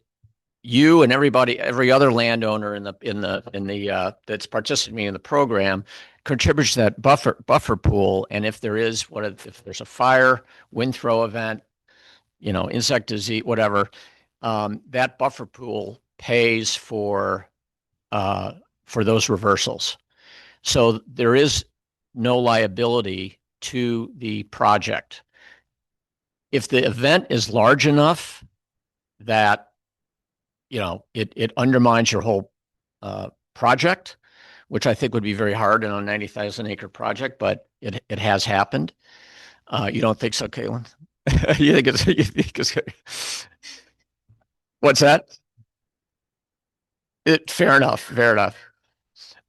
Anyway, there would be, yeah. Director level.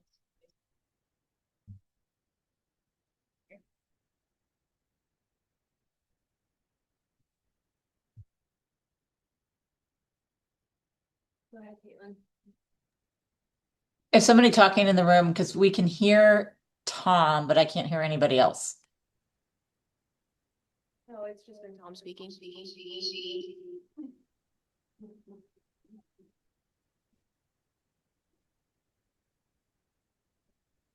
Okay. I'm just going to talk then in hopes that Tom can answer the question. For the buffer pool, and you mentioned a risk assessment that establishes how much needs to be contributed. Do you look at factors like fuel reduction and fire management practices to be able to adjust that pool contribution? Caitlin, good question. I think they look at your management approach generally. I'll have to go back to my colleague at ANU, Tim, and get a specific answer for you. Most of that is based on a risk rating that is applied to the forest.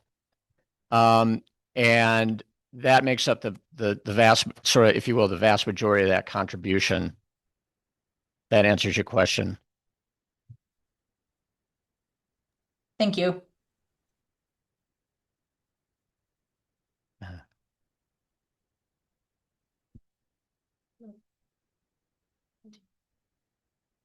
Tom? Keep going.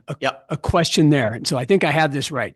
So that contribution that you're talking about is essentially 20 to 30% less credit than you would have otherwise got. And that's the insurance pool you're buying into. Those credits are simply put into a pool, and that mitigates everybody's risk, right? So it's not a payment that you really make, other than those are credits that you don't get to take advantage of. That's right. So, and this I think gets to Caitlin's question a little bit, is technically what happens, you apply a risk rating, okay? And we will be conservative in that risk rating.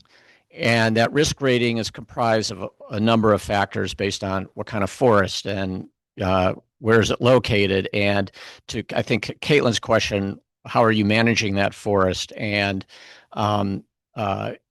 so we will apply a risk rating. That risk rating will equate to the number of credits that you have to withhold from registration for commercial purposes. And it gets contributed to a buffer pool. If you have an unintentional reversal, the buffer pool manages that for you, so there's no financial liability. However, as I said, if the event is large enough that it can undermine the program, you don't have a financial liability, but you may have to discontinue that particular project or somehow modify it. Thanks. Is that buffer pool then everybody that's in the voluntary pool, or is it regionalized? But it's everybody. Okay, thanks. Well, just to be real crystal clear, it's everybody that is under the ACR protocol. So like, it's not under the compliant, like you wouldn't be able to access, quote unquote, the buffer pool in the California compliance system. Right. Yeah. Okay. Thank you. Yeah. Are there Well, let me just close on intentional reversal. And this is, Caitlin, for you and the board and the decision makers. This is, Darren, really important. An intentional reversal is when your decision has reduced carbon stocks. So you've over harvested. I think it's on an average annual basis over 5 years. I'll have to check with Tim on that as well. It's not an individual yearly, but it's a periodic basis. If you over harvest, you are financially responsible for buying those carbon stocks from somebody else and replacing those. And in my experience, this is what's, and I think Anu and I will try and assist in any way we can, but it's really important that the foresters and the timber harvest planners are talking to the carbon folks managing the carbon project, because you want to make sure you don't have an intentional reversal. There's the financial aspect, and there's also the public trust associated with it. I apologize, but this is no. So what is over harvest from what? You've harvested to the point where you've literally harvested into those carbon stocks, and you've sequestered some of those credits that have been registered and sold to another party. Okay. And so that will all be, it won't necessarily be. So for us, we have a forest where we can, on a rolling 4-year average, we can cut 17 million board feet, right? But that's not necessarily the over harvest you're talking about. It depends on what that overall amount of carbon. Okay. Correct? Yeah, I'm glad you asked that question. Yes, we're talking about two different things. Right. You can cut the 17 million. Your plan to cut 17 million board feet on average will be built into our forest management, what's called the project scenario. Okay. But every year, you're going to make decisions on how much to cut. And all I'm saying is that over time, that if that graph I had, that cumulative graph, you can't go below that red line. If you go below that red line, you have to, you've emitted carbon back into the atmosphere. Does that make sense? It does. It does. And that's sort of what I thought. And we will know before we get in where that red line is, correct?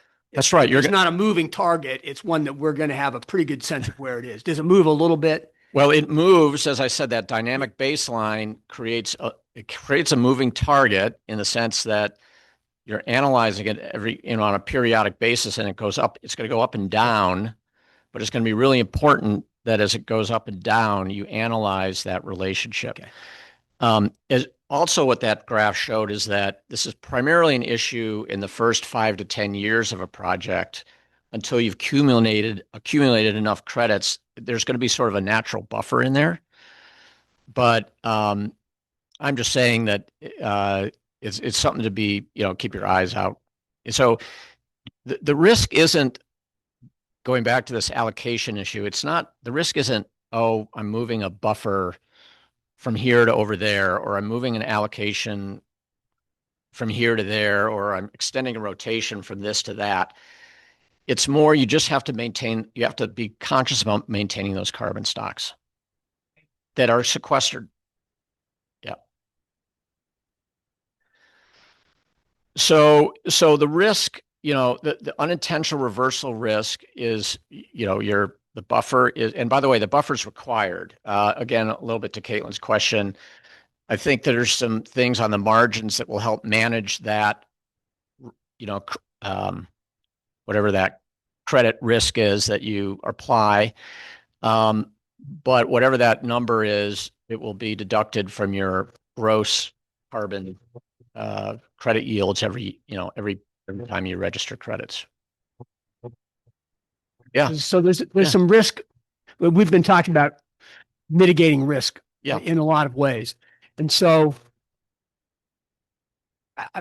from your experience, how often, how frequently, or how commonly does it happen where or groups that are inside this voluntary program, they go beyond their they have to buy car credits back because they've lost them. So is that mismanagement? Does it happen frequently? How do we avoid it? Happens very rarely. It does happen. It happened to me on a project, or my client on a project, and I'll be, to be honest, what happened was they had a timber harvest plan. They hired a logger. The logger went in and harvested half an acre that was not in the timber harvest plan. The field forester for the company found, saw it, stopped them, and they even, they took, if it was a half acre, they took 10 acres from somewhere else and dedicated that to the carbon plan, and they mitigated it. I do not know of and I'm not saying it hasn't happened either nationally or internationally, and Anu might know. I don't know of a forest offset project that has been sort of reversed because of intentional harvest. And when I say intentional, I don't want to cast aspersions. Forestry is gray. It's not black and white, especially when you're out operations, right? And things happen. And so when I say intentional, just means that it was something that under your, oversight happened to reduce carbon stocks where it shouldn't have happened. And you have to mitigate that. And if it's something, at a scale that, this is exaggeration. I mean, if you went out and clear cut everything between additionality and baseline for 5 years in a row, I would expect that they would look at how to address that in a different way. But, if it's a mistake by an acre or half an acre, that's a different thing. Yep. Yep. How am I doing on time? You have 20. Okay. Next slide. Okay, let's talk about project milestones. We talked about this a little bit. So I know the board has had a number of questions about what's going on in the carbon project. Where are we? Where are we going? Where do we have an input? I want to sort of emphasize one of the reasons you probably haven't heard from us is because, or through DSL, is because we were retained for all practical purposes at the beginning of 2024. There were a lot of personnel changes. As you recall, everybody was getting up to speed. We got going about a year ago. The first step in a carbon project is the listing, which is literally just a piece of paperwork. And then you move to your forest inventory. And a forest carbon inventory is very different than a typical operational inventory.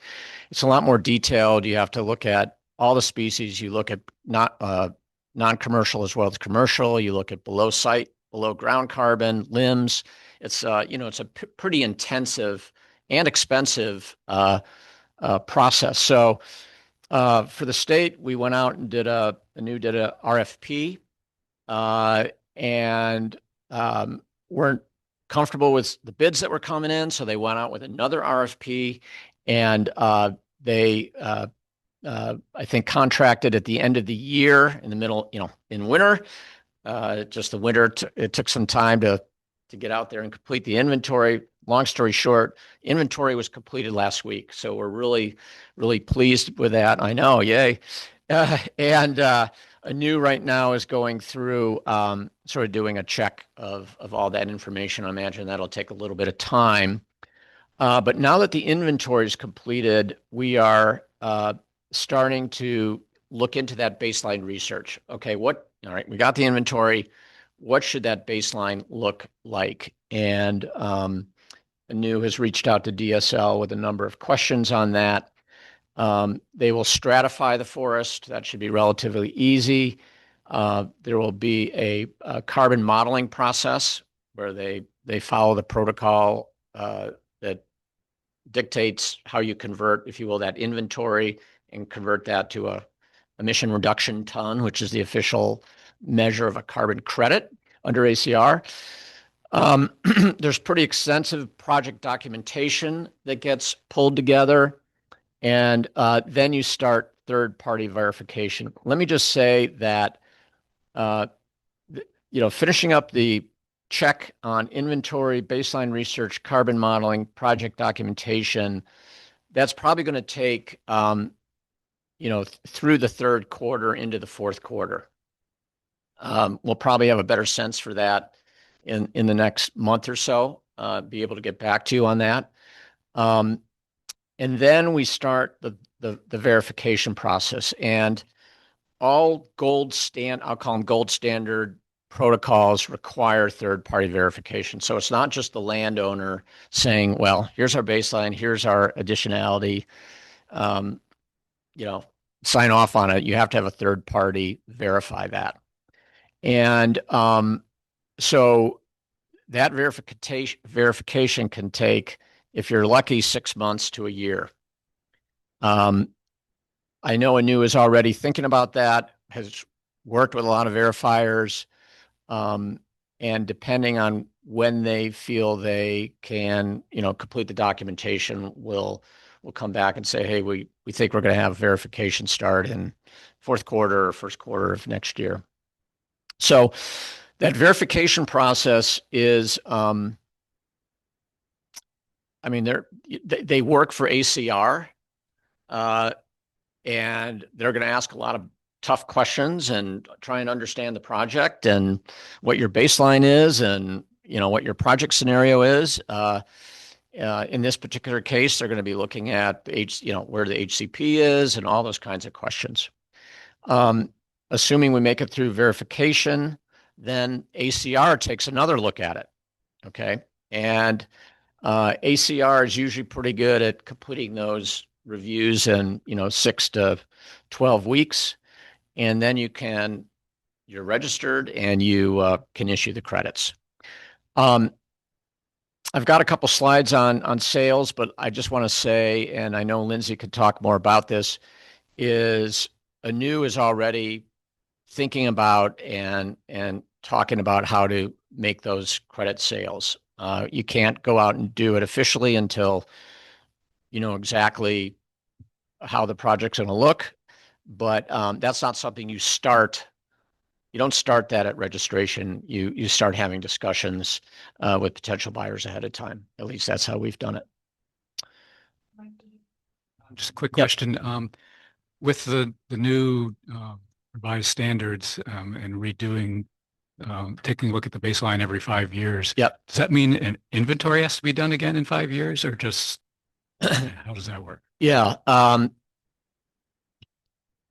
Good question. And I don't. So under the old system, you had to do your inventory every 10 years, I think it is. I don't know the answer to that, but can get that for you. That's a good question. So questions like Can you help me? These questions. cost of Sorry, I just wanted, I want to make sure I remember all these questions. So I was just. temporarily. Yeah, my question was kind of the same of like, what is it that level of effort and what's the cost of that? And then you also said there's the, you have to get that attestation from a third party.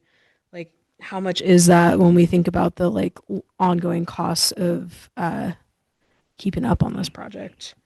And then my other question was how many people projects are in the ACR? So like, how big is that pool, that buffer pool? Like, is it only a few projects or are there a bunch? Just get a bit of a sense of that. I'll try and answer those. Remind me if I forget one. So in terms of costs, a good question. The cost of the inventory, I want to get back to you on this. I'm going to respond the way it used to be. And I think it might be every 5 years now instead of every 10 years. But you would require a fee. Every year you have to do a monitoring, like a sample to monitor to make sure that those carbon stocks have not been are maintained, correct? And instead of just coming up with a number, I'd like to talk to Anu and actually, what I'd like to do is come up back to you with a sort of a budget range for what there's a cost for doing the project now, but then there's a cost, on an annual basis or on a periodic basis going forward. Yeah. Let me say, for a compliance project that's 50,000 acres, just to give you a sense, we're talking about, 15 to 25,000 a year for annual monitoring and registration. And then every 10 years, you have to redo your inventory. Field, like a field inventory. It's a little bit difficult to project what that inventory cost is going to be, but we can do that. Yeah. And Mike, again, I haven't forget. We'll see whether, I don't think that pushes into every 5 years, but it might. Just to follow up with what Haley was talking about too, it's just be really good to know, what commitments we're making monetarily and staff-wise and everything like that, Right. For the future. Because I know this is, understand correctly, a 40-year project, and we're a new contract for Sure. the first 10 years or whatever. But we need to know what we're committing to. Yeah, no, it's a fair question, and we'll get back to you. I will say that after the first couple of years, you sort of get into a little bit of a groove. Going back to my point about the forestry staff and the carbon staff, understanding what needs to be done and starting to work together. At least in my experience, that gets more efficient as time goes on. But I understand you need to know that. Jennifer has a question. Yep. No, Jennifer wants to know if there's organizations or people that we should connect with who are doing research on carbon projects so we can get upstream on any data collection or framing of research questions. If you have any knowledge on that, Tom. That's a really good question and an important one. There is a lot of research on carbon. To my knowledge, I don't know a lot of research on sort of carbon projects. I know that I'm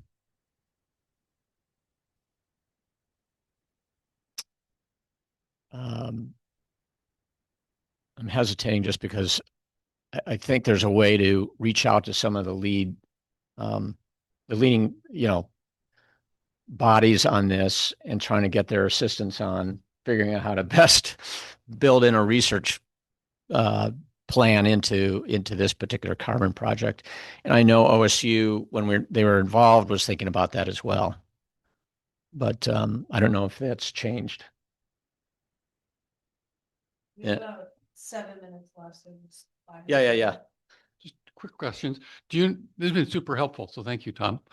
Do you know of any other research forests or experimental forests that have carbon projects? That's one question. And the second one is, will you talk to us a little bit about the general trend of value in the voluntary market? And I know it's not singular because it's varies, but say if you and I had a car to sell, we'd say we want to sell our car, but there'd be a threshold below which we'd say, that's too little. We're going to hang on to the car. So is there a potential there of us getting to a point where someone will have to make a determination? Yes, it makes sense to go ahead or not. Please. Yeah, on your first question, I mean, University of Montana has a carbon project. I know that. Michigan State, the state of Michigan has a carbon project on, I think it's applied over, a large swath of their landscape. There are numerous sort of county and local municipalities that have carbon projects. I think City of Astoria has one, Arcata. And we could get a laundry list of those for you, but there aren't as many public or municipal carbon projects as there are private landowners for a whole host of reasons. Carbon projects are not allowed on federal lands for a whole host of reasons. I think the biggest one is where do you even go with the whole baseline additionality given federal law. So that's on that question. In terms of values, carbon values, voluntary values were going up into the upper 20s up to about 2023. They've fallen back down and stabilized. I really don't want to sit here and predict what carbon values are going to be in a year and a half. Bottom line is, just like you do with a timber sale, I mean, carbon is an asset, a revenue stream. You analyze whether, when, and how to go forward with a particular project or registration based on what the value is at that time. I think you'll have much better information when we figure out what the credit yields are. That's the first step. And then secondly, what the prices you'll get for those credit yields. End of the year. No. Well, end of the year probably for the credit yields. We'll defer to anew on the value, on the sales. Sequence would the go no go decision be made? I'll defer to DSL on that.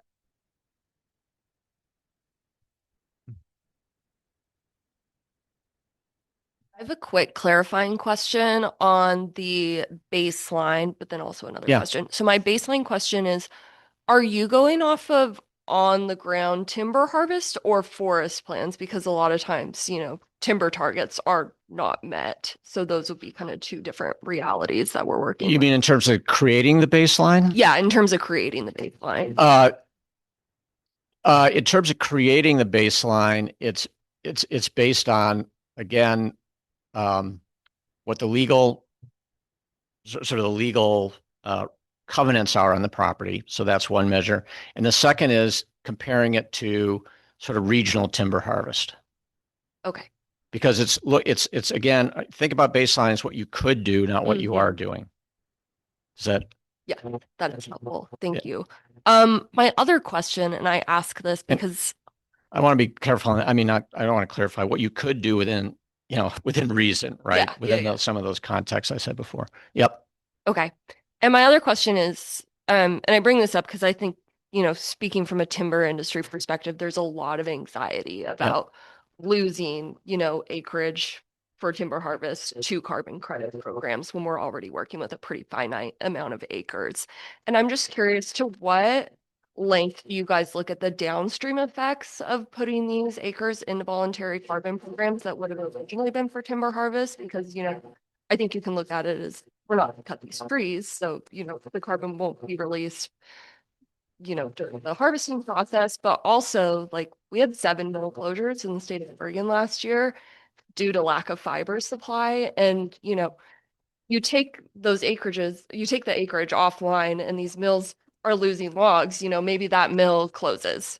Now we're having to import forest products, from other regions, other countries, or, maybe a project that would have been sourcing wood domestically is now using concrete or steel. And I know that, like, that's something you could dig into forever, but I'm just curious, like, to what degree you guys are looking at that. Well, I mean, that's beyond the scope. I mean, we've been hired to do a carbon project. That's a policy question. And I'm not trying to duck it, but I mean, that's a much broader policy question. Yeah.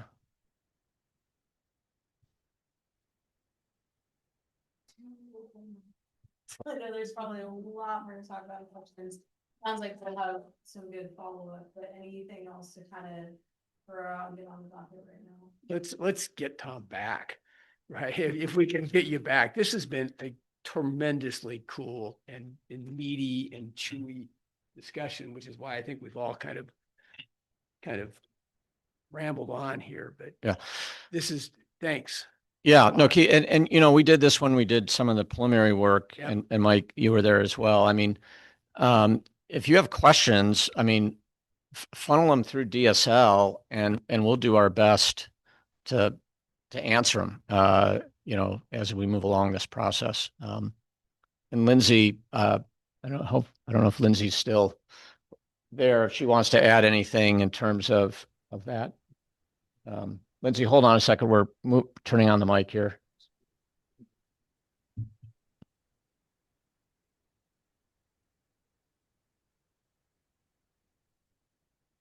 Lindsay.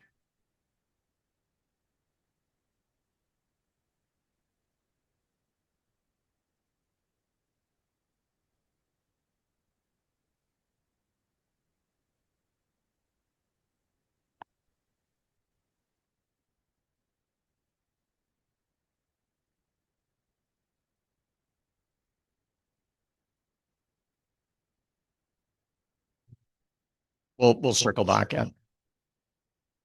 There I am again. That's always scary when you hear your own Eventually, voice. maybe we get to the leakage issue because I think it's a paradox, right?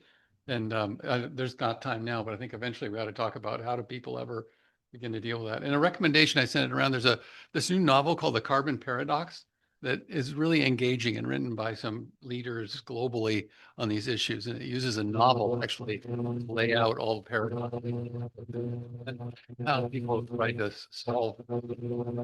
Yep. Recommend it. Yep. Happy to discuss. Just a quick question, Tom. So for this voluntary market and all, is certification of the forest required, like with SFI or FSC? And if so, what are the requirements for that? This is a public body, so you will use your forest management plan for that. So you won't require certification.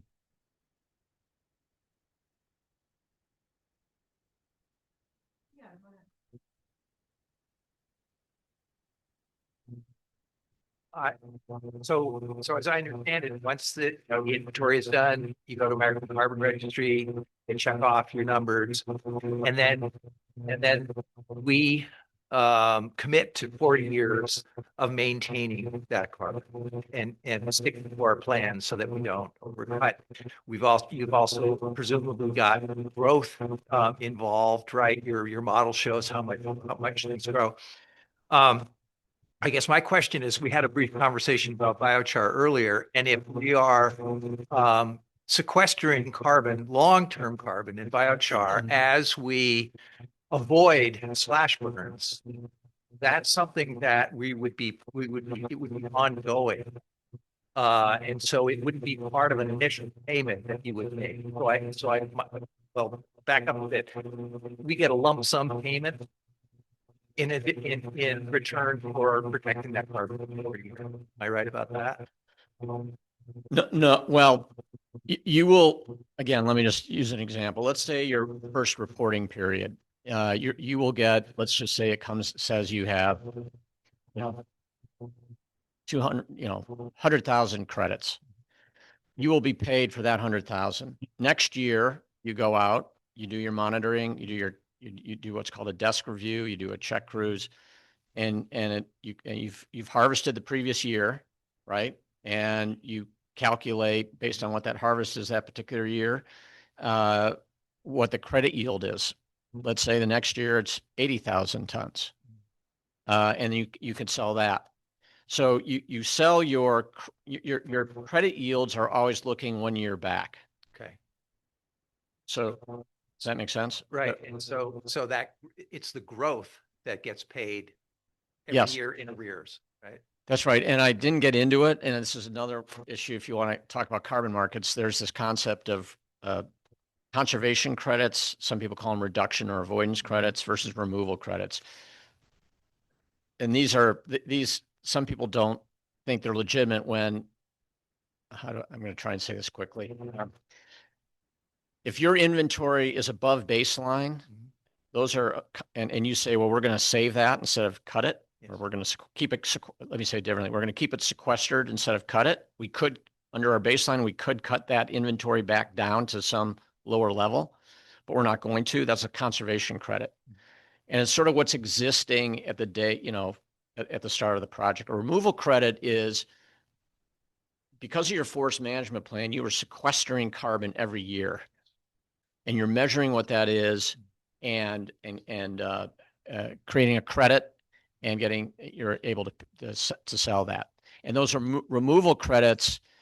The market right now wants removal credits. They don't want conservation credits because of the issues historically with baseline and what people were doing to game the system about what they could do. If you have a lower if you game the system so you push your baseline low, you have a huge, you could create a huge conservation credit yield. Does that make sense?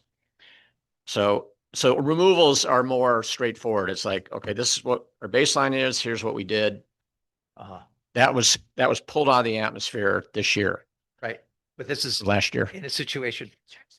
To the mic, because people are complaining and not able to monitor the audio. Oh, now it's off. You just got to speak right into it. Okay, that's off. Now it's on. Okay. But in the case of not burning a slash, charring a slash pile versus not, burning it, you're avoiding those emissions, and you're removing that carbon that would have gone into the atmosphere, and you're turning it into 1,000-year storage in the ground. Well, I think you're talking about biochar. So let's talk offline about that. I think that is double dipping in terms of your what protocol you would be using. If you're using an IFM protocol to measure your carbon sequestration, I don't think you can also do a carbon project at the same time, but we should talk about that. Thanks, everybody. Keith, no more questions. You're cut off. We're over time. Okay. So obviously there's so much more to talk about there. And Tom, I think we'll take you up on your offer for us to funnel questions through DSL to you. We also did take notes of the questions that were asked, and we'll send those to you so we can do some follow-up.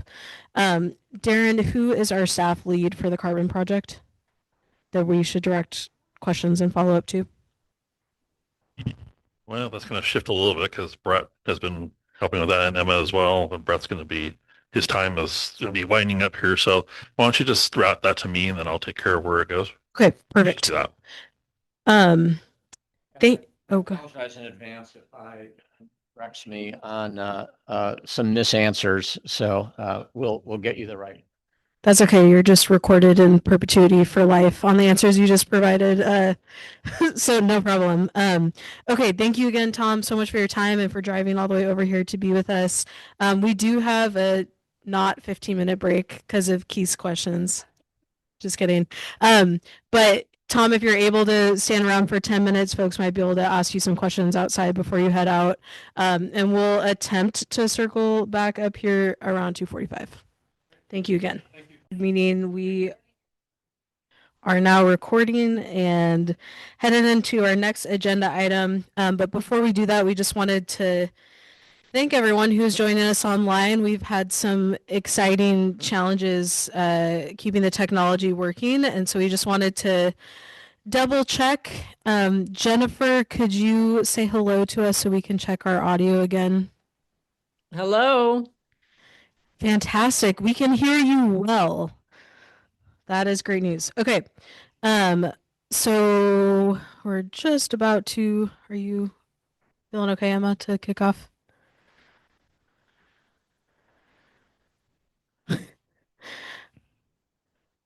Are you feeling okay to start, Darren, as is? Okay, so I'm going to shift it over to Darren. We have one more discussion item on the agenda. We're going to do budget and financial planning, followed by the Shutter Creek redevelopment.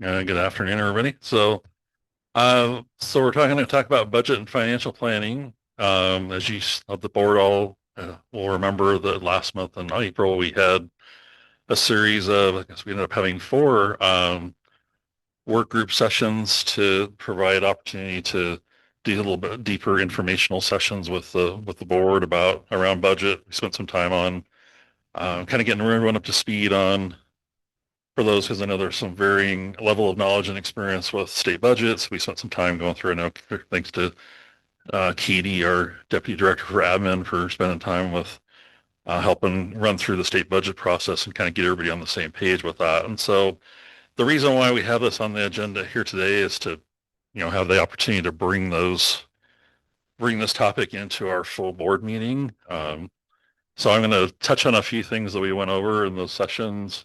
I'm not going to go through repeat the whole thing we did, but we'll talk on kind of the high points of it. So I don't know do you have if that works, I'll take it from you. That way I won't make you do it. As long as I can push the right buttons. Hey, I know how to push the right button. Cool. So So just to touch on what we talked, so financial plan and budget. So just a few things here that, we'll talk about budget first. I'll get on the financial plan here in a minute. So just a reminder here about the budget. So we are currently in the 25-27 biennium, and we're talking about now about what the budget planning process for the 27-29 biennium. So we talked about current service level. That's the current service level, the $10,000 that we're using as our what we have for our budget for the Elliott currently for 25-27. 10 million. What did I say? Oh my gosh! Oh yeah, we're doing awesome. Really lean at 10,000. Wow, I can't believe I said 10,000. 10 million. Wow, what was I thinking? So the the Elliott portion, of course, the Elliott budget then is part of the agency recommended budget for all of DSL, which that is we submit that as an agency in still July 31st. So that's coming up here when the agency submits that, and then the next step of that is the governor's recommend all the agency budgets roll into the governor's recommended budget. That usually happens November, December, in advance of the legislature for session, the big session in 27.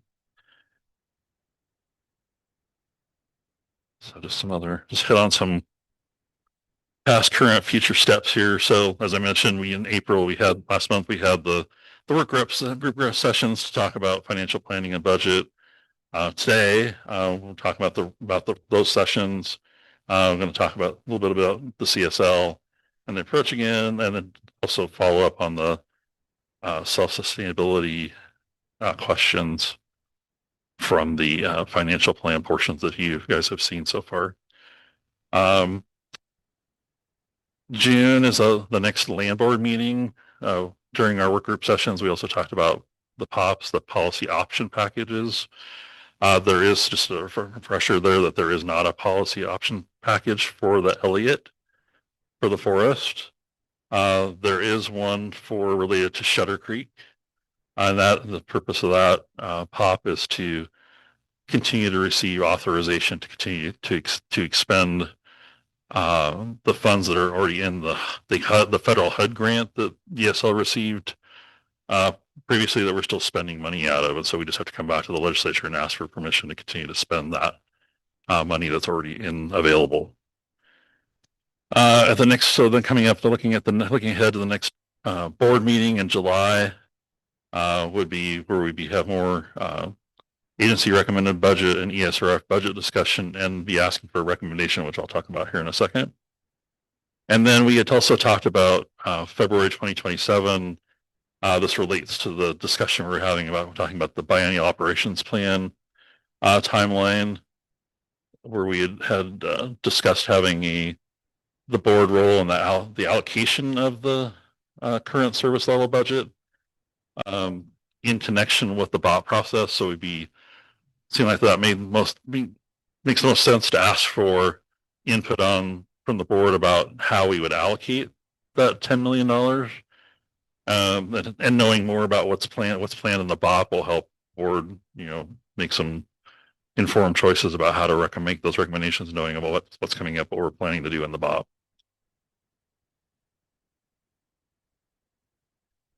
So just a refresher, and since everything's tiny, so I'm glad we're going to share these out later. And I have a bigger blown up I can send out with the packet. We can get this out to you, a little bit better version of that document. But this is the breakdowns of the current service level with the different categories of how the current $10 million is split up into service delivery areas.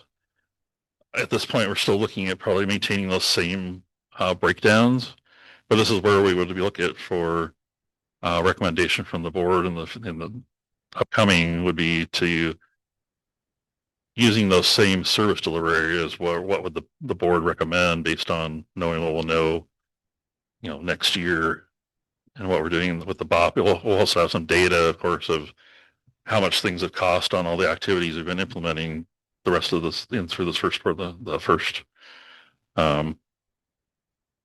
from last July, the start of the biennium up until that point, we'll have some good information to share. So we'll have some, that'll help inform also about how perhaps the board would recommend allocating funds to the different service areas. So the service areas, since you can't read them, I will say what they are. So that's the governance and administration, the community and economic benefit, conservation, research and partnerships, and education and recreation are the breakdowns there.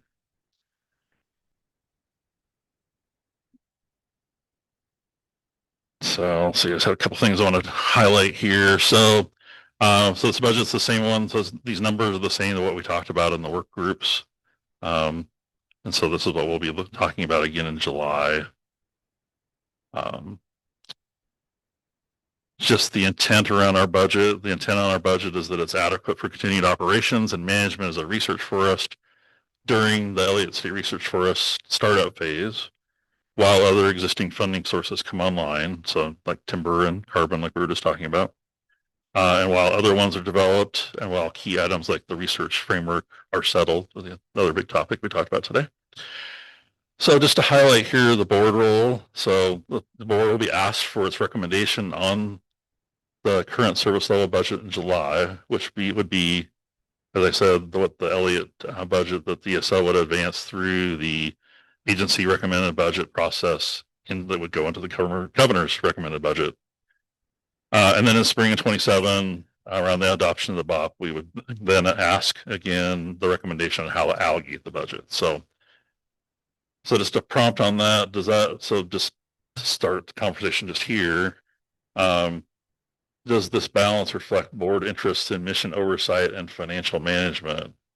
And you may not be able to answer that yet. Maybe you want to know more about kind of how things look. This might be a good point to ask for what information would be helpful for the board to know in order to answer that question, because maybe providing some, we've been getting some help with some additional financial analysis help out of our fiscal section of DSL, kind of doing some projections about based on how our spending levels been going, about how our costs and how we've been spending on contracts, et cetera. And so we have a little more information probably go on that we could share with the board too, to kind of help make some more, so you guys could have some informed input. So I'll pause there for a second if there's any comments there. Otherwise, of course, I'll have more room for questions here at the end, but.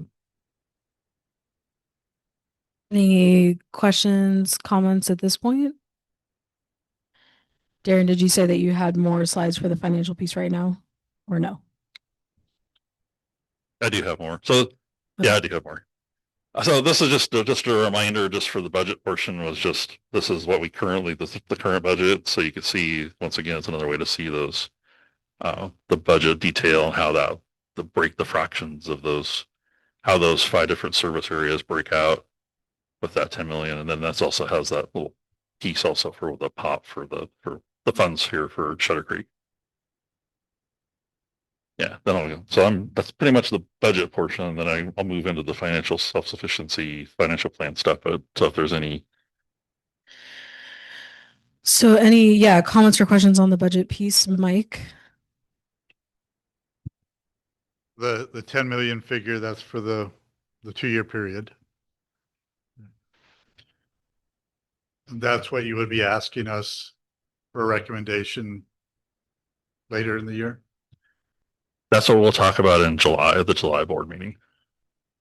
I'll come with there'll be another opportunity for us to use our new forms where I write up that why I'm bringing this to the board now. So basically, like I just mentioned, that's it's that opportunity for the board to have a recommendation based on what we'll be submitting in as part of the agency's recommended budget. So we'll be looking for a recommendation, yes, at the July meeting. Are you saying that's the figure that you're recommending to the board, or you will be? I would say yes. So that would be that would be the figure that we, as an agency, that's what we'll be moving forward and want to move forward. So we'd be looking for a recommendation from the board on that. Just offhand, I'll look into it more detail, but it seems like I've heard that figure for a while now. For several, I guess, for a couple of years, maybe not that long, but that prices have gone up considerably. I'm expecting it to go up, and I keep hearing that figure. So that concerns me a little bit. Well, I can respond to that, but just thank you because you reminded me about the one part I forgot to mention about that was that 10 million is plus that does take into this, the process does take into account a bump up for inflation, looking at what any of the or union agreements for salary increases, those type of things. So it'll be 10 million plus the legislative fiscal office, the court, the other powers that be that makes that does work with the budget numbers. They'll come up with a percentage. There's gonna be a percentage that they'll add to that to cover that inflation and that any other those kind of potential known increases. So that's accounted for. So my apologies for not forgetting to mention that part because that is built in. So it'll be 10 million plus that percentage, which I have not heard exactly what that number is, but I'll share that when I have that firmed up. So just confirming, Darren, the recommendation that you'll be looking from the board is how to allocate the 10 million plus inflation bump? That'll be a separate, the recommendation about how to do the July recommendation will be more about just the 10 million in general. Because the board can make the board of course could make a recommendation of, free of course to make a recommendation that's, you think that number is high, low, whatever. The allocation of where that lands then would be that more of that February 27 discussion because we'll know more about the BOP. We'll be further, we'll be rocking towards the end of the BOP. We'll know what things we're going to include in that for activities. So then you could have a better idea of, okay, how do we want to adjust kind of how the pots of money are kind of divided up now? Is more of kind of a little bit further out because we'll know a little bit more about some things before you be asked to kind of like how should we spend that. Yeah, that makes sense. That was one of my questions, but I guess for the 10 million plus, I think it'd be helpful to understand how the budget has been feeling.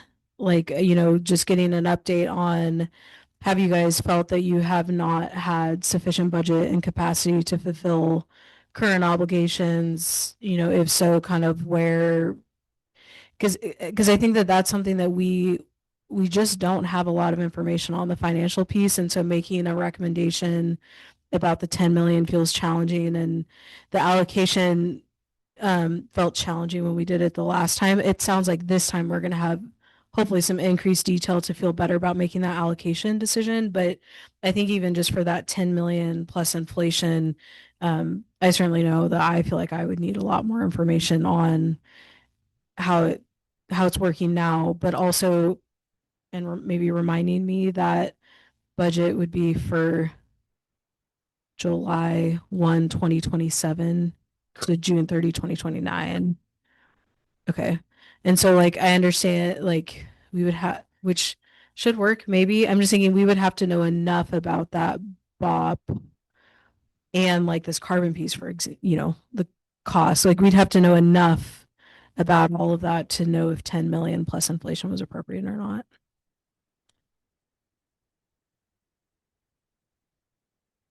Yeah, Jennifer, you want to chime in? You pretty much said what I was going to say. I think I would help to know more about the financial the sections we haven't talked about yet, like the different revenue streams and all that stuff, in order to have more information to weigh in on the budget. So you covered it, Ailey. Thanks. To acknowledge that tech worked seamlessly, so solid work there, you guys. Darren, do you have a comment? I do have a comment on that, and I think I kind of alluded to it. I can give a little more detail. So DSL actually just recently hired another financial analyst in their finance department who's actually been doing some work specifically on the Elliott. It's kind of added some capacity to actually looking at some of this about doing some modeling and projecting and based on what we've been spending so far and what we know is still coming up in the contracts we have already in place. And so I actually just emailed something about that last week. I just haven't had a chance before this meeting to take a look at kind of their first product that they've sent me to look at. And so I think that's something that when I have a chance to look at it, I think that's something that could be easily shared with the board. I think that'll help to inform some of what you're asking about. I think I have some access probably to some of that kind of tools and some more data and some projections about kind of how to be able to forecast some of that a bit better so that I can share that information with the board. So I think that gets at what you're, I Okay. certainly understand what you're looking for. I think that'll help get That'll us be it. there. Okay. Yeah, I think just keeping in kind of alignment with the um kind of structure that we've landed on, like if we're going to be making a recommendation in July, uh and not able to have substantive discussion this meeting because we don't have that like projection information. So it might be helpful to, I think maybe if we can get that by like June and then offer up maybe the same kind of work group opportunity so we don't miss that discussion opportunity before the board is being asked to make the recommendation in July. I know I could get the information to you for that. So certainly would not want to. Yeah, my intention would be to get that out. That would be something I'd pull together and get out to the board in advance of that meeting so that you could. Yeah, so totally understand. I want to hit you cold with that and expect you to respond to that in July. So. Other comments or specificity around what you all need in order to feel comfortable making that recommendation in July? Mike? I just think that, over time, as you get more time dealing with the budget and having fully staffed and everything, that bringing back to us what the actual costs were will help. Like Haley mentioned, last year's we're guessing. We're still come July, we'll have a little more information, but we're still kind of guessing. And I suppose you are too, until you get fully staffed and everything else and see what all the costs have been over a biennium. So anything you can provide is helpful.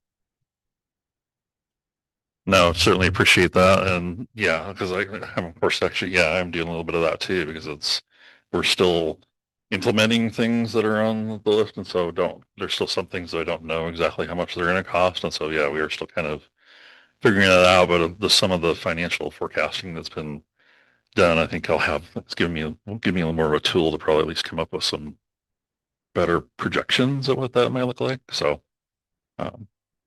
should be able to share that.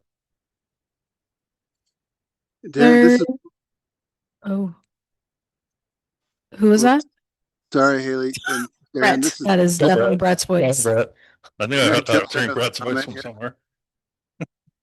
Yeah, sorry to be out in the ether. I'm That's glad fine. the technology is working. So I just wanted to add a comment where this is in response to Mike Wilson's question / point, where the financial plan and the budget process they're separate processes but related, and the financial plan is really to inform like longer term visions of what can be expected from or low, medium, high scenarios for different revenue sources and what else could be developed as future revenue.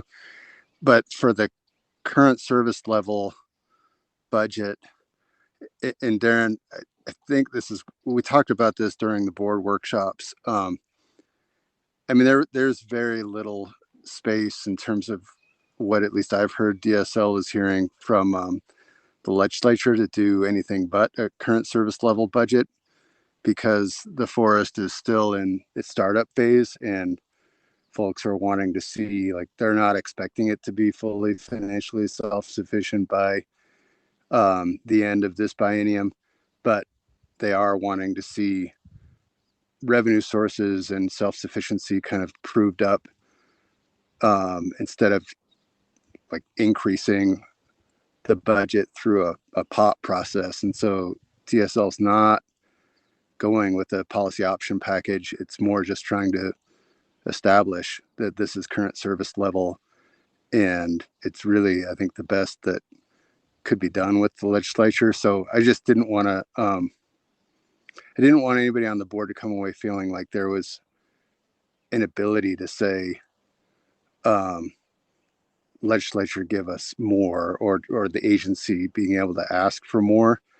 I think like everything you're talking about though is like, if 10 million a biennium is not adequate to manage the forest based on the costs that Darren and the team are seeing. Like that's all really helpful, but there are some, I think, constraints given the startup phase on like what the reality is with current service level.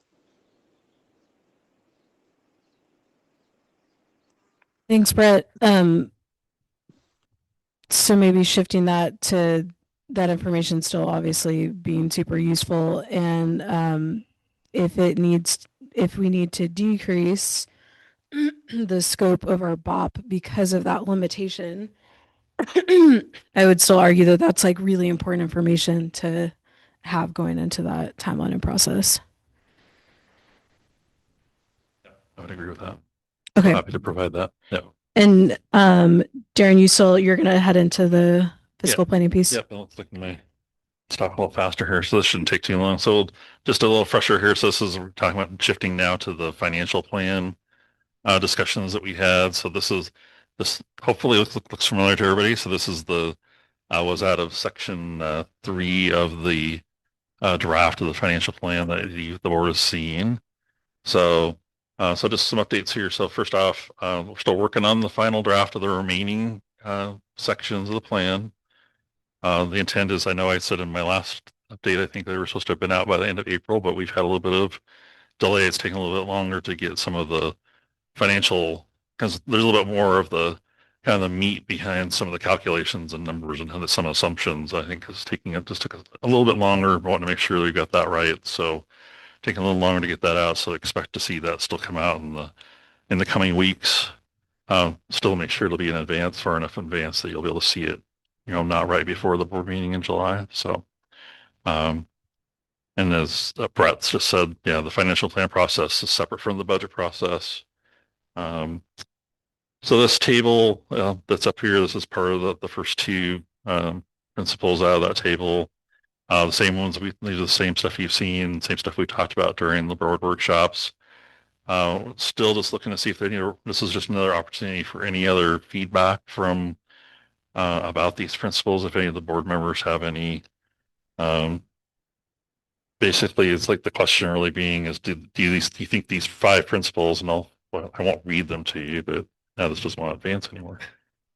It's stuck. Can you advance? Yeah, it's stuck on it won't go anywhere for me. Oh, that went. There it goes. It was okay. So that's the other part of those. So the question being is, does the board think that these principles reflect your interests in guiding how to manage for achievement of self-sufficiency? So this is just another opportunity for any additional feedback, comment on if there's something that was standing out in those that you think is great, or something that's like, is that hitting the mark or not? So this is what just looking for another opportunity for board feedback.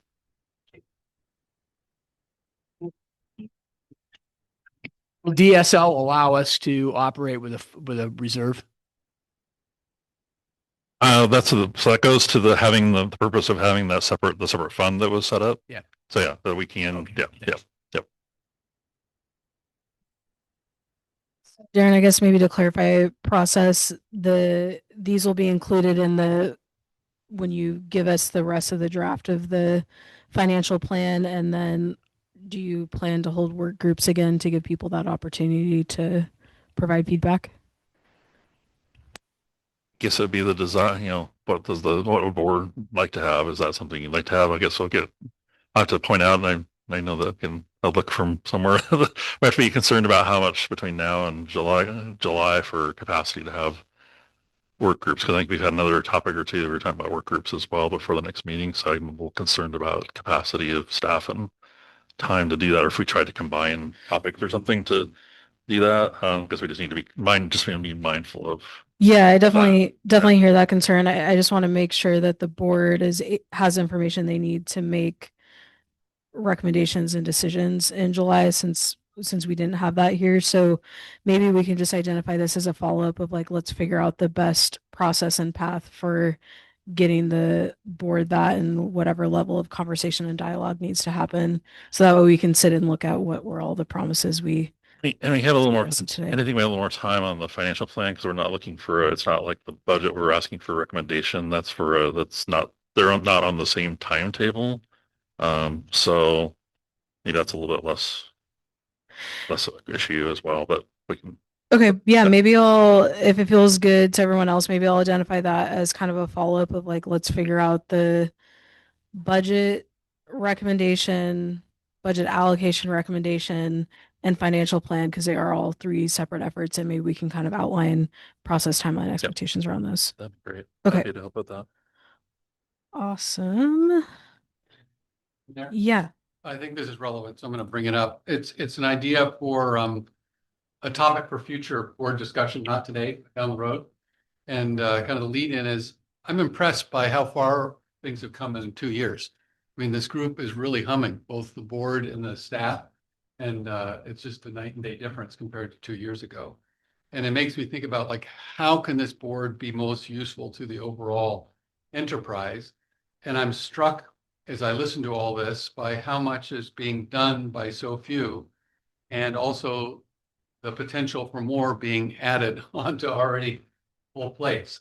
And for a future meeting, I would hope the board might consider having a discussion about the board's role in advocating for monitoring and maintaining balance between the demands on staff and the available capacity, with a real focus on acknowledging this isn't about the short term, it's about the long run, and a focus on sustainability and making sure we're doing what we can to avoid creating burnout conditions.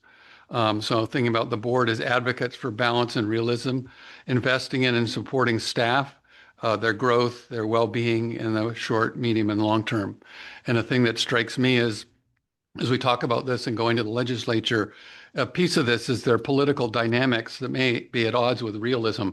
And I think it's the job of the board to be advocates for the staff and making sure that we are realistic about what the demands are and having that be in balance with the capacity. So I hope that might be a topic for a future discussion, because I think it's a thing that we can talk about in a different way than the staff can. Thanks. Yeah, I think that's a really good flag, Peter. And I think that maybe outlines well with the kind of request for that work planning document, and then how that ties into like what is being proposed in the BOP and how supportive those budget allocations are. Those three things feel really tied to me. So maybe we can kind of figure out a timeline process wise of like how we can talk about it with that kind of full round of context to actually be able to understand that better. The point is absolutely about money, but it's not only about money. You know, what do we do to really invest in the long-term growth and well-being of staff? So I think thinking about it involves money, but isn't limited to money. Any other comments on that? Thanks, Peter. Okay, Darren, back to you. Then I will shift then to the next topic here. So, Shutter Creek redevelopment. So this is a repurpose of a presentation that we had here at Shutter Creek back in March. We had invited, and Haley's seen this because Haley was here both in her role as a board member, but also as Kuzwa, to present now that we've had which I'll go back through the history of that. So I'm basically, I'd heard from a couple of board members that were interested in kind of what's going on. And so I figured this is a good idea to, obviously the intent was to bring the rest of you up to speed too, as well, that weren't able to be at that session. I also, so it was mostly partners that have been reached out to through the contract work that the OTAC, the contractor that DSL had hired to work on the redevelopment plan for the facility here. So it was an opportunity for all those partners and potential partners to come together and kind of hear and see where we kind of land on options. OSU was not able, just for full disclosure, OSU wasn't able to attend for that, so I did provide them another opportunity just to share with OSU since they weren't able to be here to kind of hear about kind of some of the potential options here. So it's going to run through this. So let's be a little bit different. I'm just repurpose instead of creating a whole nother slide presentation. So we might skip through a little bit of this because some of this is stuff you know. So we'll skip through. Obviously, everybody knows where we're at. I think everybody knows about where we sit in relation to where the Elliott is, just to the east. You just hop out here. It's not that far for us to access the forest from this point. The good thing from some of our discussions we had, of course, obviously we're outside of the tsunami inundation zone because we sit up here on the hill. It's about a 47-acre site with 14 acres of it being developed, including the fencing structures, and we have our 120-foot comms tower over here.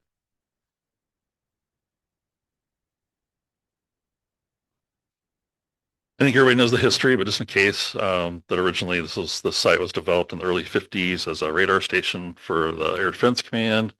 It originally then was conveyed over when that use ended over to the Department of Corrections for the Sugar Creek Corrections Facility.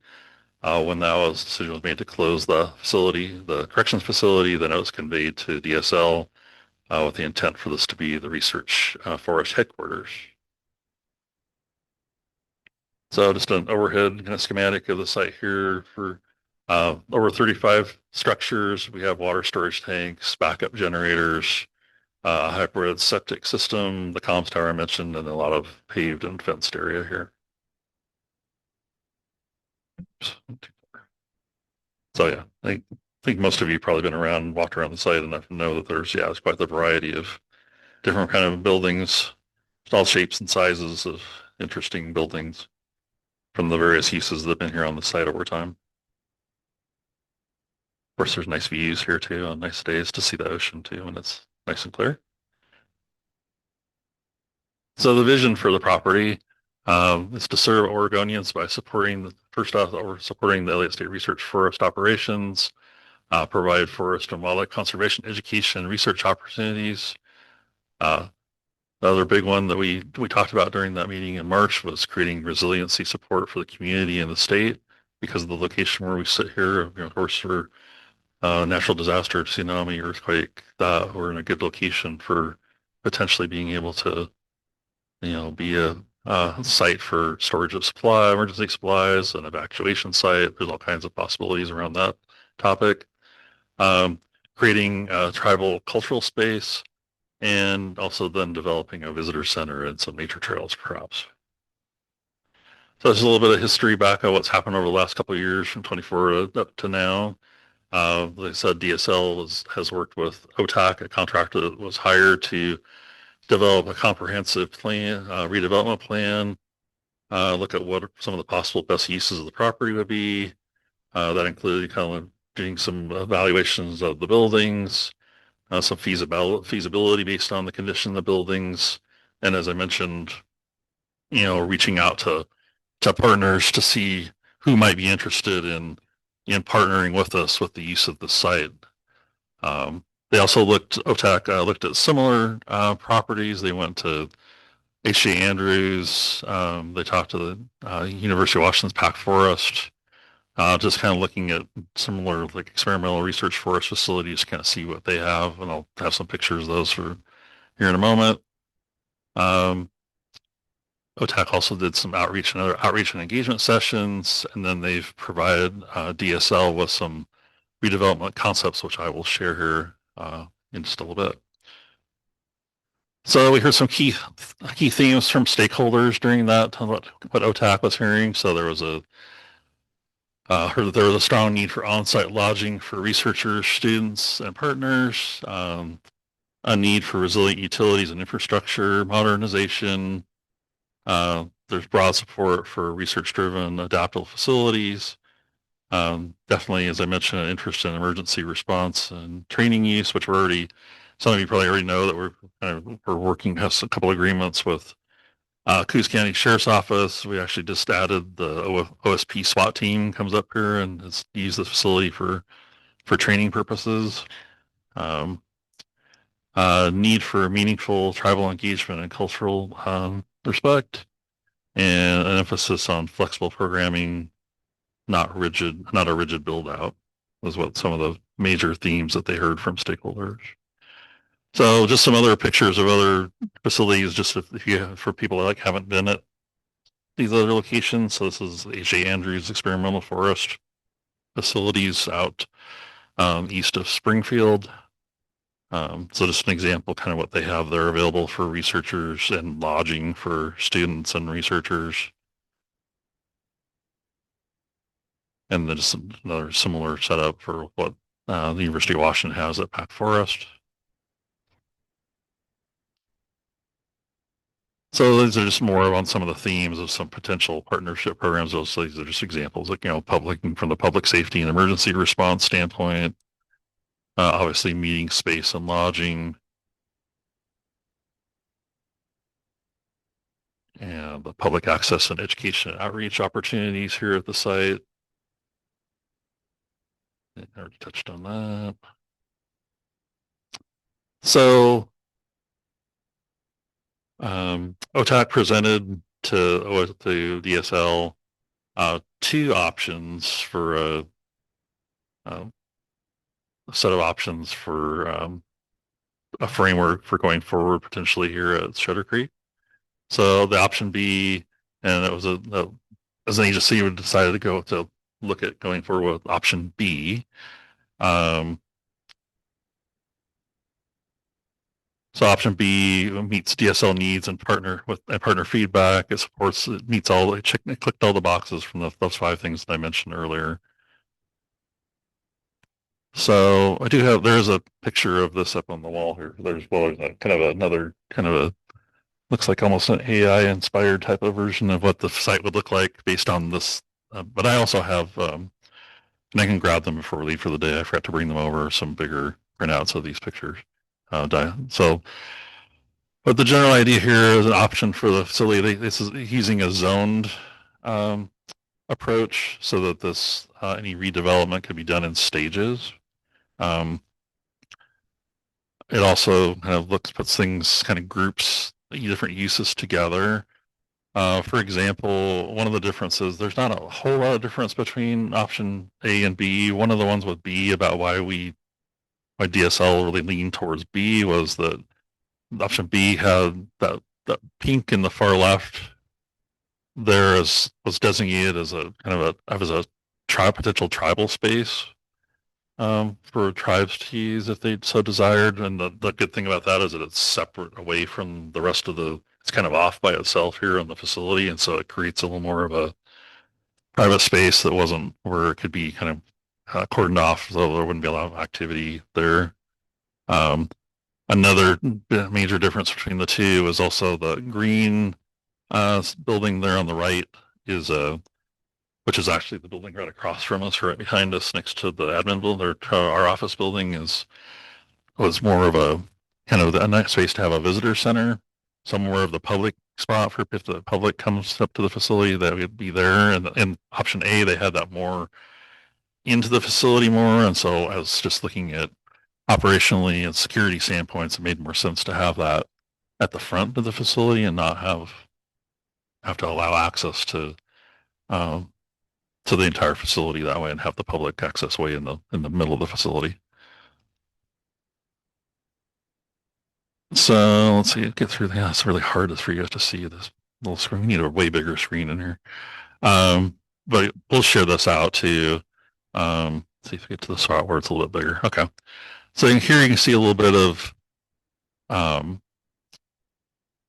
identifying uses for buildings. One of the options here is, of course, Freedom Hall that's across the way from us, where we had last year, we did that fairly large open space where we had the meeting here last year.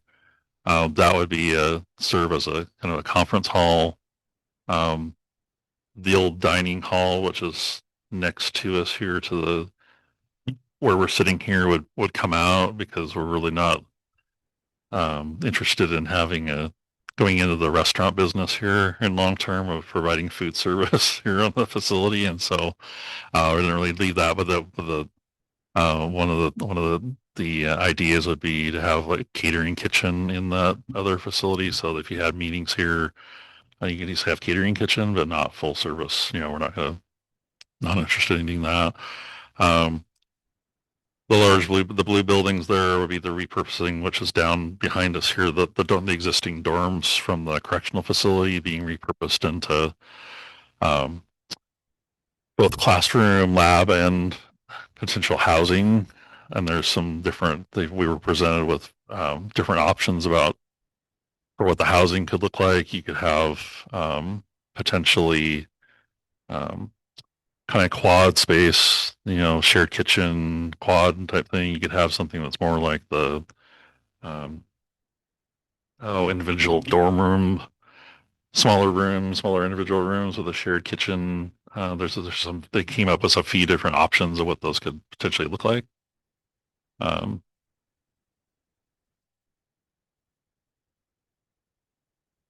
let's see. Okay. So just talking about the financial part of this. So as I mentioned earlier about the pot for so we did receive the DSL had that $4 million HUD grant for Shutter Creek for the redevelopment. So obviously at this point, we're still continuing to use the remaining funds that we have in there. Right now we're managing the property, focusing obviously on maintenance for now. Basically just keeping upkeep, portion of the facility we're using, and then everything else just maintaining to a level to not have further deterioration in the buildings at this point. Obviously looking for additional funding options. Part of the conversation here in March was, looking for, and we'll be continuing efforts is looking for people interested in partnering with us to use even now before we move it any further with actually any change in building service. There's people interested in sharing costs and having space, utilizing space here now and in the future.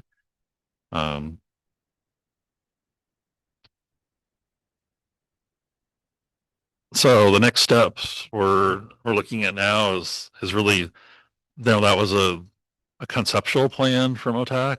It's not didn't go as far as, there's a lot more than obviously if any of you have been involved in capital construction, that that's great, but you really have to, the next piece of that is really having engineering and architectural, really taking a more serious look at the facility here, what would be possible. Developing a comprehensive redevelopment and conceptual plans and construction phases. That would have certainly we would involve partners, continue to involve partners as we have to this point on future design, because these are just options. This is just a conceptual option. We're not, until we start moving into doing engineering and architectural, there's still room to make adjustments. So we're not stuck on this exactly right the way it is on these drawings right now. It's just a concept to see possibilities and kind of look at next steps from there. So obviously then there's a lot of things that would have to go on for continuing on this, engaging the planning departments, building officials, and then obviously regular communication with the land board, the legislative fiscal office, the CFO and the Capital Project Advisory Board and other partners about the project. So yeah, these are the questions we had for the people that were here at that meeting in March, but this will probably be more a little bit, since you can really see really well the full plan. We'll share out you'll have the slides, you'll be able to see a little better. We can get a little bit more additional information out for the board to see a little bit more details on that. So this question could be more of a, once you look at that, maybe provide this a little hard for you to do it now without able to see some of the detail off of the screen. But we would be interested, obviously, in knowing what the board's thoughts are on that initial concept plan. And still and then what level does the board want to be involved? How involved does the board want to be involved in redevelopment planning? So obviously we would, I would imagine like anything else, we'd obviously provide updates, but also provide when there's other decision points as things would move along. Of course, we would build that into the process that we have for everything else related to the forest. So, but any other comments or feedback on that, of course, would want to hear. So. Darren. Any comments or just like initial reactions on what Darren shared? As he said, he'll send that out so you can see it a little larger. And then the second question is just kind of around that board board role piece, if anyone has questions or comments around that to kick us off. Peyton? Darren, I just want to say thank you for putting this together. And I know you guys are probably sick of me talking about South Slough at this point. But the South Slough Reserve is such an incredible community partner for this area and, you know, provides so much educational work for our local schools. So to see this coming together up here, also under the DSL umbrella, it's just from a community standpoint, it's really exciting. Thank you. I'm really excited about it too, and really hoping that we get, you know, it's like most things with the Elliott, this is another thing. There's lots of opportunities and there's all kinds of great things we can do. It's just a matter of finding the right partners and the right people that want to do it with us and see the same vision the rest of us do. So yeah. And that's where, you know, another spot where we talked about this earlier, where the board can be ambassadors for help spread that, help with your contacts and say, hey, look at what this great thing that we want to do, come be part of it with us. Have any tribes shown interest? There's been some, I know we've been talking to the tribes about that. I don't know if Emma, do you have anything you can share about kind of specifically about that, or is that just still kind of, that kind of been wrapped in the other tribal discussions? Okay. Okay. That's something, yeah. Thanks though.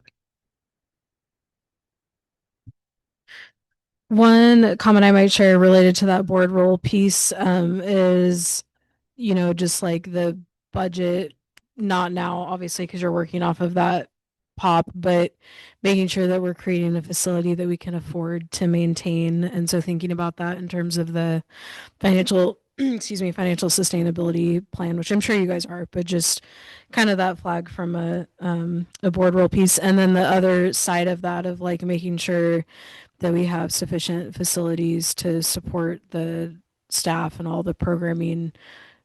Unclear about research right now, but obviously like if the research plan ends up somehow that the Elliott is going to be like the lab and all of this stuff, we would obviously need to make sure that we have the resources. So I know that's kind of a little bit of a later conversation, but just a flag for the board rule piece. It is the end of the day and it is like so clear on everyone's faces except Peyton's. She's excited about South Slough and the Elliott. Any other quick comments or thoughts on this piece? And I think I mentioned it in our little workshops and all too, that it'd be good to know as time goes on what the Elliott has to pay for here and what DSL's going to be paying for and any build out or anything too. Yeah, I know definitely both tribes more because I know there's some other discussions about how this as a capital facility gets handled a little differently. So I have a little bit more to kind of learn about some of that too. So as I have some of that information, certainly we'll share that with the board. Great. Okay, anything else before we pivot to our next agenda item here? It's time to take action, the most exciting part of the agenda. Page 46 in your short, brief board packet is the background for this agenda item. Excuse me. I'm on 3 days of facilitating meetings and my voice is like certainly feeling that.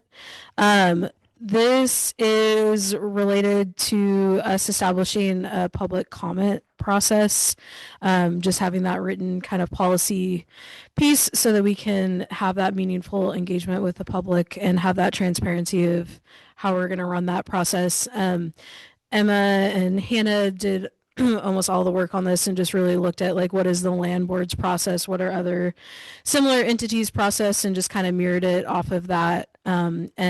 Jennifer sent it out to you all quite a while ago, asked for feedback, and so we're really ready, I think, just to entertain a motion on moving this forward unless anyone has any comments or concerns about that before we do so.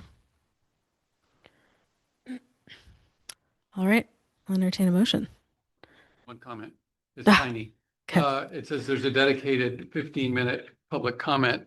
Another thing I anticipated, having been on some other boards that where there's much more interest in comment, is building in something that would perhaps be a clause like, which may be extended if necessary. So if all of a sudden there was a hot issue, to have a policy that says it's going to be cut off at 15 doesn't seem realistic. It seems like there ought to be some latitude to flex that, but you probably already thought about that. I'll share my 2 cents, but then certainly welcome you guys. I think that saying there's a dedicated 15-minute provides that we're going to have at least that 15-minute. I think it could be at the chair's discretion on day of if there was a need for that. Do you have a different perspective over there? We haven't yet encountered needing more than 15 minutes, so I think just having that flexibility in the moment would be enough for me. Yeah. I think we already talked about having a longer session when we get closer to the BOP, for instance, in the fall. So there you go. Yeah, and that's kind of my understanding is like our policy is that minimum bar, but we can go above and beyond that, like the intention around the bot piece. And like the bot piece, we'll notice that. We'll notice the like full 30 minutes, and so that'll show up on the agenda as well. But I still think you could, the chair could extend something in a future meeting if needed. Meetings where people have come across the state, for instance, and they're expecting their 3 minutes, and then there's not enough time, and they're told they have 1 minute completely. And no issue. Yeah, I mean, I think the comment's important though. Like we want to be genuine and hear people out when they've made the effort is to the greatest extent that we can. So definitely heard. Other comments or concerns before we take action? Okay. Anyone ready to make a motion? So I'll move that the ESRF board approve the guidelines for public comment as presented. I second. All right. If you, all those who approve, raise your hand, say aye. Jennifer, approve? Okay. Passes unanimously. Great job on the one action item for today. We're gonna eke in another short agenda item here. We have plenty of time. So I am actually just gonna pass the baton over to Peter to share an update.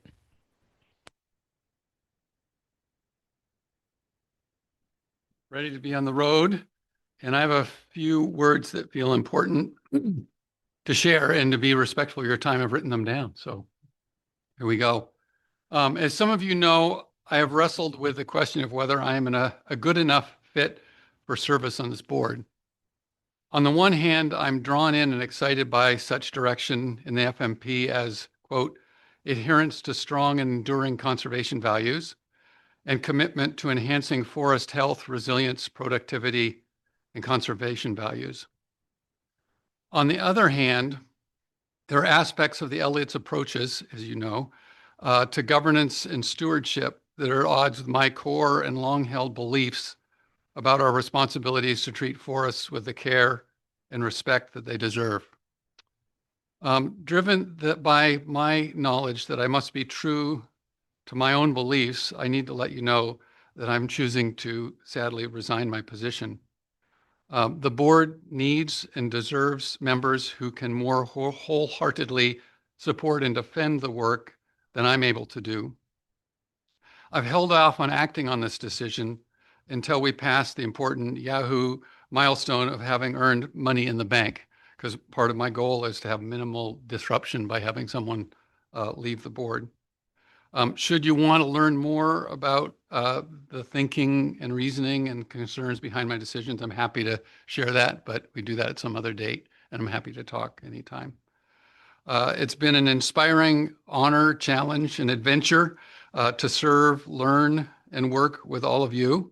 I'm both sad and grateful, and I remain ready and willing to help advance the Elliott cause in any way. As staff and board, you're a wonderful and talented, committed, and capable team with all that's needed to keep the Elliott moving forward toward success. That you've come a long way.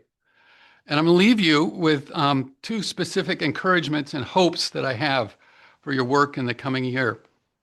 Number one, I hope that you'll make and take time to explore the significance and the role of the direction that's given in the FMP to such things as adherence to strong and enduring conservation values and enhancement of forest health, resilience, and productivity.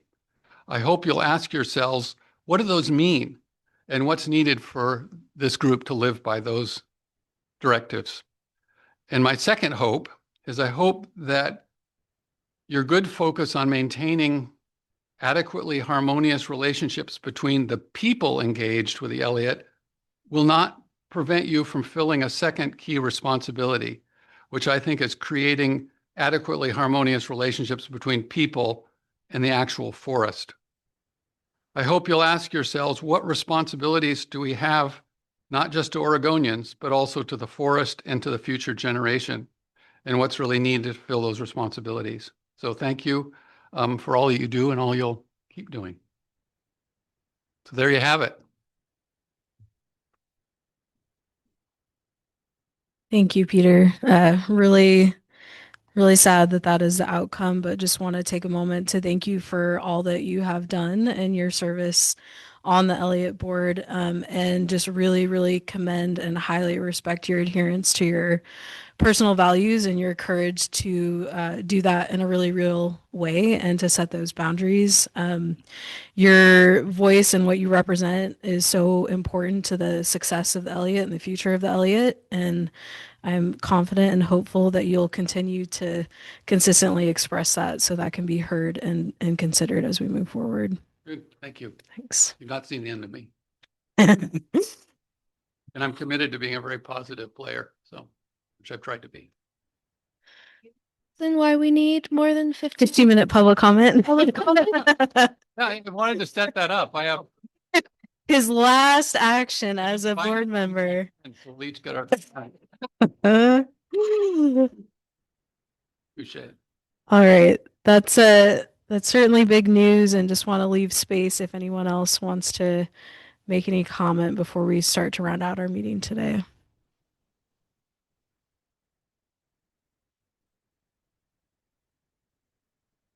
Good. Thank you, Peter, and thank you for the words you have brought, and yeah, thank you for your time here.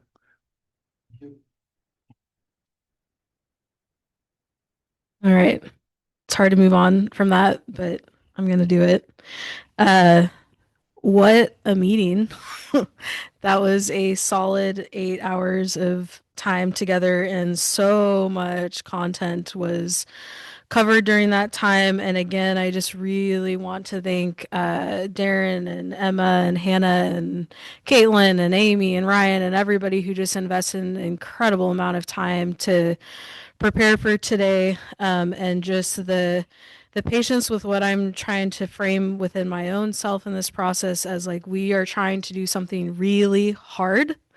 Collaborative governance is not the easiest nor most efficient governance process. And as a highly efficiency-minded human, it is very hard to grapple with that sometimes. And I know that everyone here has just had a really big time investment. So collaborative governance is incredibly powerful, and it was selected for a very specific reason in this forest. And I'm really confident in the outcomes that that's ultimately going to have. But we're trying something new, and new is hard, and it takes patience and adaptive management. So again, we really heard, Jennifer and I heard really good, helpful feedback from board members, throughout, but after our last board meeting, and staff were really receptive to that and willing to step up and try new things, despite it being a really big capacity uplift. So just again, really big acknowledgement and shout out to everybody for showing up and continuing to do the thing. There are 1 million follow-ups. I have 2 pages of follow-ups to review, so buckle up for that. We have a few, they're kind of in buckets, but I'm just going to run through these. Again, this is in the spirit of moving the forest forward in a productive manner that we can all be accountable and supportive of. Ryan, you mentioned that there will be potential work group. There will be work groups for the board work groups for the power analysis kind of conversation in late August. So we'll hear from you, or right, you anticipate getting it in late August. So we'll hear from you about that. Emma noted that there is a board seat on the IAMC. And no one has expressed interest yet, so encourage any board member interested in fulfilling that role to reach out to Emma. Oh boy. There's a need for increased clarity on who makes the research structure decision, DSL's kind of capacity support and parameters around that. And we'll look to Darren and leadership for increased clarity and guidance on that. Ryan, will look to you for a specific timeline attached to all those different steps in your plan for a research plan. Ryan, well, it sounds like we're going to send all of the slides out, including Ryan's, because there's a lot of interest in seeing those. Specifically, Ryan did a really good job of identifying questions for the board in those slides, and we didn't have total ample time for discussion. And so when those slides get sent out, board members are encouraged to individually follow up with Ryan on those questions that he outlined. We had a discussion on how do we integrate risk analysis and tolerance and external factors in the BOP. Darren, you brainstormed maybe the decision memo, but just a follow-up of kind of getting some direction from you on where you're and how you think that is best treated within the context of the BOP. Caitlin, always and forever, will have a follow-up for maps because everyone loves your maps. There's a specific call out for the stand age distribution map, but I'm sure everybody will take any map you're willing to share as well. Amy, there's interest in kind of a little bit more information on like restoration and large woody debris placements. I have you down, but maybe you and I can follow up together on that. There was a really good start to a conversation about 100-year-old trees and their treatment in forest management plan, BOP, HCP, etc. Caitlin assured us that no 100-year-old trees are planned for harvest in this next BOP period, but it is still a really important topic for everyone to have understanding, clarity, and perspective shared. So we'll figure out a best way to follow up with that, Caitlin. I'm going to identify you as that, but we'll think about board meeting agendas, etc. Similar to Ryan, Caitlin did an excellent job outlining discussion questions in the context of how is her harvest strategy aligning with the management policies that the board is helping to keep an eye out for, as well as a few other discussion questions. So when those slides go out, it sounds like similar offer stands to connect with Caitlin if you have further ideas or questions surrounding the questions that she outlined today. I'm going to take a deep breath because the list is still going. Darren, we chatted about, you outlined kind of the board role in the carbon and carbon learning conversation, and maybe just kicking those notes out to all of us. That was really helpful framing. And then we identified a lot of questions for Tom. We took some notes, but Darren, you identified as maybe right now being the point person for figuring out how to Q&A back and forth there.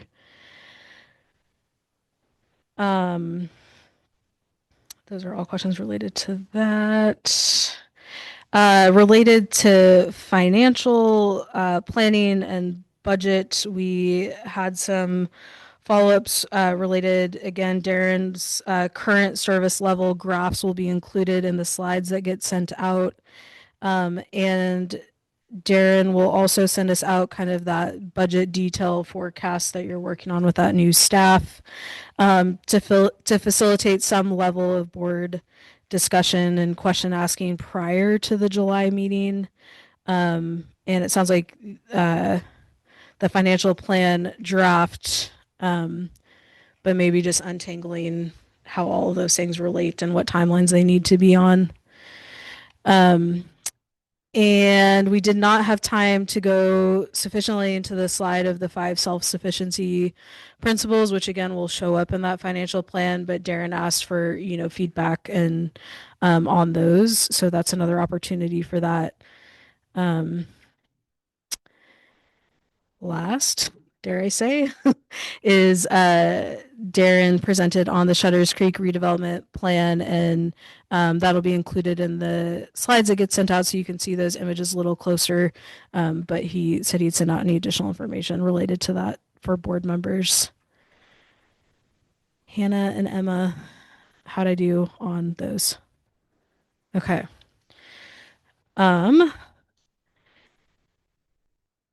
my gosh. Board discussion about balancing capacity and weight of responsibility. Yeah, I have a note down to untangle a little bit of board role versus DSL leadership versus Darren role in that, so we can think about how to productively have that conversation at the board level.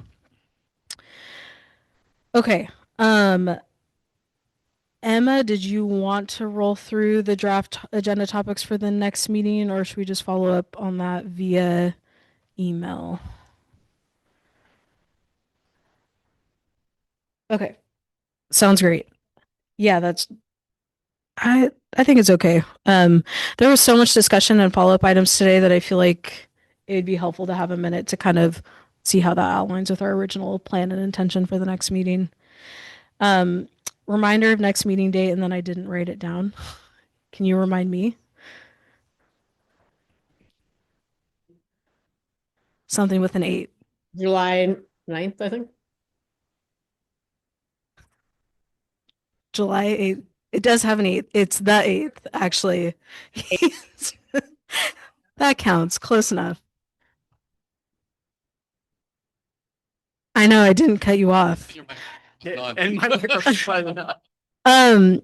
Jennifer, the actual chair of this board, is there anything I missed that you would like to add now?